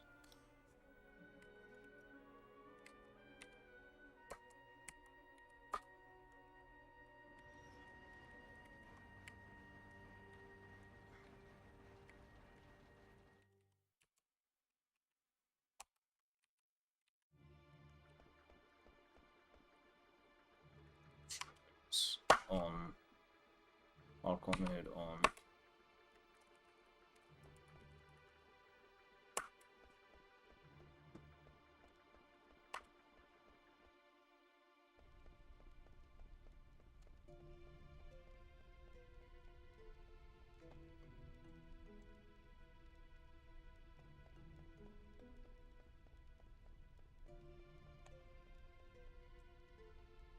See that you guys can't see it. I'm going to type it in now.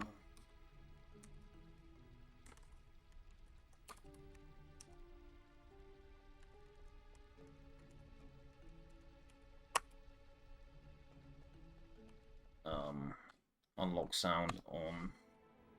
Leaderboards enabled. Automatically take a screenshot when an achievement is earned. I think I have like over 200 gigabyte on my PC right now. We do. Okay, I'll turn it on. I'll have to remember to delete those screenshots and disable it when my storage goes lower, but have that as on for now.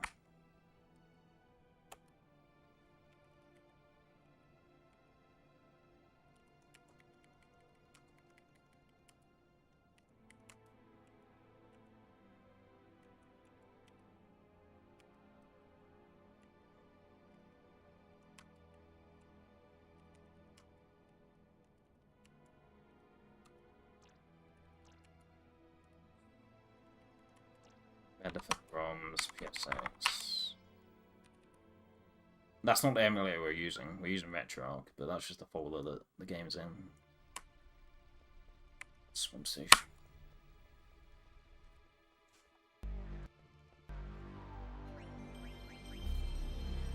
Cannot activate rich presence. We don't have to update it, do we? But that's not something we actually have to do, surely.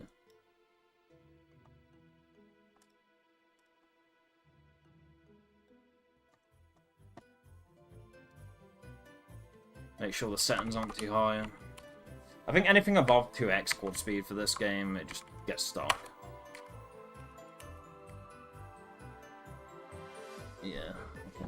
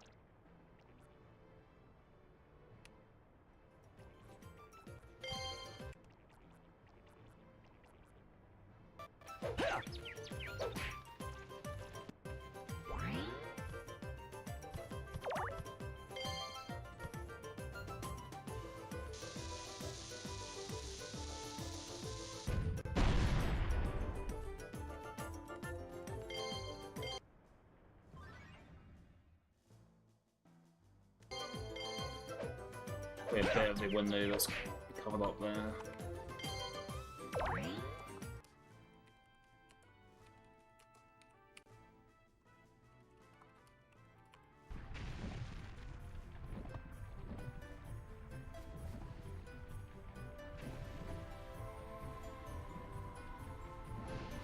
Okay, this is not gonna pick up.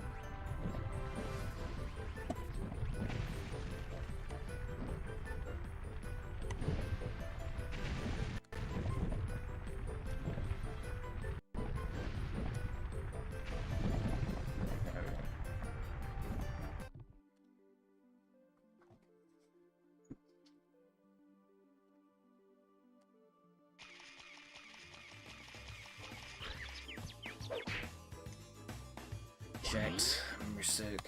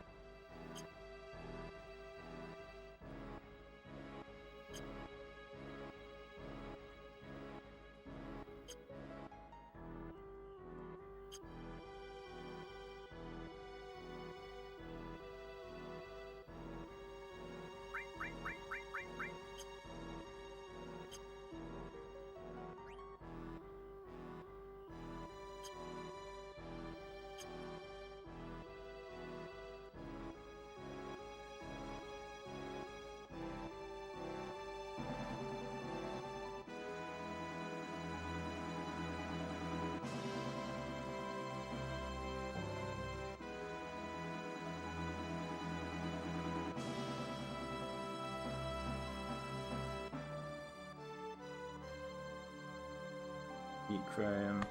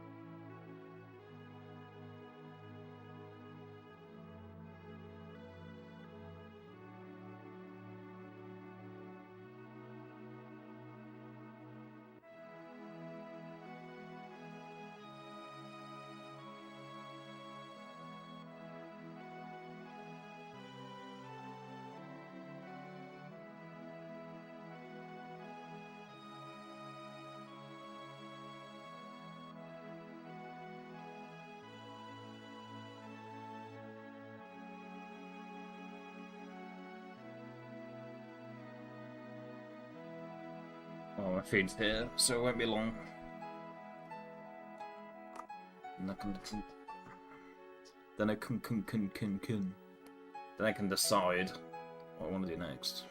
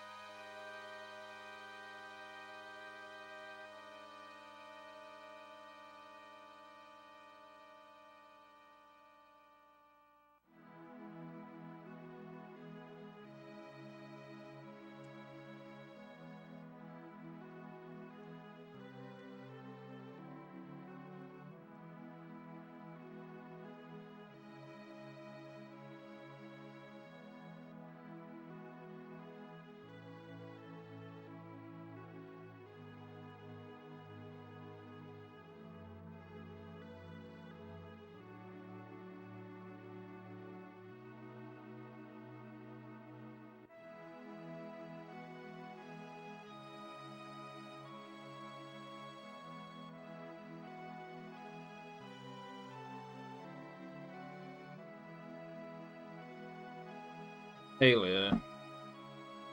Sob. How long ago was that message? 3 minutes ago. Hey, what's up?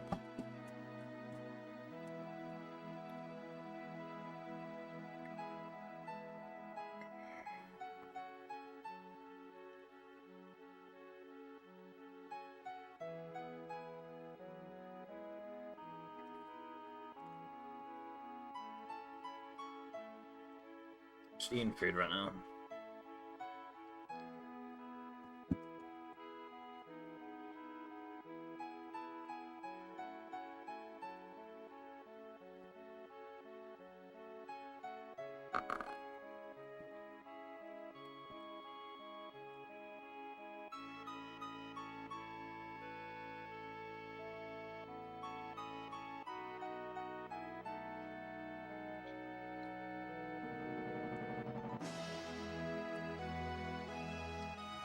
This burger's well worth the rate.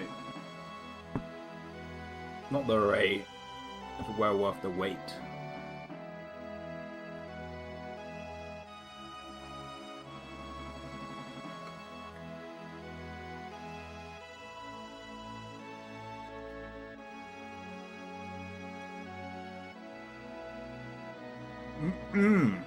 That is a tasty burger.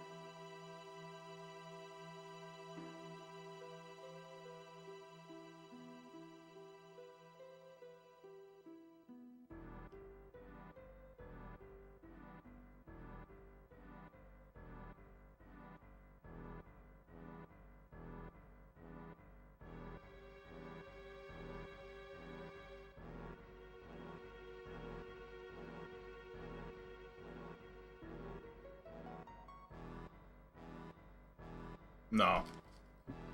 Chippy, mate. I'm a right savage. I get burgers from fucking chippies. I don't get fish and chips. I had fish and chips at work yesterday.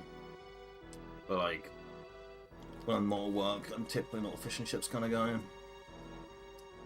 I mean, burgers are expensive these days, but fish especially is, like, really fucking pricey. Yeah, I go to a chippy and I get a burger, and I don't get fish and chips. I get the same food I can get anywhere else. Because I am uncivilized.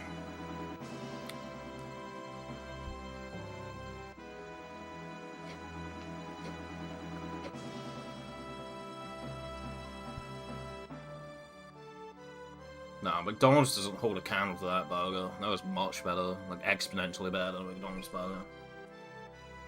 I mean, it sure cost us much. It cost us such, for sure. But well worth the extra money, the extra expenditure.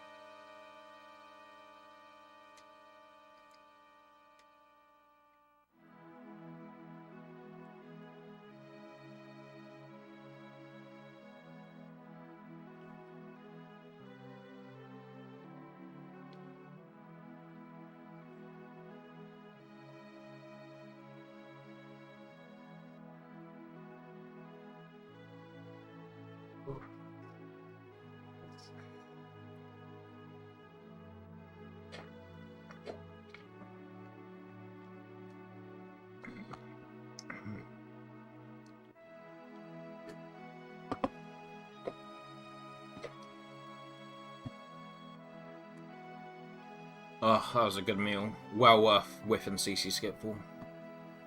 Have it any other way.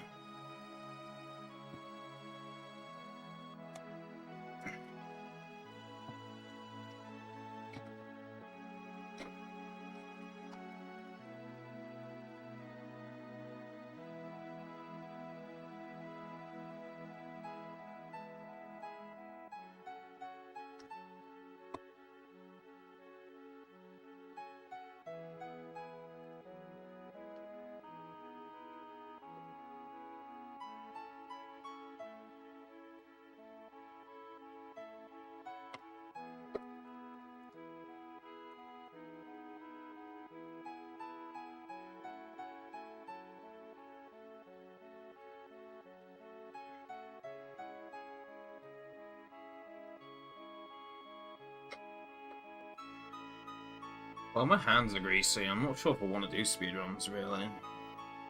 As much as I want to play something. Potentially making me play like shit the next few days if I get a controller greasy. I do have tissues, but...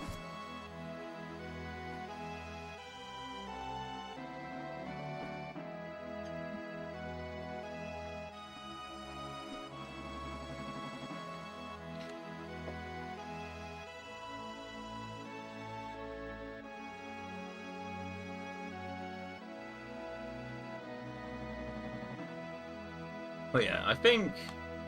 Let's do a poll. Let's add this to the option of available stuff. Because at least with Vetro achievements, I have the option to play with keyboard. I mean, technically I would on the Mister. If I was to play on the Mister, I just speed on the Mister. But I'd have to unplug the keyboard from my PC and then plug into that, and I wouldn't have the motivation to do that, but... At least with Vetro achievements, I have the option to play on keyboard if I want to. I probably wouldn't end up doing that. I'd probably still end up using pad and still get my controller greasy anyway. But I'd at least have the option of playing on keyboard. So... It's a little poll here.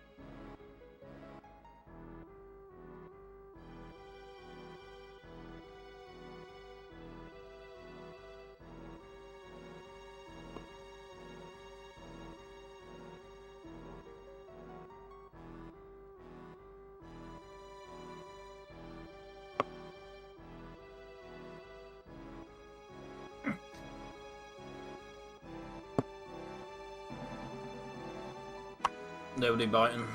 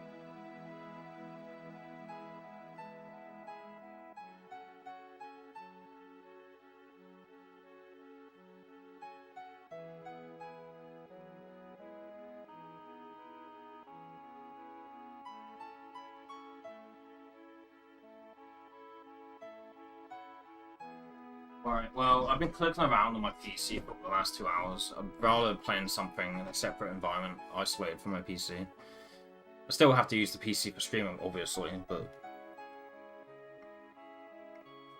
I'd like to detach from the PC as much as I can. Therefore, I will boot up the Wii.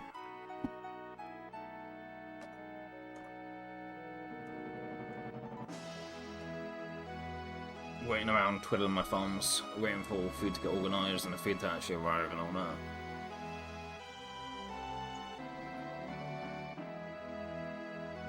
So I've been forced to like actually use my PC for the last 2 hours, not just for streaming, but just like navigating around, doing a bunch of shit. I've been forced to just like click around my PC for the last 2 hours, so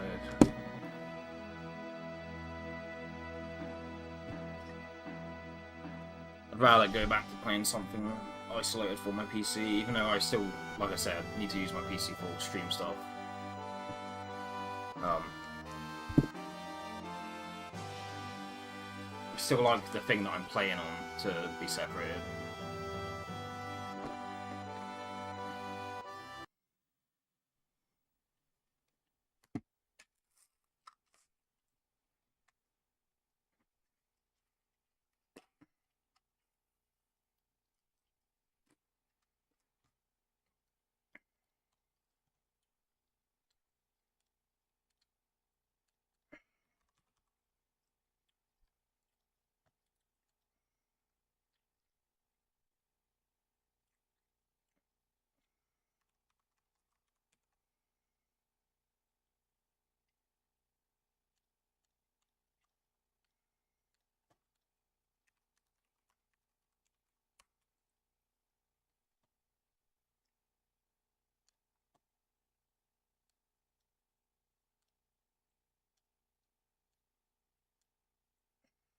Go away, co-pilot. I don't want you.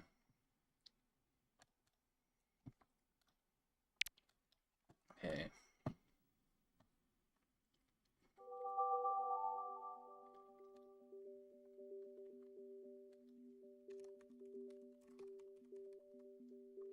What percent is my phone on? Dynamite Headdy. Put a U or a Y for some reason. My phone's on 77%. That's enough. That's...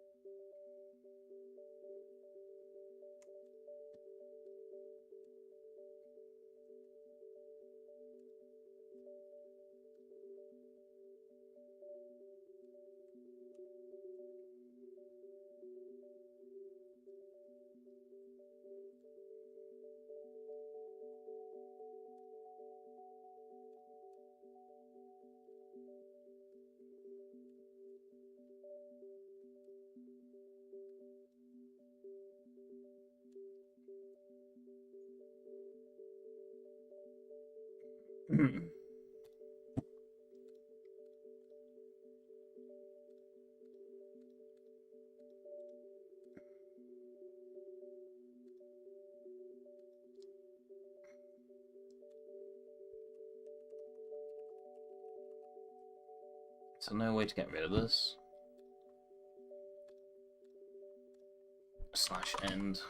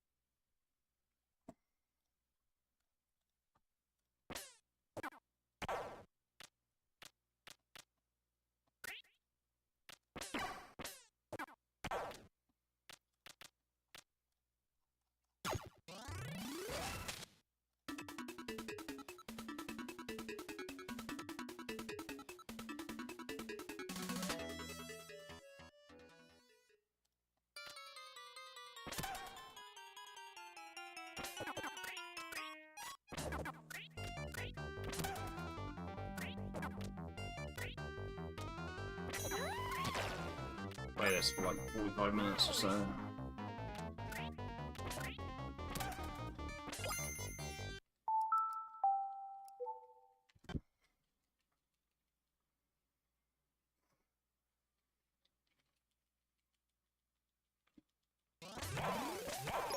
What the fuck was that? You call that a mash? It's not that important. Time doesn't start until you gain control, really.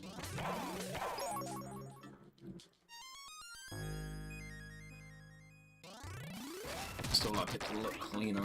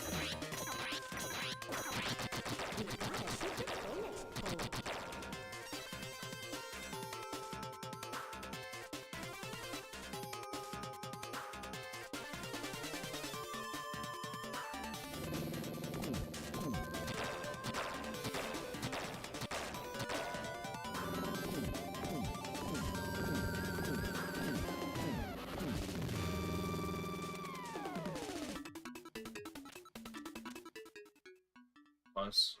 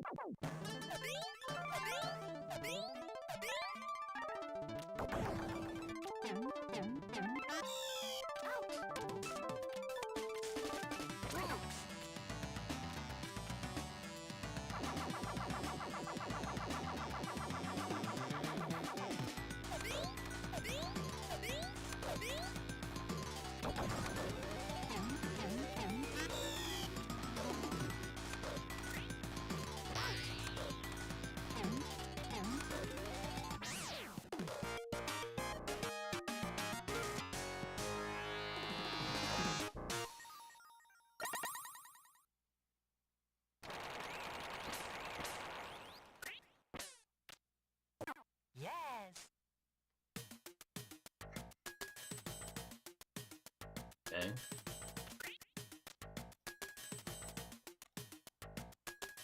I will keep it.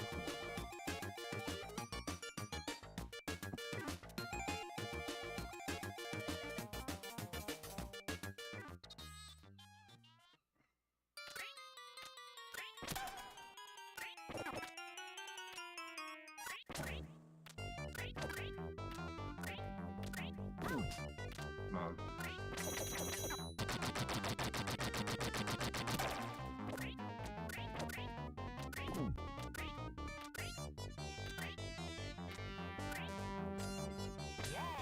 What? Oh my god, what was this?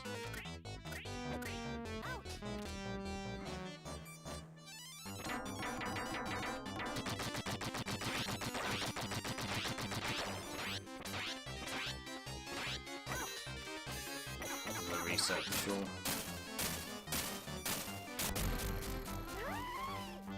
You've got a secret bonus point.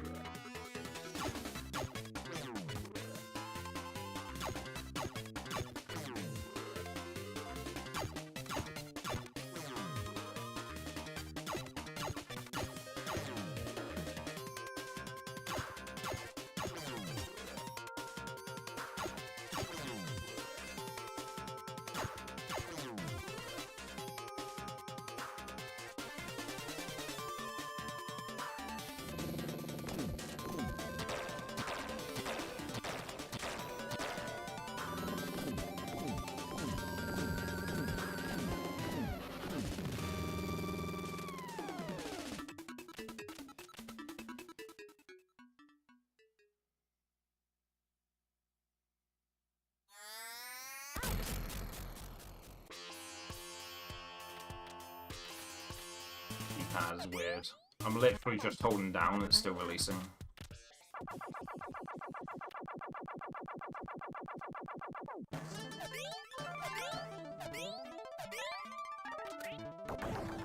All I'm doing is holding down. Okay, this D-pad's fucked, I guess. All I'm doing here is holding down. That's doing that.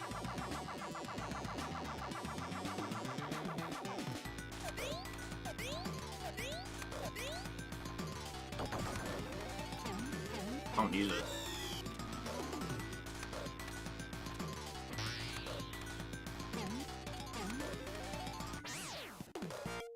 It's not letting me hold down without it releasing.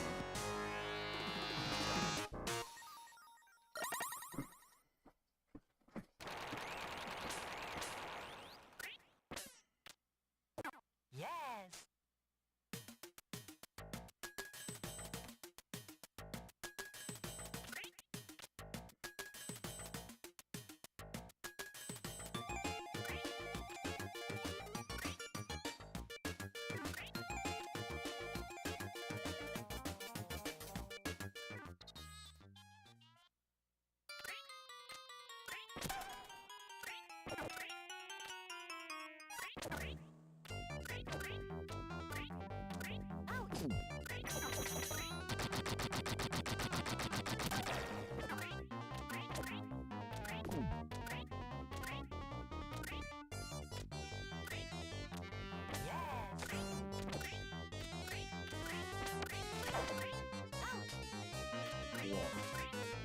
Okay, my D-pad's fucked.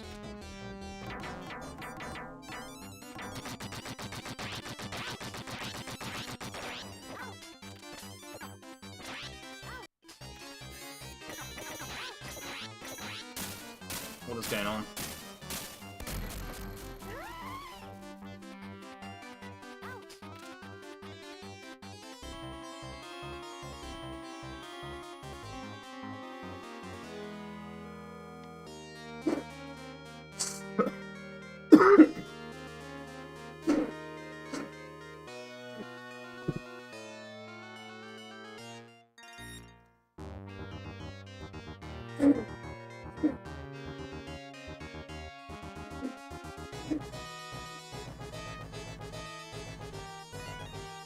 So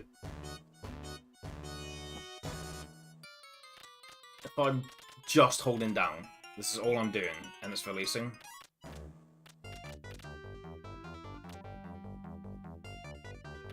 He's supposed to just hold eternally.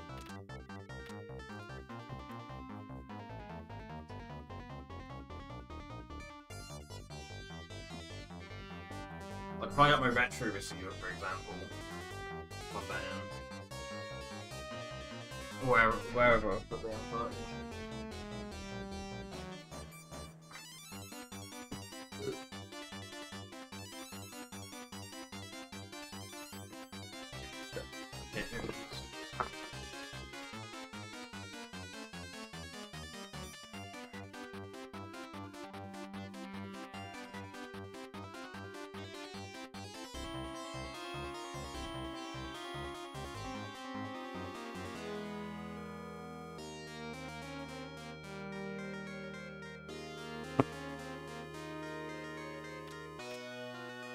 If I just hold down the whole time, he stays crouched. You see that he's staying crouched. Whereas on here,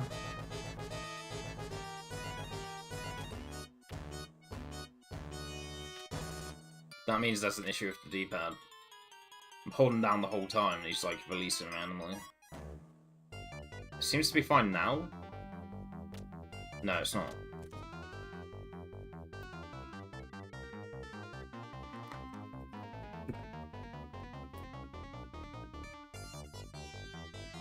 Swap the batteries around.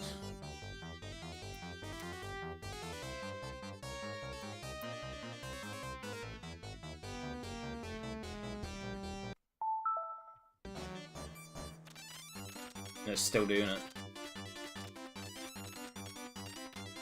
And I can't use the other controller I showed you because C is on Y, and you can't remap it to be on C.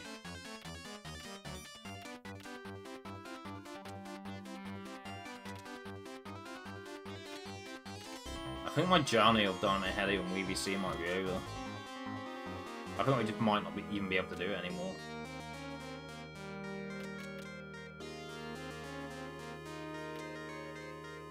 Because at the moment, like, I jump with this button, and I, you know, if the button I used to jump was in a similar position on the other controller that I showed, I'd be fine using that.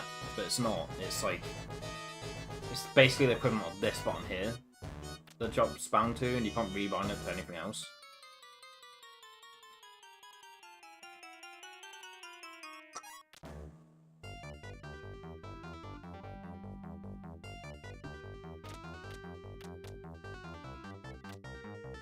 It'll just randomly release. Like, he'll randomly release crouch when I'm holding down this whole time.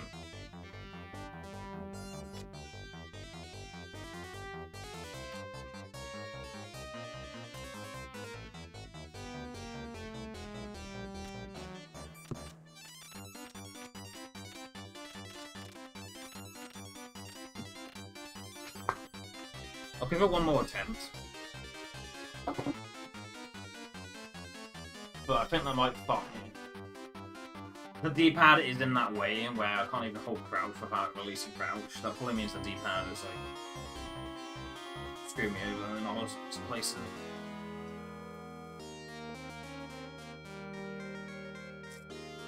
Yeah, we'll still give it one more attempt, but I'm making mistakes I never normally make, and I feel like the D-pad being in that way is part of the problem there. Well, that's a big reason that's happening. But yeah, I just put a weapon on to show you that I'm holding down, but it's still like on crouching. He's still on crouching. He's still standing back up even though I'm holding down the whole time. So I think we just might not be able to do runs of this on a VBC anymore. I still have the Mister I can do it on, sure, but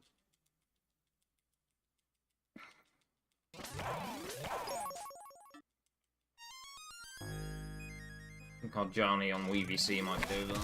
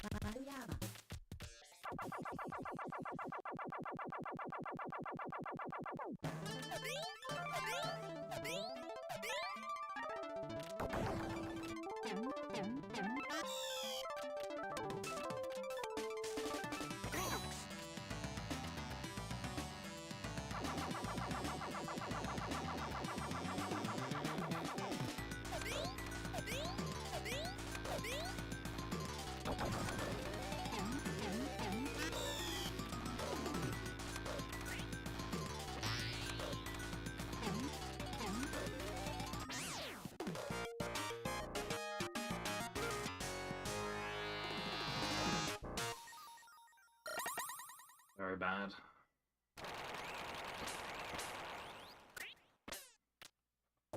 Yes.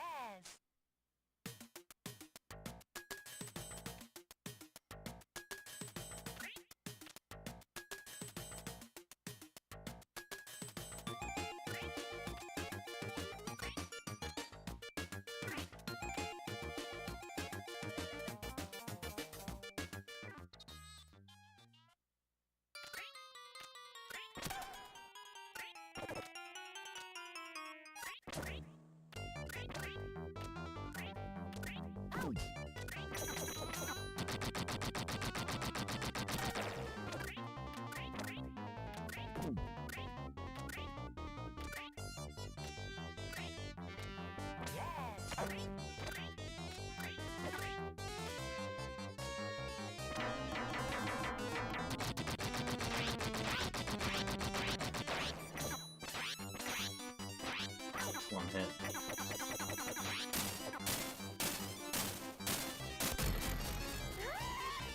You've got a secret bonus point. I didn't mean to get this Arling.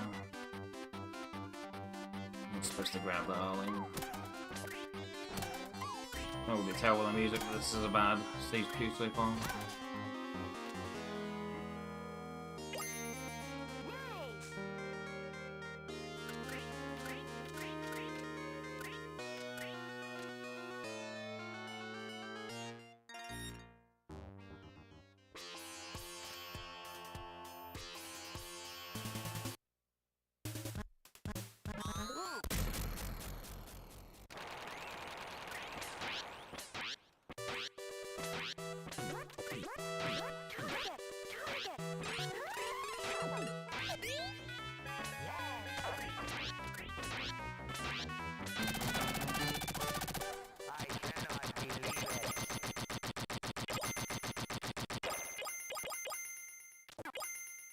You've got another try.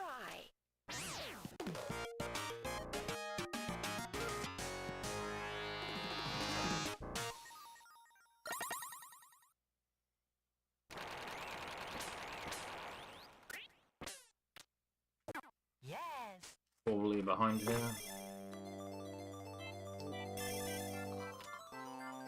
Thank you.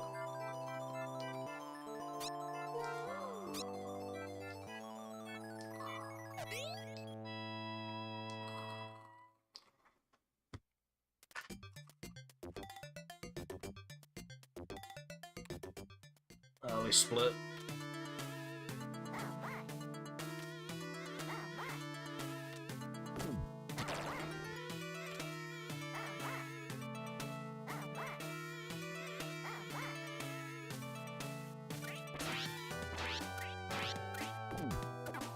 Come on.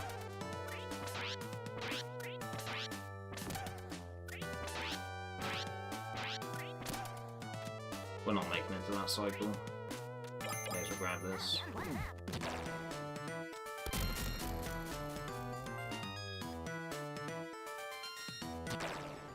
We split early there, so we'll skip that and we'll just split here.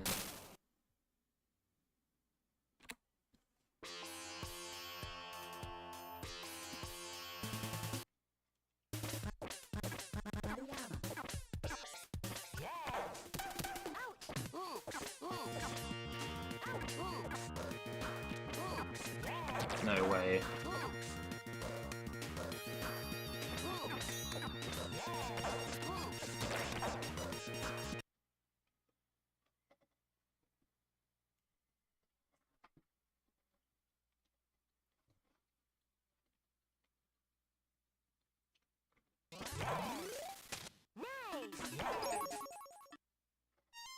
What? It made the noise, why did it not give me the stage to select?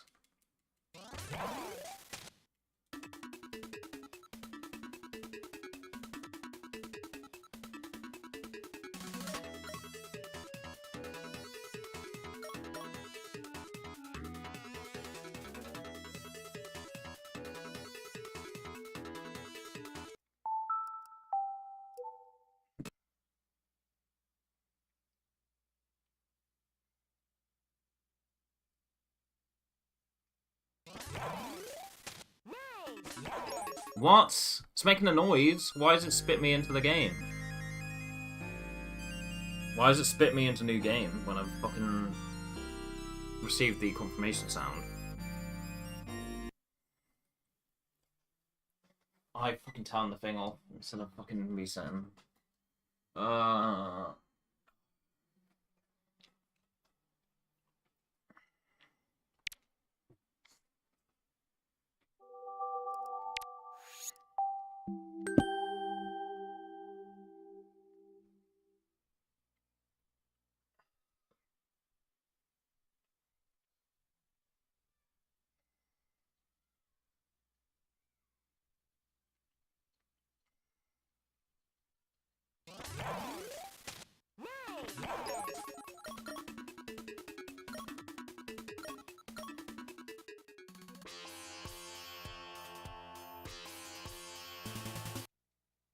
This screen isn't orangey at all. It's all execution.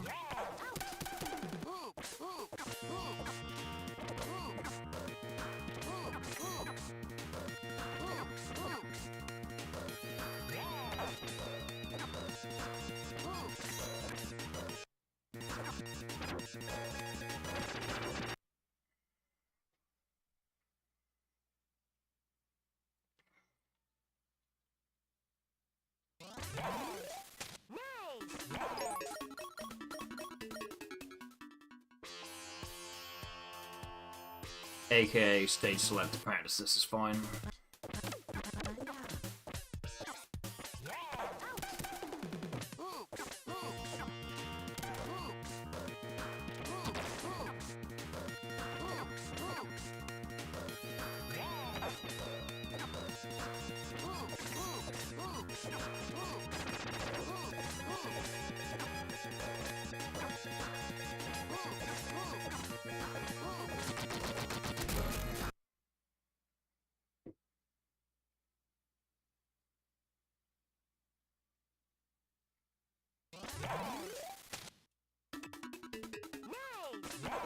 What? Why does it not work sometimes? I don't get it. Like, it makes the noise, which confirms that you did it, but sometimes it doesn't give you the stage select. Why? Why does it do that? I don't get it. Oh, what's the difference?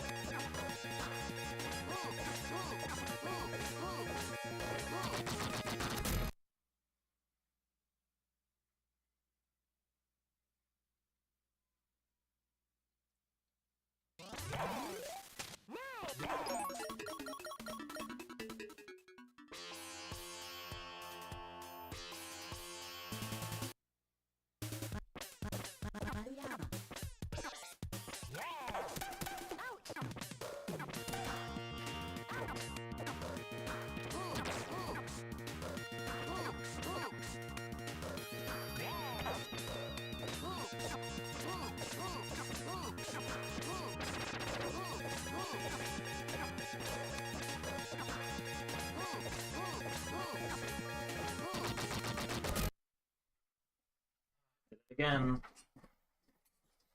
Okay, that's the real reason why I typically reset from the Wii menu rather than just pressing the reset button on the Wii. I always end up just accidentally turning the fucking thing off.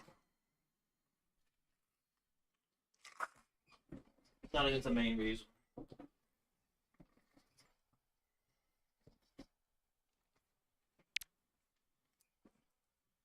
That's why you should just press home on the Wii remote and then just reset that way.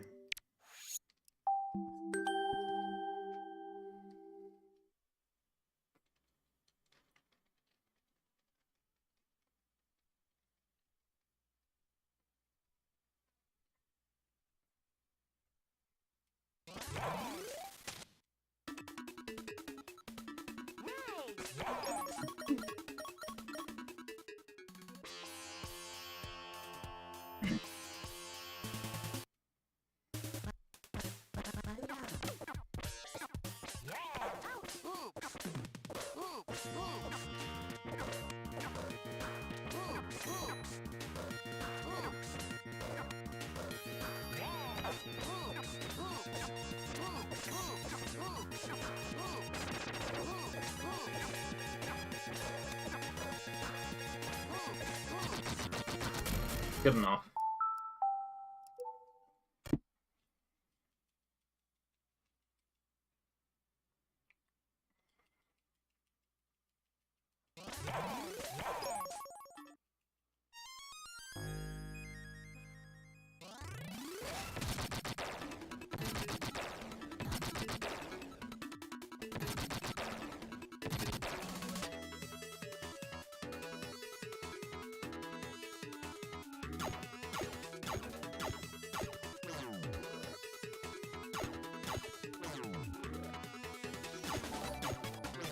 Oh, who's that? Oh, congrats. Thanks for the 40 bits, Leo.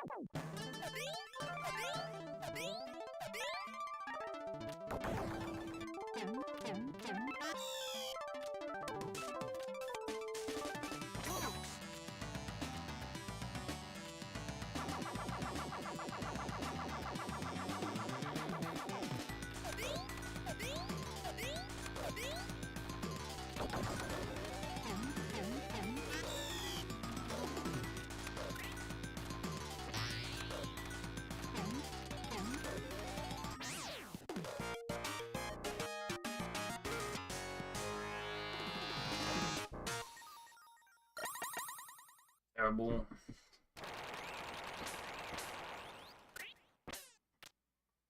Yes.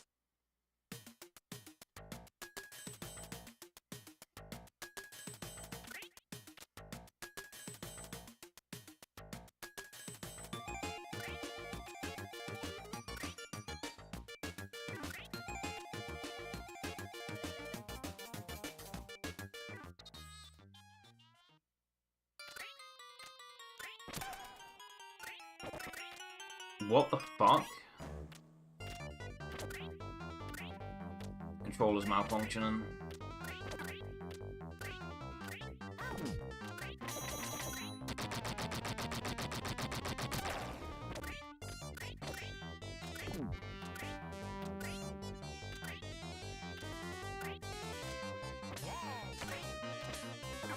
Something you can do up left.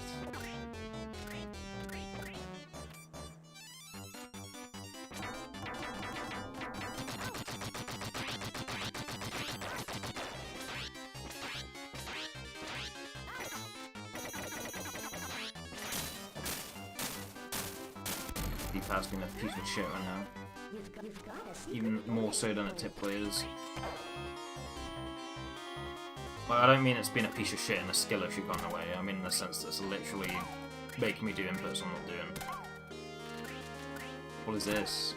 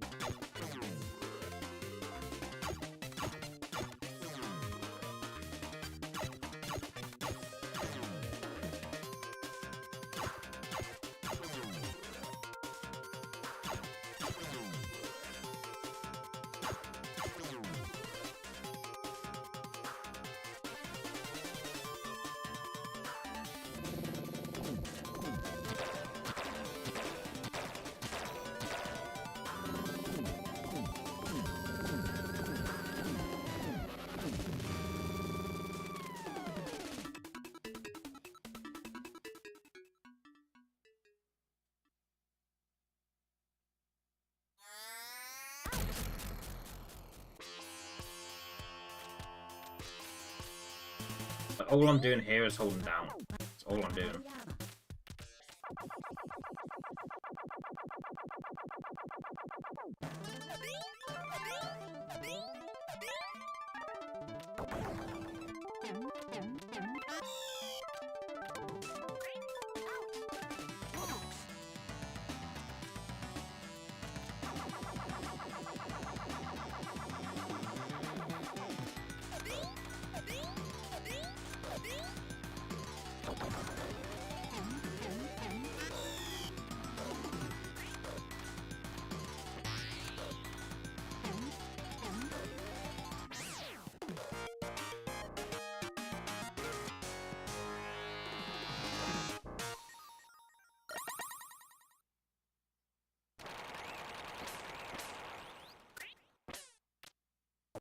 Yes.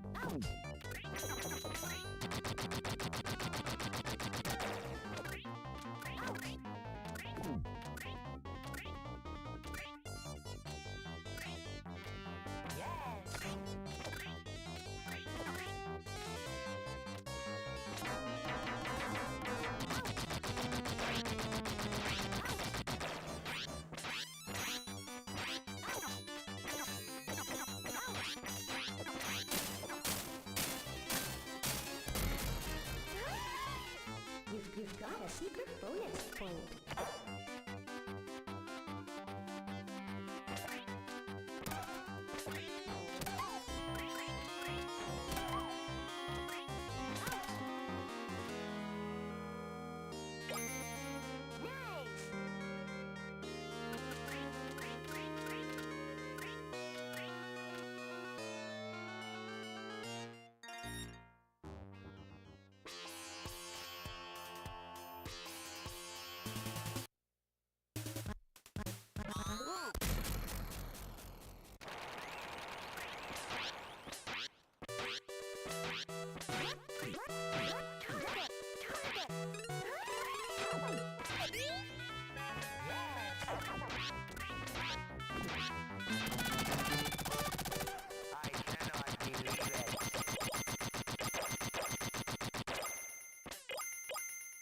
You've got another try.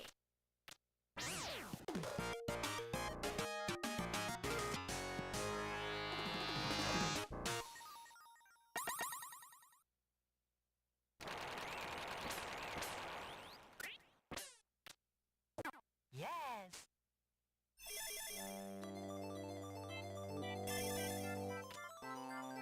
Thank you.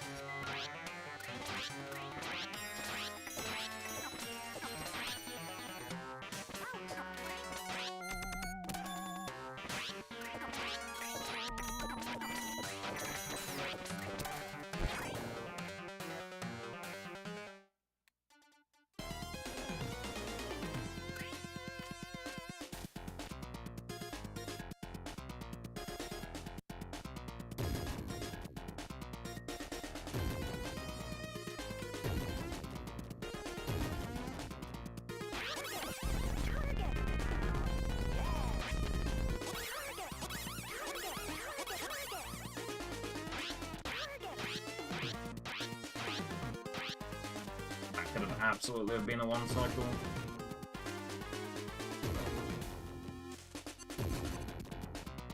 Definitely could have been a one cycle, no doubt.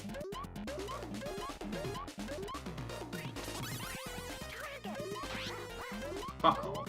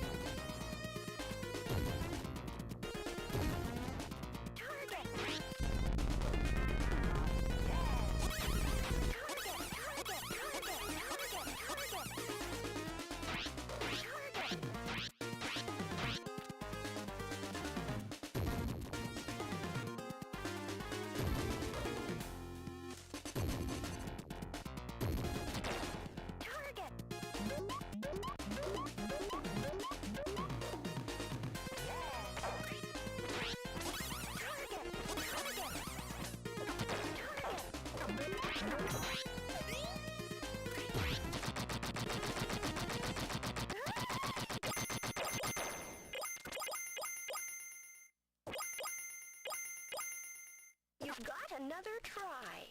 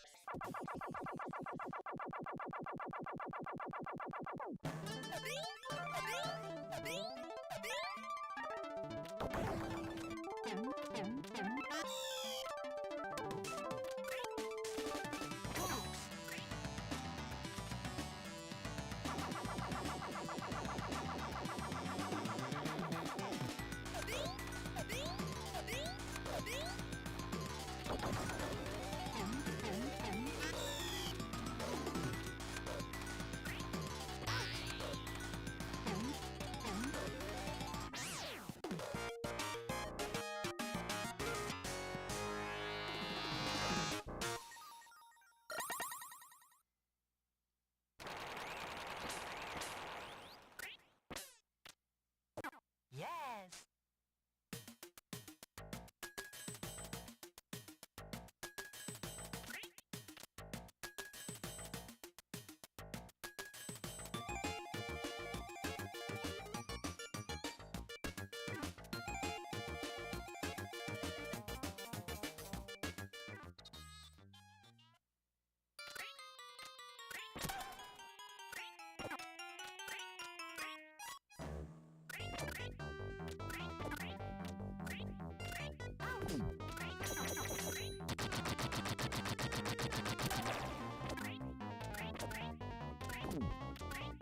Bit of a risk there, but whatever.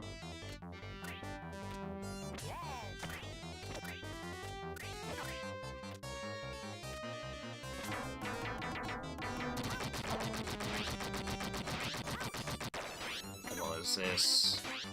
Nice demo fight, bro. What are you doing?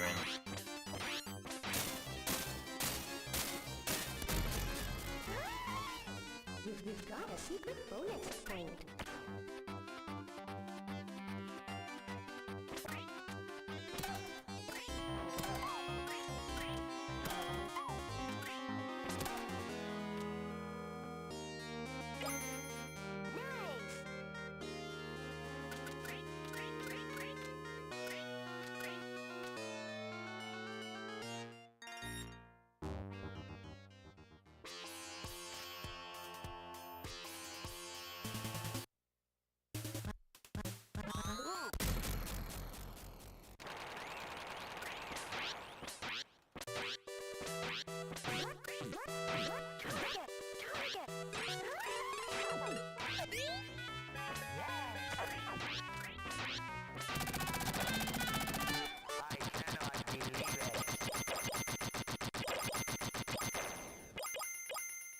You've got another try.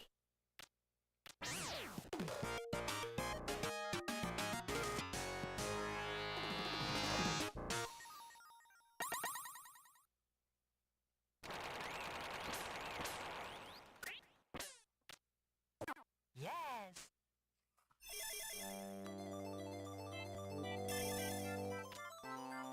Thank you.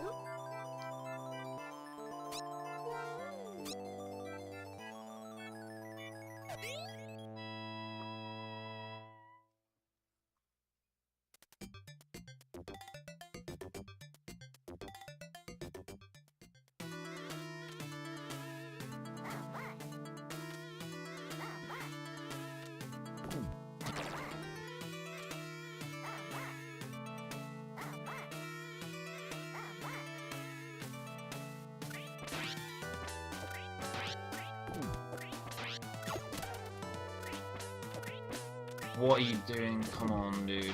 Come on. Okay, we're not getting the jelly bean now. I'm just gonna die.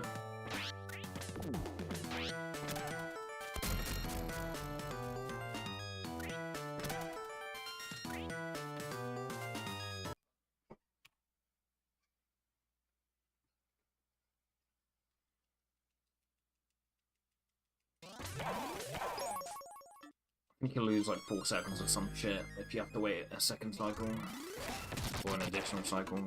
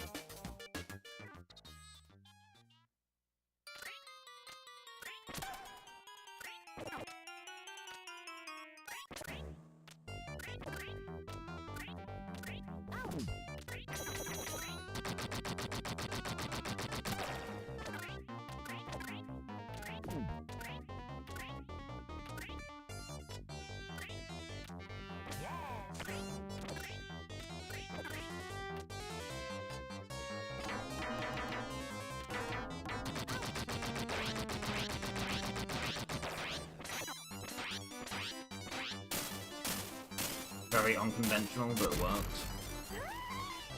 You've got a secret bonus point.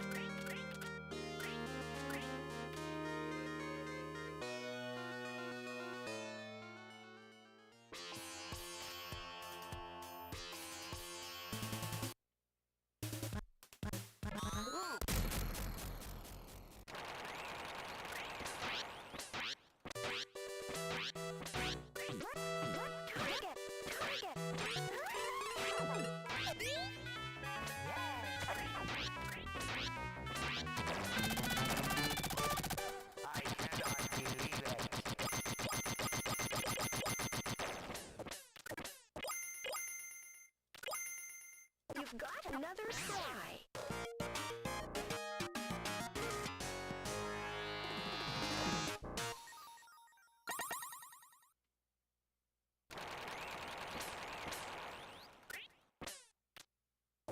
Yes.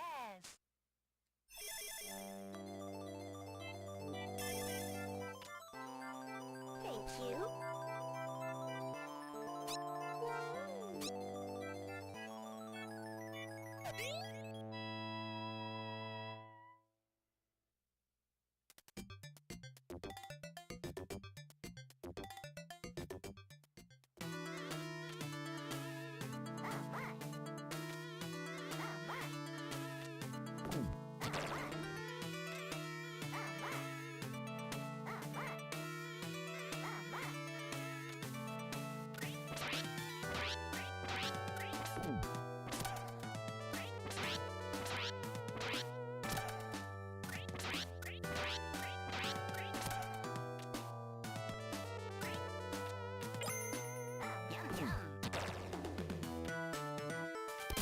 I think if we didn't grab that jelly bean, we could have made it to a new cycle. I wouldn't have been the first person to ever hit it, but for me it would have been like a 4-second gold if I didn't grab that jelly bean. Good to know. If I ever need 4 seconds, and I'm willing to take the risk of dying, it's something I can do.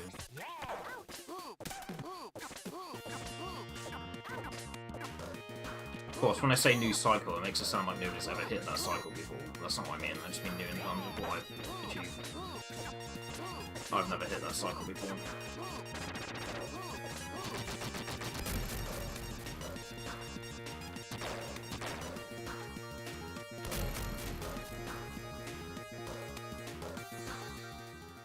Well, the practice certainly paid off there, huh?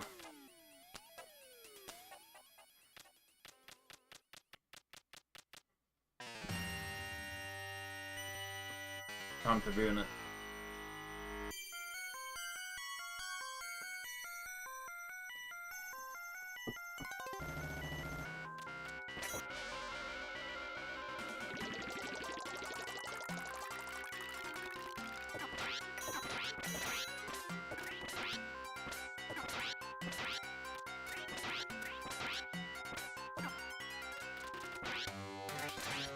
Yeah, me not being able to crouch in this fight, for example, is a problem. I could die as a result of my down button being fucked up right now. Oh, good RNG here though.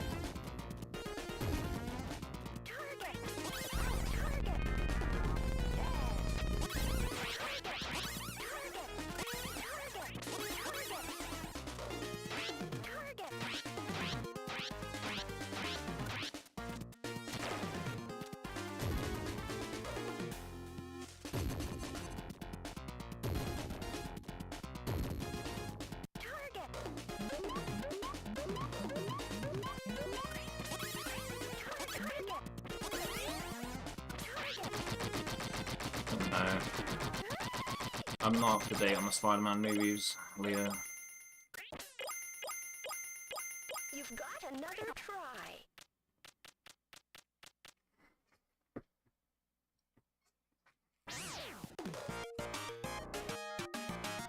I've told you this before, and I didn't give a rat's ass about traditional superheroes. Ever since I watched Invincible, like, anything like Marvel or DC, I'm just like, who fucking cares? It's the curse of having watched Invincible, like, nothing superhero related lives up to it.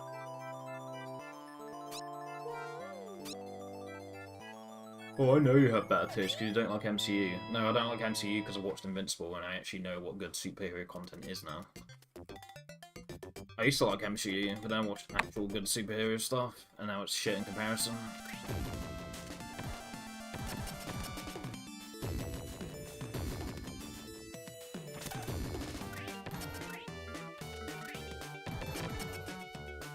I sound like a The Boys fan saying that shit.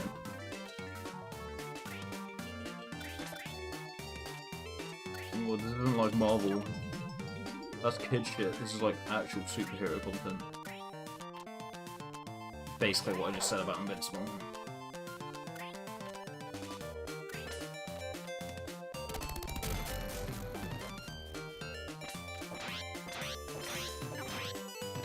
Nah, all this like Marvel DC crap just overstayed its welcome for me.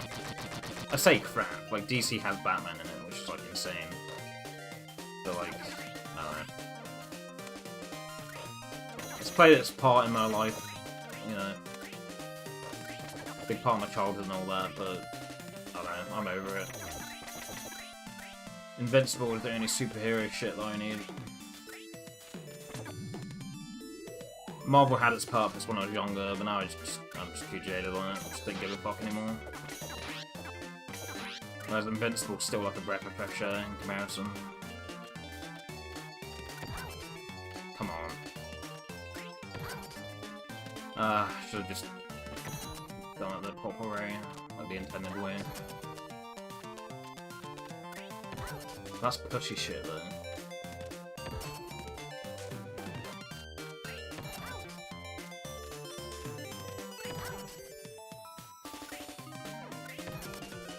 Go big or go home.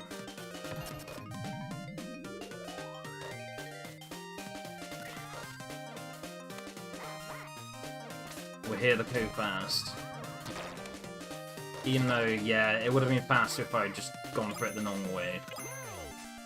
That much is true, but the goal is to go fast.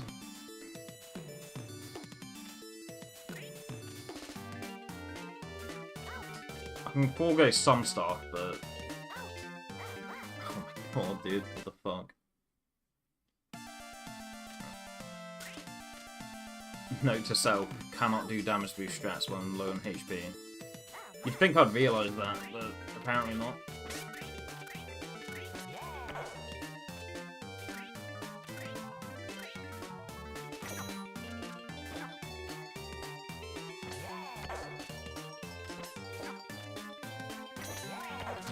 Fuck off, what are you doing, man? Wake up.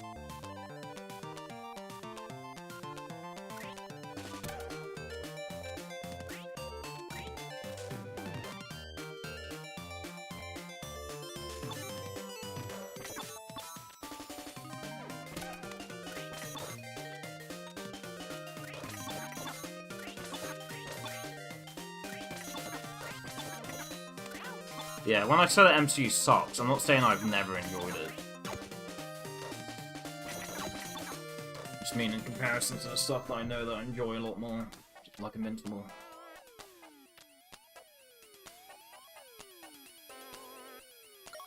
MCU objectively isn't bad, but to me it's bad in comparison to Invincible.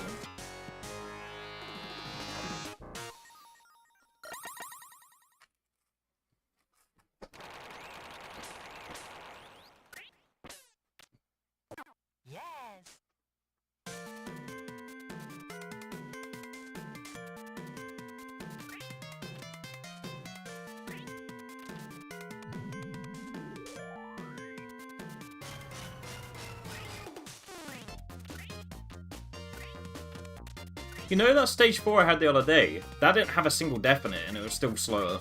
We got a 350 at stage 4 the other day, and this was a 349 with a death. Still really bad, but it's funny to think that the other day I didn't take a single death in stage 4, and it was still slower. Okay, the crouch bullshit affects this, because he doesn't go away from the screen as fast.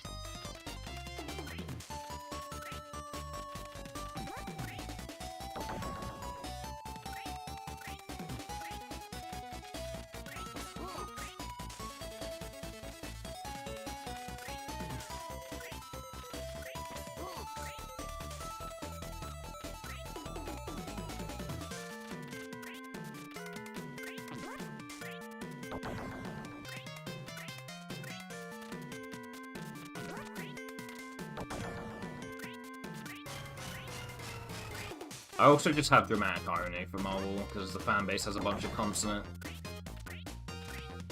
I'm not sure if that's the right term there. I think me being a bitch is more of a better description than calling it dramatic irony, but...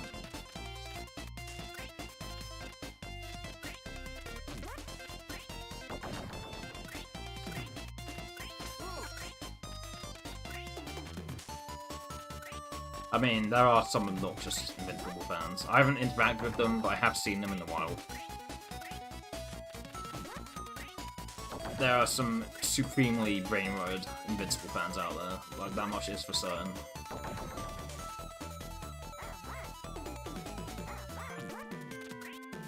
But I don't find them close to the level of obnoxious as I do annoying Marvel fans.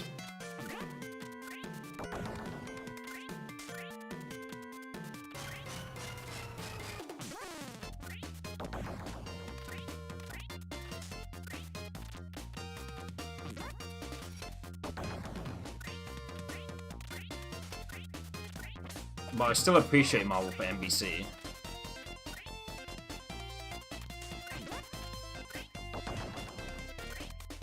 The existence of NBC by itself is enough to be thankful for about Marvel.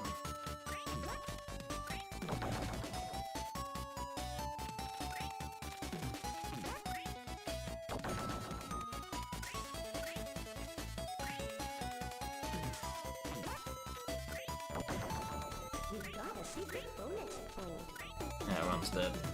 I mean, we already took a death, so I was probably going to reset down the road anyway, but...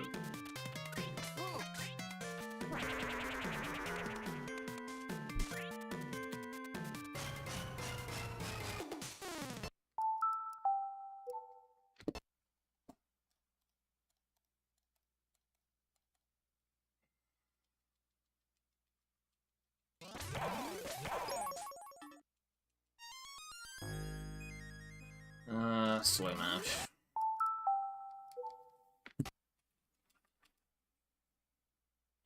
Doesn't really matter, because, yeah, again, time doesn't start until we gain control, but...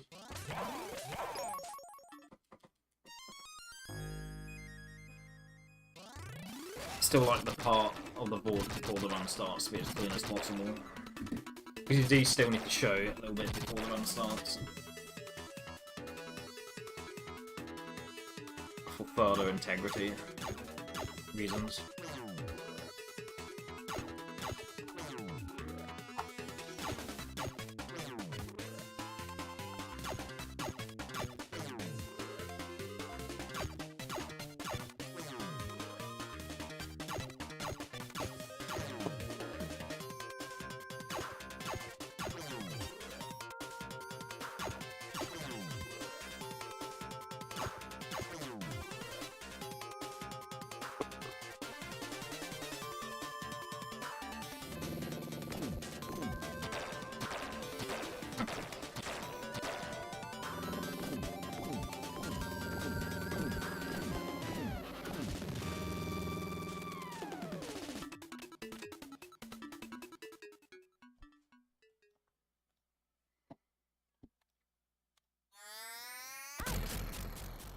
And the fact I like Invincible is enough. I mean, you could argue that me appreciating Invincible is just a crutch, but the fact I like Invincible means you can't just say I'm hating on MCU just because it's popular, because Well, Invincible is incredibly mainstream, and I love that, so, I don't know. The same, like, people are... Okay, for the record, I love FF7 Rebirth, right? But people would tell people, oh, you just hate the remake series because you hate anything that's old.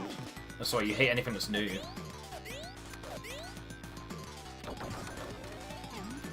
And then Claire Obscure came out, and the same people that hate the remake games. I mean, maybe they were using Claire Obscure as a crutch. But it's like, they loved it. Played it for hundreds of hours.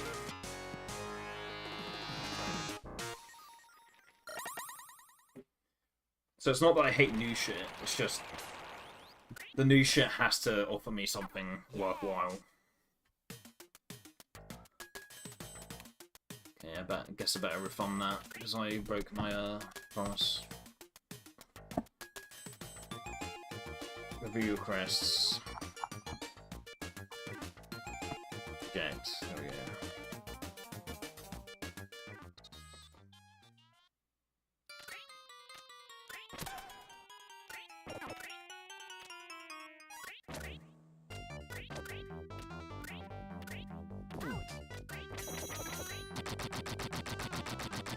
And I feel like there are people who don't actually hate Claire Obscure, they just pretend to hate it.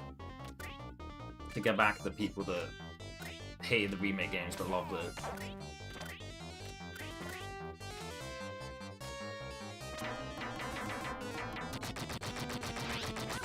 I don't hate new games, there's just a new game called Claire Obscure and I love it.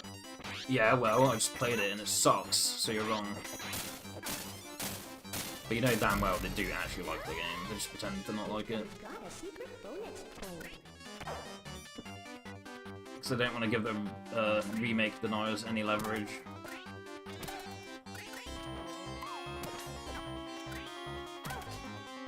Yeah, this controller is definitely on the fritz. No doubt about that. Like, look at this. I'm literally just holding right, and the screen's like being really shaky, but the camera's like wobbling a bit.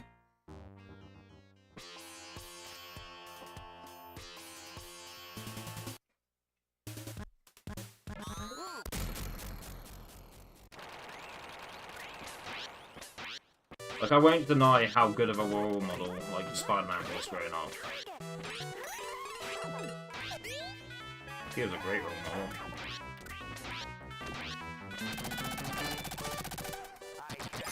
I won't deny Spider-Man's place in my childhood, and all the good memories I have with his media. You've got another try. But it's just outlived its purpose for me. I've just moved on to other superhero-related stuff.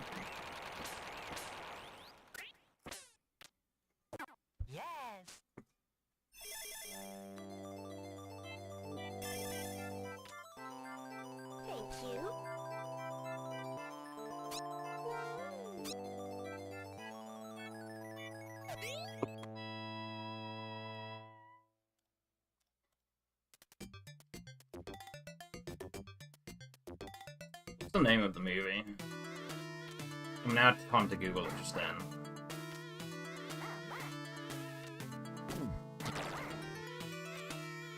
I mean, if it hasn't come out yet, then how do you know it's so peak? Brand new day. It's so peak. How do you know that until it's come out? You're saying it hasn't come out yet. How do you know it's so peak? You can say, oh man, it looks like it's going to be so peak, but you can't say it is so peak for definite, because it hasn't fucking released yet.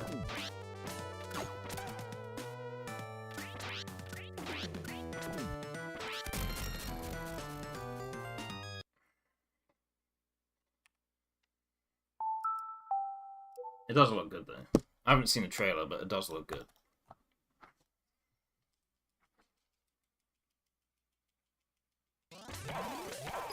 When it comes out, it's so peak. Yeah, makes sense, man. It does look good. Haven't seen the trailer, but it looks good. Or at least admit that much.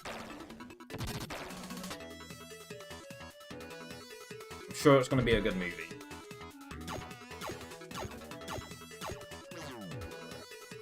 Just superhero stuff superhero stuff these days, unless it's like Batman.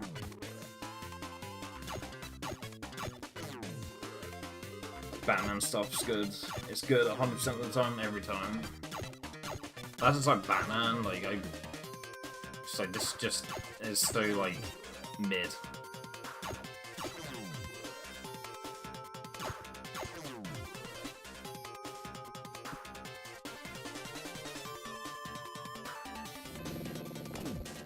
Double hold the panel to invincible.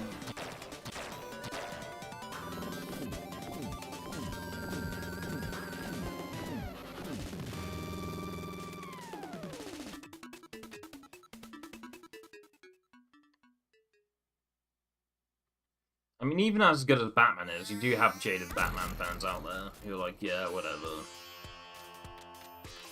It served its place in my life, but I'm bored of it now.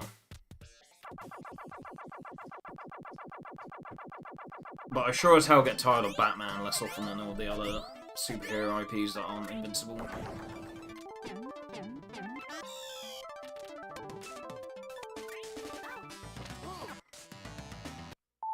I pressed pause, then the controller unpaused. It's fucked. On this controller right now, I release an input and it does the same input again. But I'm not making that up. You just have to trust me on that. The fact I'm holding down and he's just standing back up, even while I'm still holding down, just goes to show.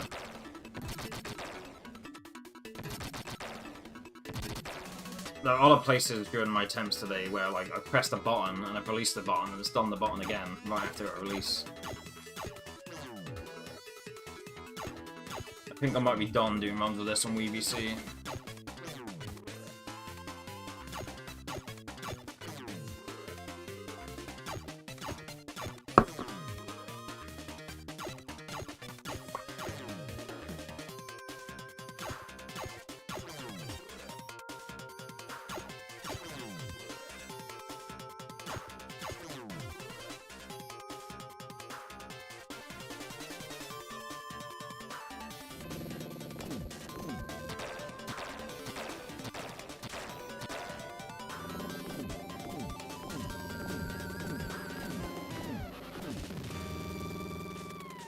But yeah, I am sure that the new Spider-Man movie is going to be good. I'm sure it is.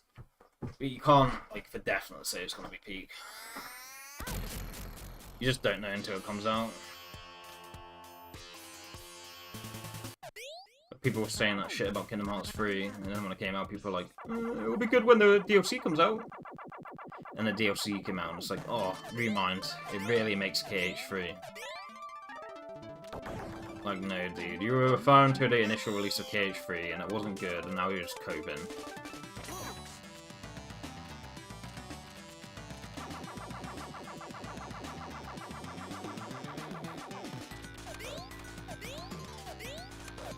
It was a good Disney game. It was certainly a good Disney product. It wasn't a good Square product, though.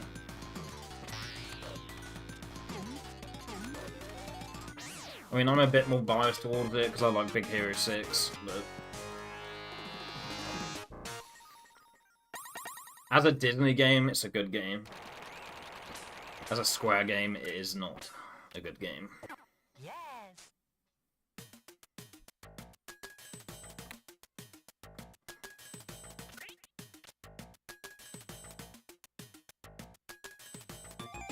But even KH3 deniers will tell you that the Remind DLC is good. It's just when the DLC is now like 500% of the price of like how much you can get the base game for now, it's like, sure, it might make the game, but when it costs like 5 times the price of the base game nowadays, it's like, is that really enough incentive?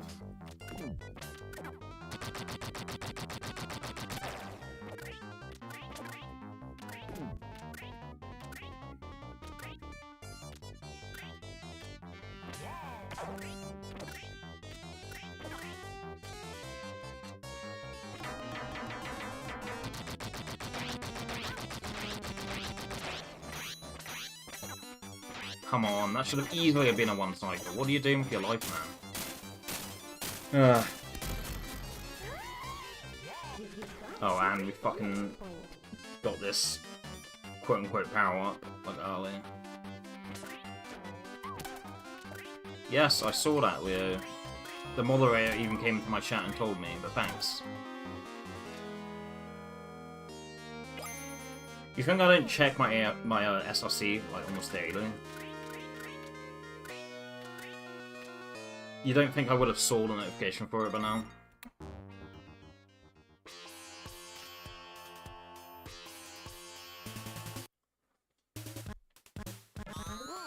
But yeah, hooray, my 649 is verified, my life is complete. I'm gonna get the keys to the city, people are gonna roll out the red carpet for me. Because I've got a funny little video verified on the funny speedrun site. Let's go.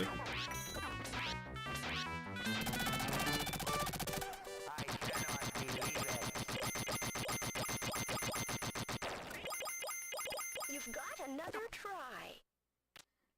I can't live my life unless my runs are verified in time.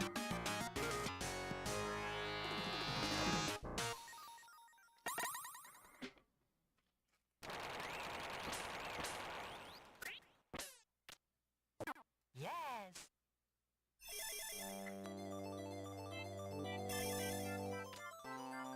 Thank you.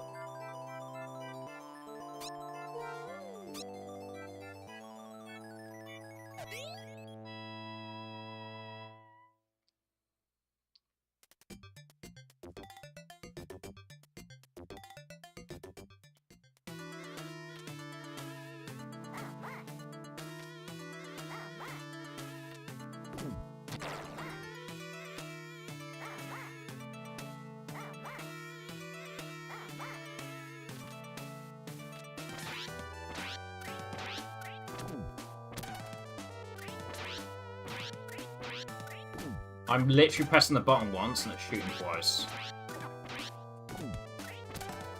What is this?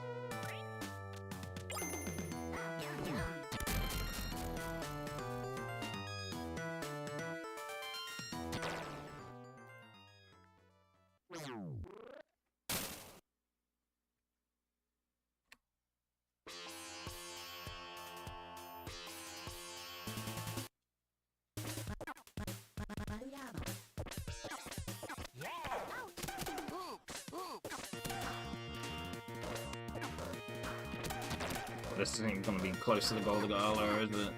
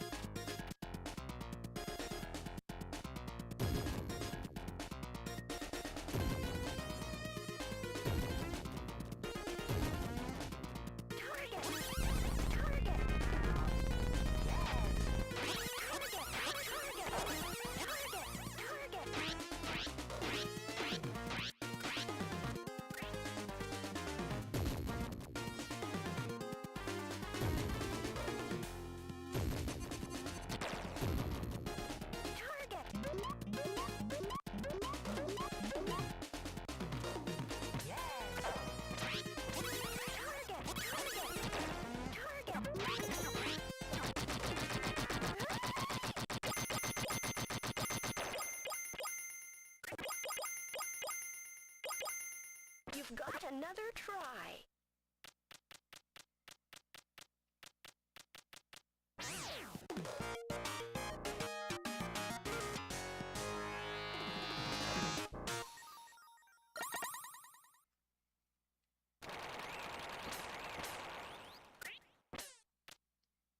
Yes.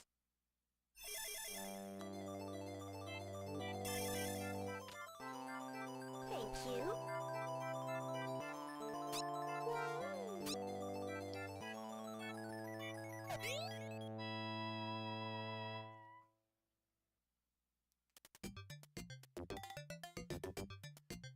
Saved a little bit of time compared to PB.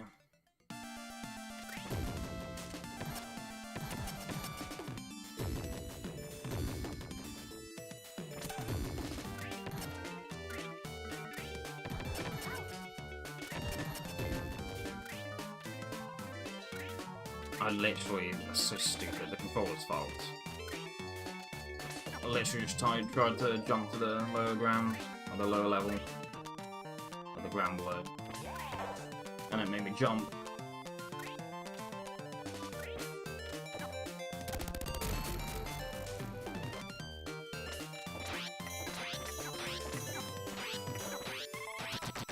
Terrible.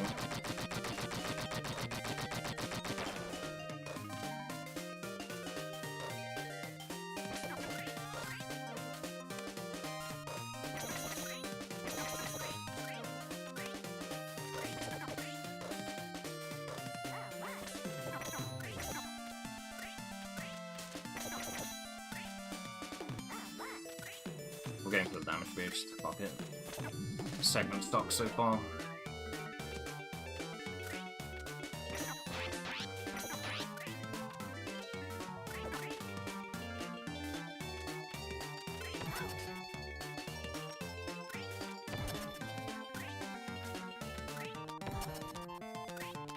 Come on. Come on.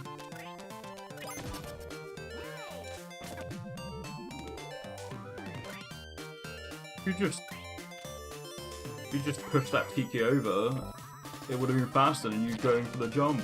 Not the point. The point is to develop muscle memory so you can get it every time.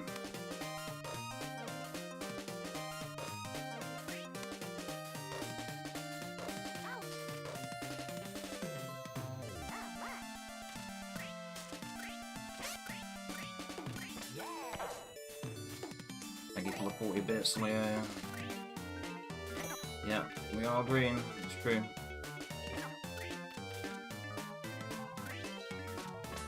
$1,000 bits, holy shit.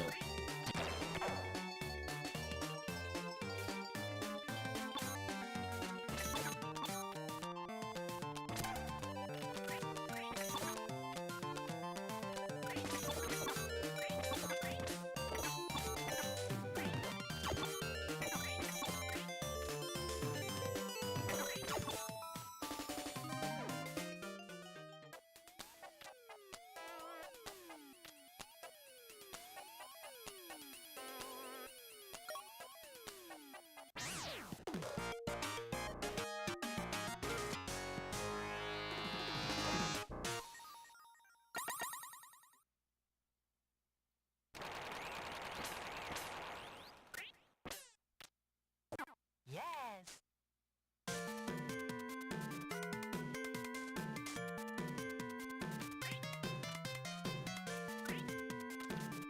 Saved just under 5.5 seconds on that stage.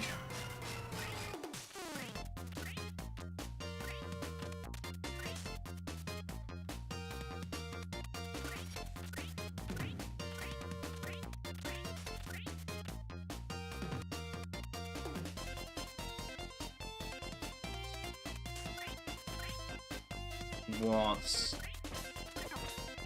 No way, I just missed the fucking hits! For fuck's sake.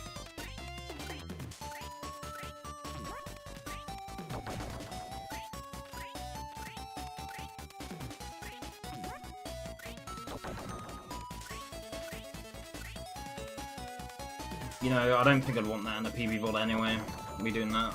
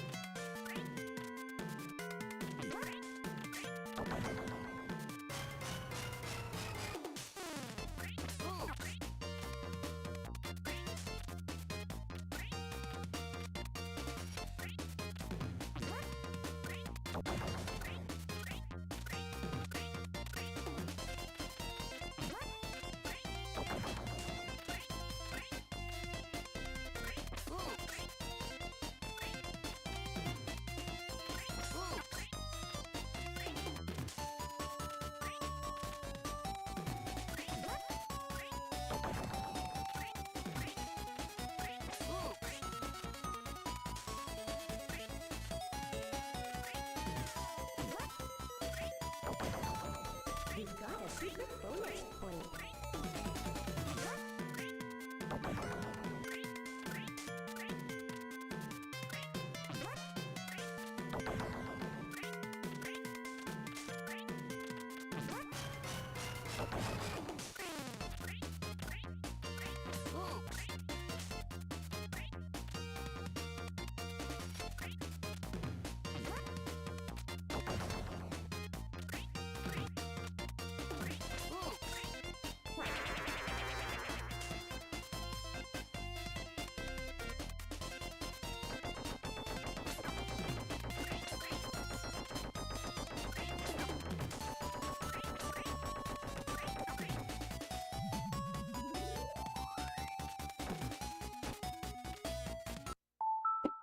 I wouldn't want that first hit in my PB. I would not want that in a PB Vault. Absolutely would not want that in a PB Vault anyway, so fuck that.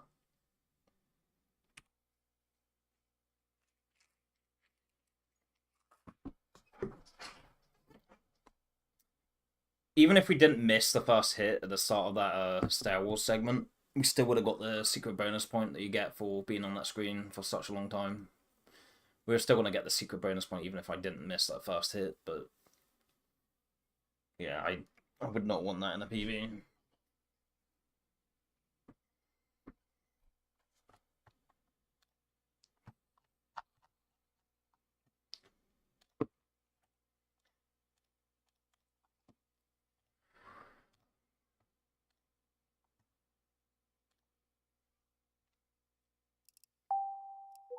Go back to the Wii menu in case I want to continue that run later for practice.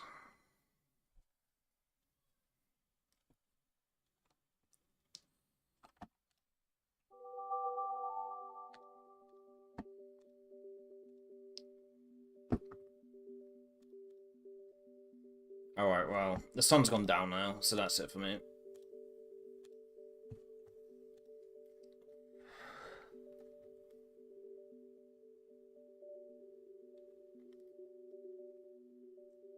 Bye, thank you for the bits, thanks for the company. FF7 tomorrow, you know, the usual. Wanna chat in Discord. Actually, on second thoughts, you know what, I think I'll do some more runs of Dynamite Headdy. I've had this sullen boost of motivation to do some more runs of Dynamite Headdy. I think we should do that. I feel like we should actually play Dynamite Headdy now. Suddenly got this weird boost of motivation out of nowhere. I don't know what it is. But no, I would rather continue streaming than fucking chat with you on Discord right now, if I'm being 100% honest.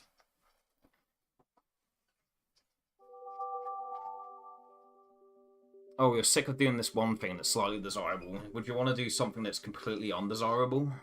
Fucking hell.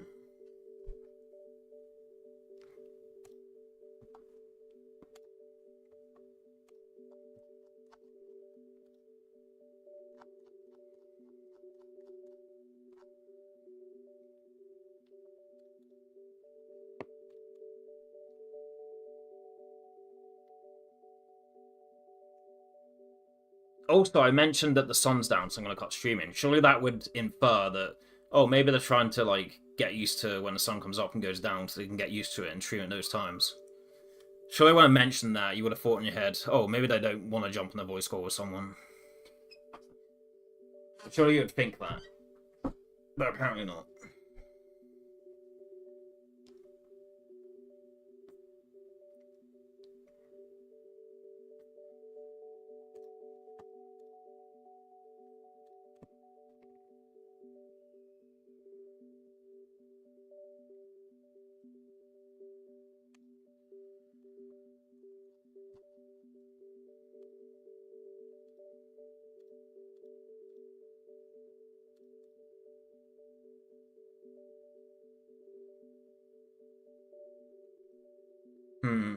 Sit through the abuse of Dynamite Headdy, or someone say my name once every 2 minutes and have no actual questions and just want to get the quick dopamine burst to be responded to them saying my name.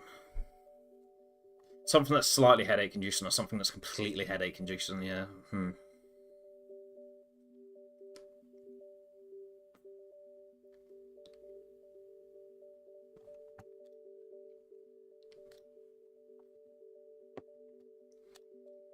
Okay, how will it be fun? Like, you're too high maintenance, sorry. It's simply too high maintenance. I can't just chill in a voice with you the same way I can chill with everyone else in a voice. I can't just sit there and be allowed to exist without doing much. I have to be expected to respond to fucking bullshit musings. It just will, how?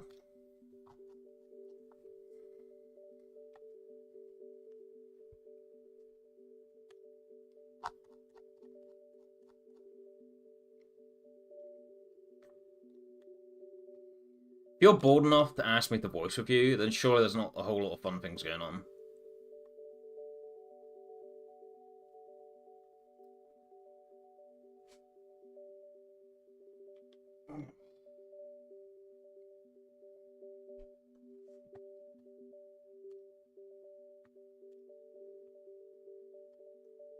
Yeah, and I want to be asleep in bed within the next hour. That's why when I mentioned the sun's down and I was going to cut stream for that reason, you'd think that, oh, maybe they're using that as a sign to go to bed, but apparently not.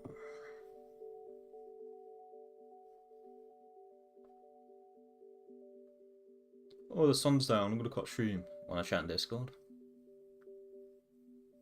Yeah, that's absolutely what I meant when I said the sun's down, I'm going to cut stream now.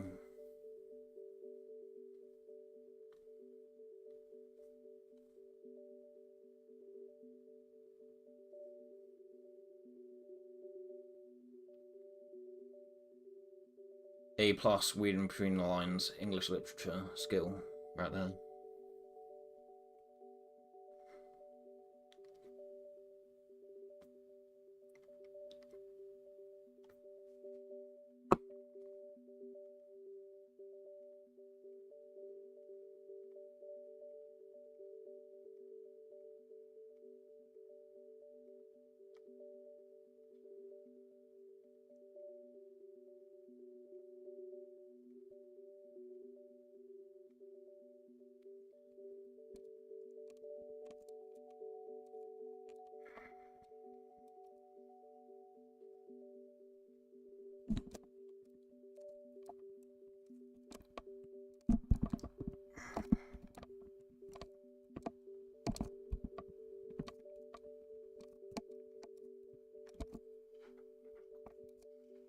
Anyway, yeah, sorry for being an abrasive dickhead. More for 7 tomorrow.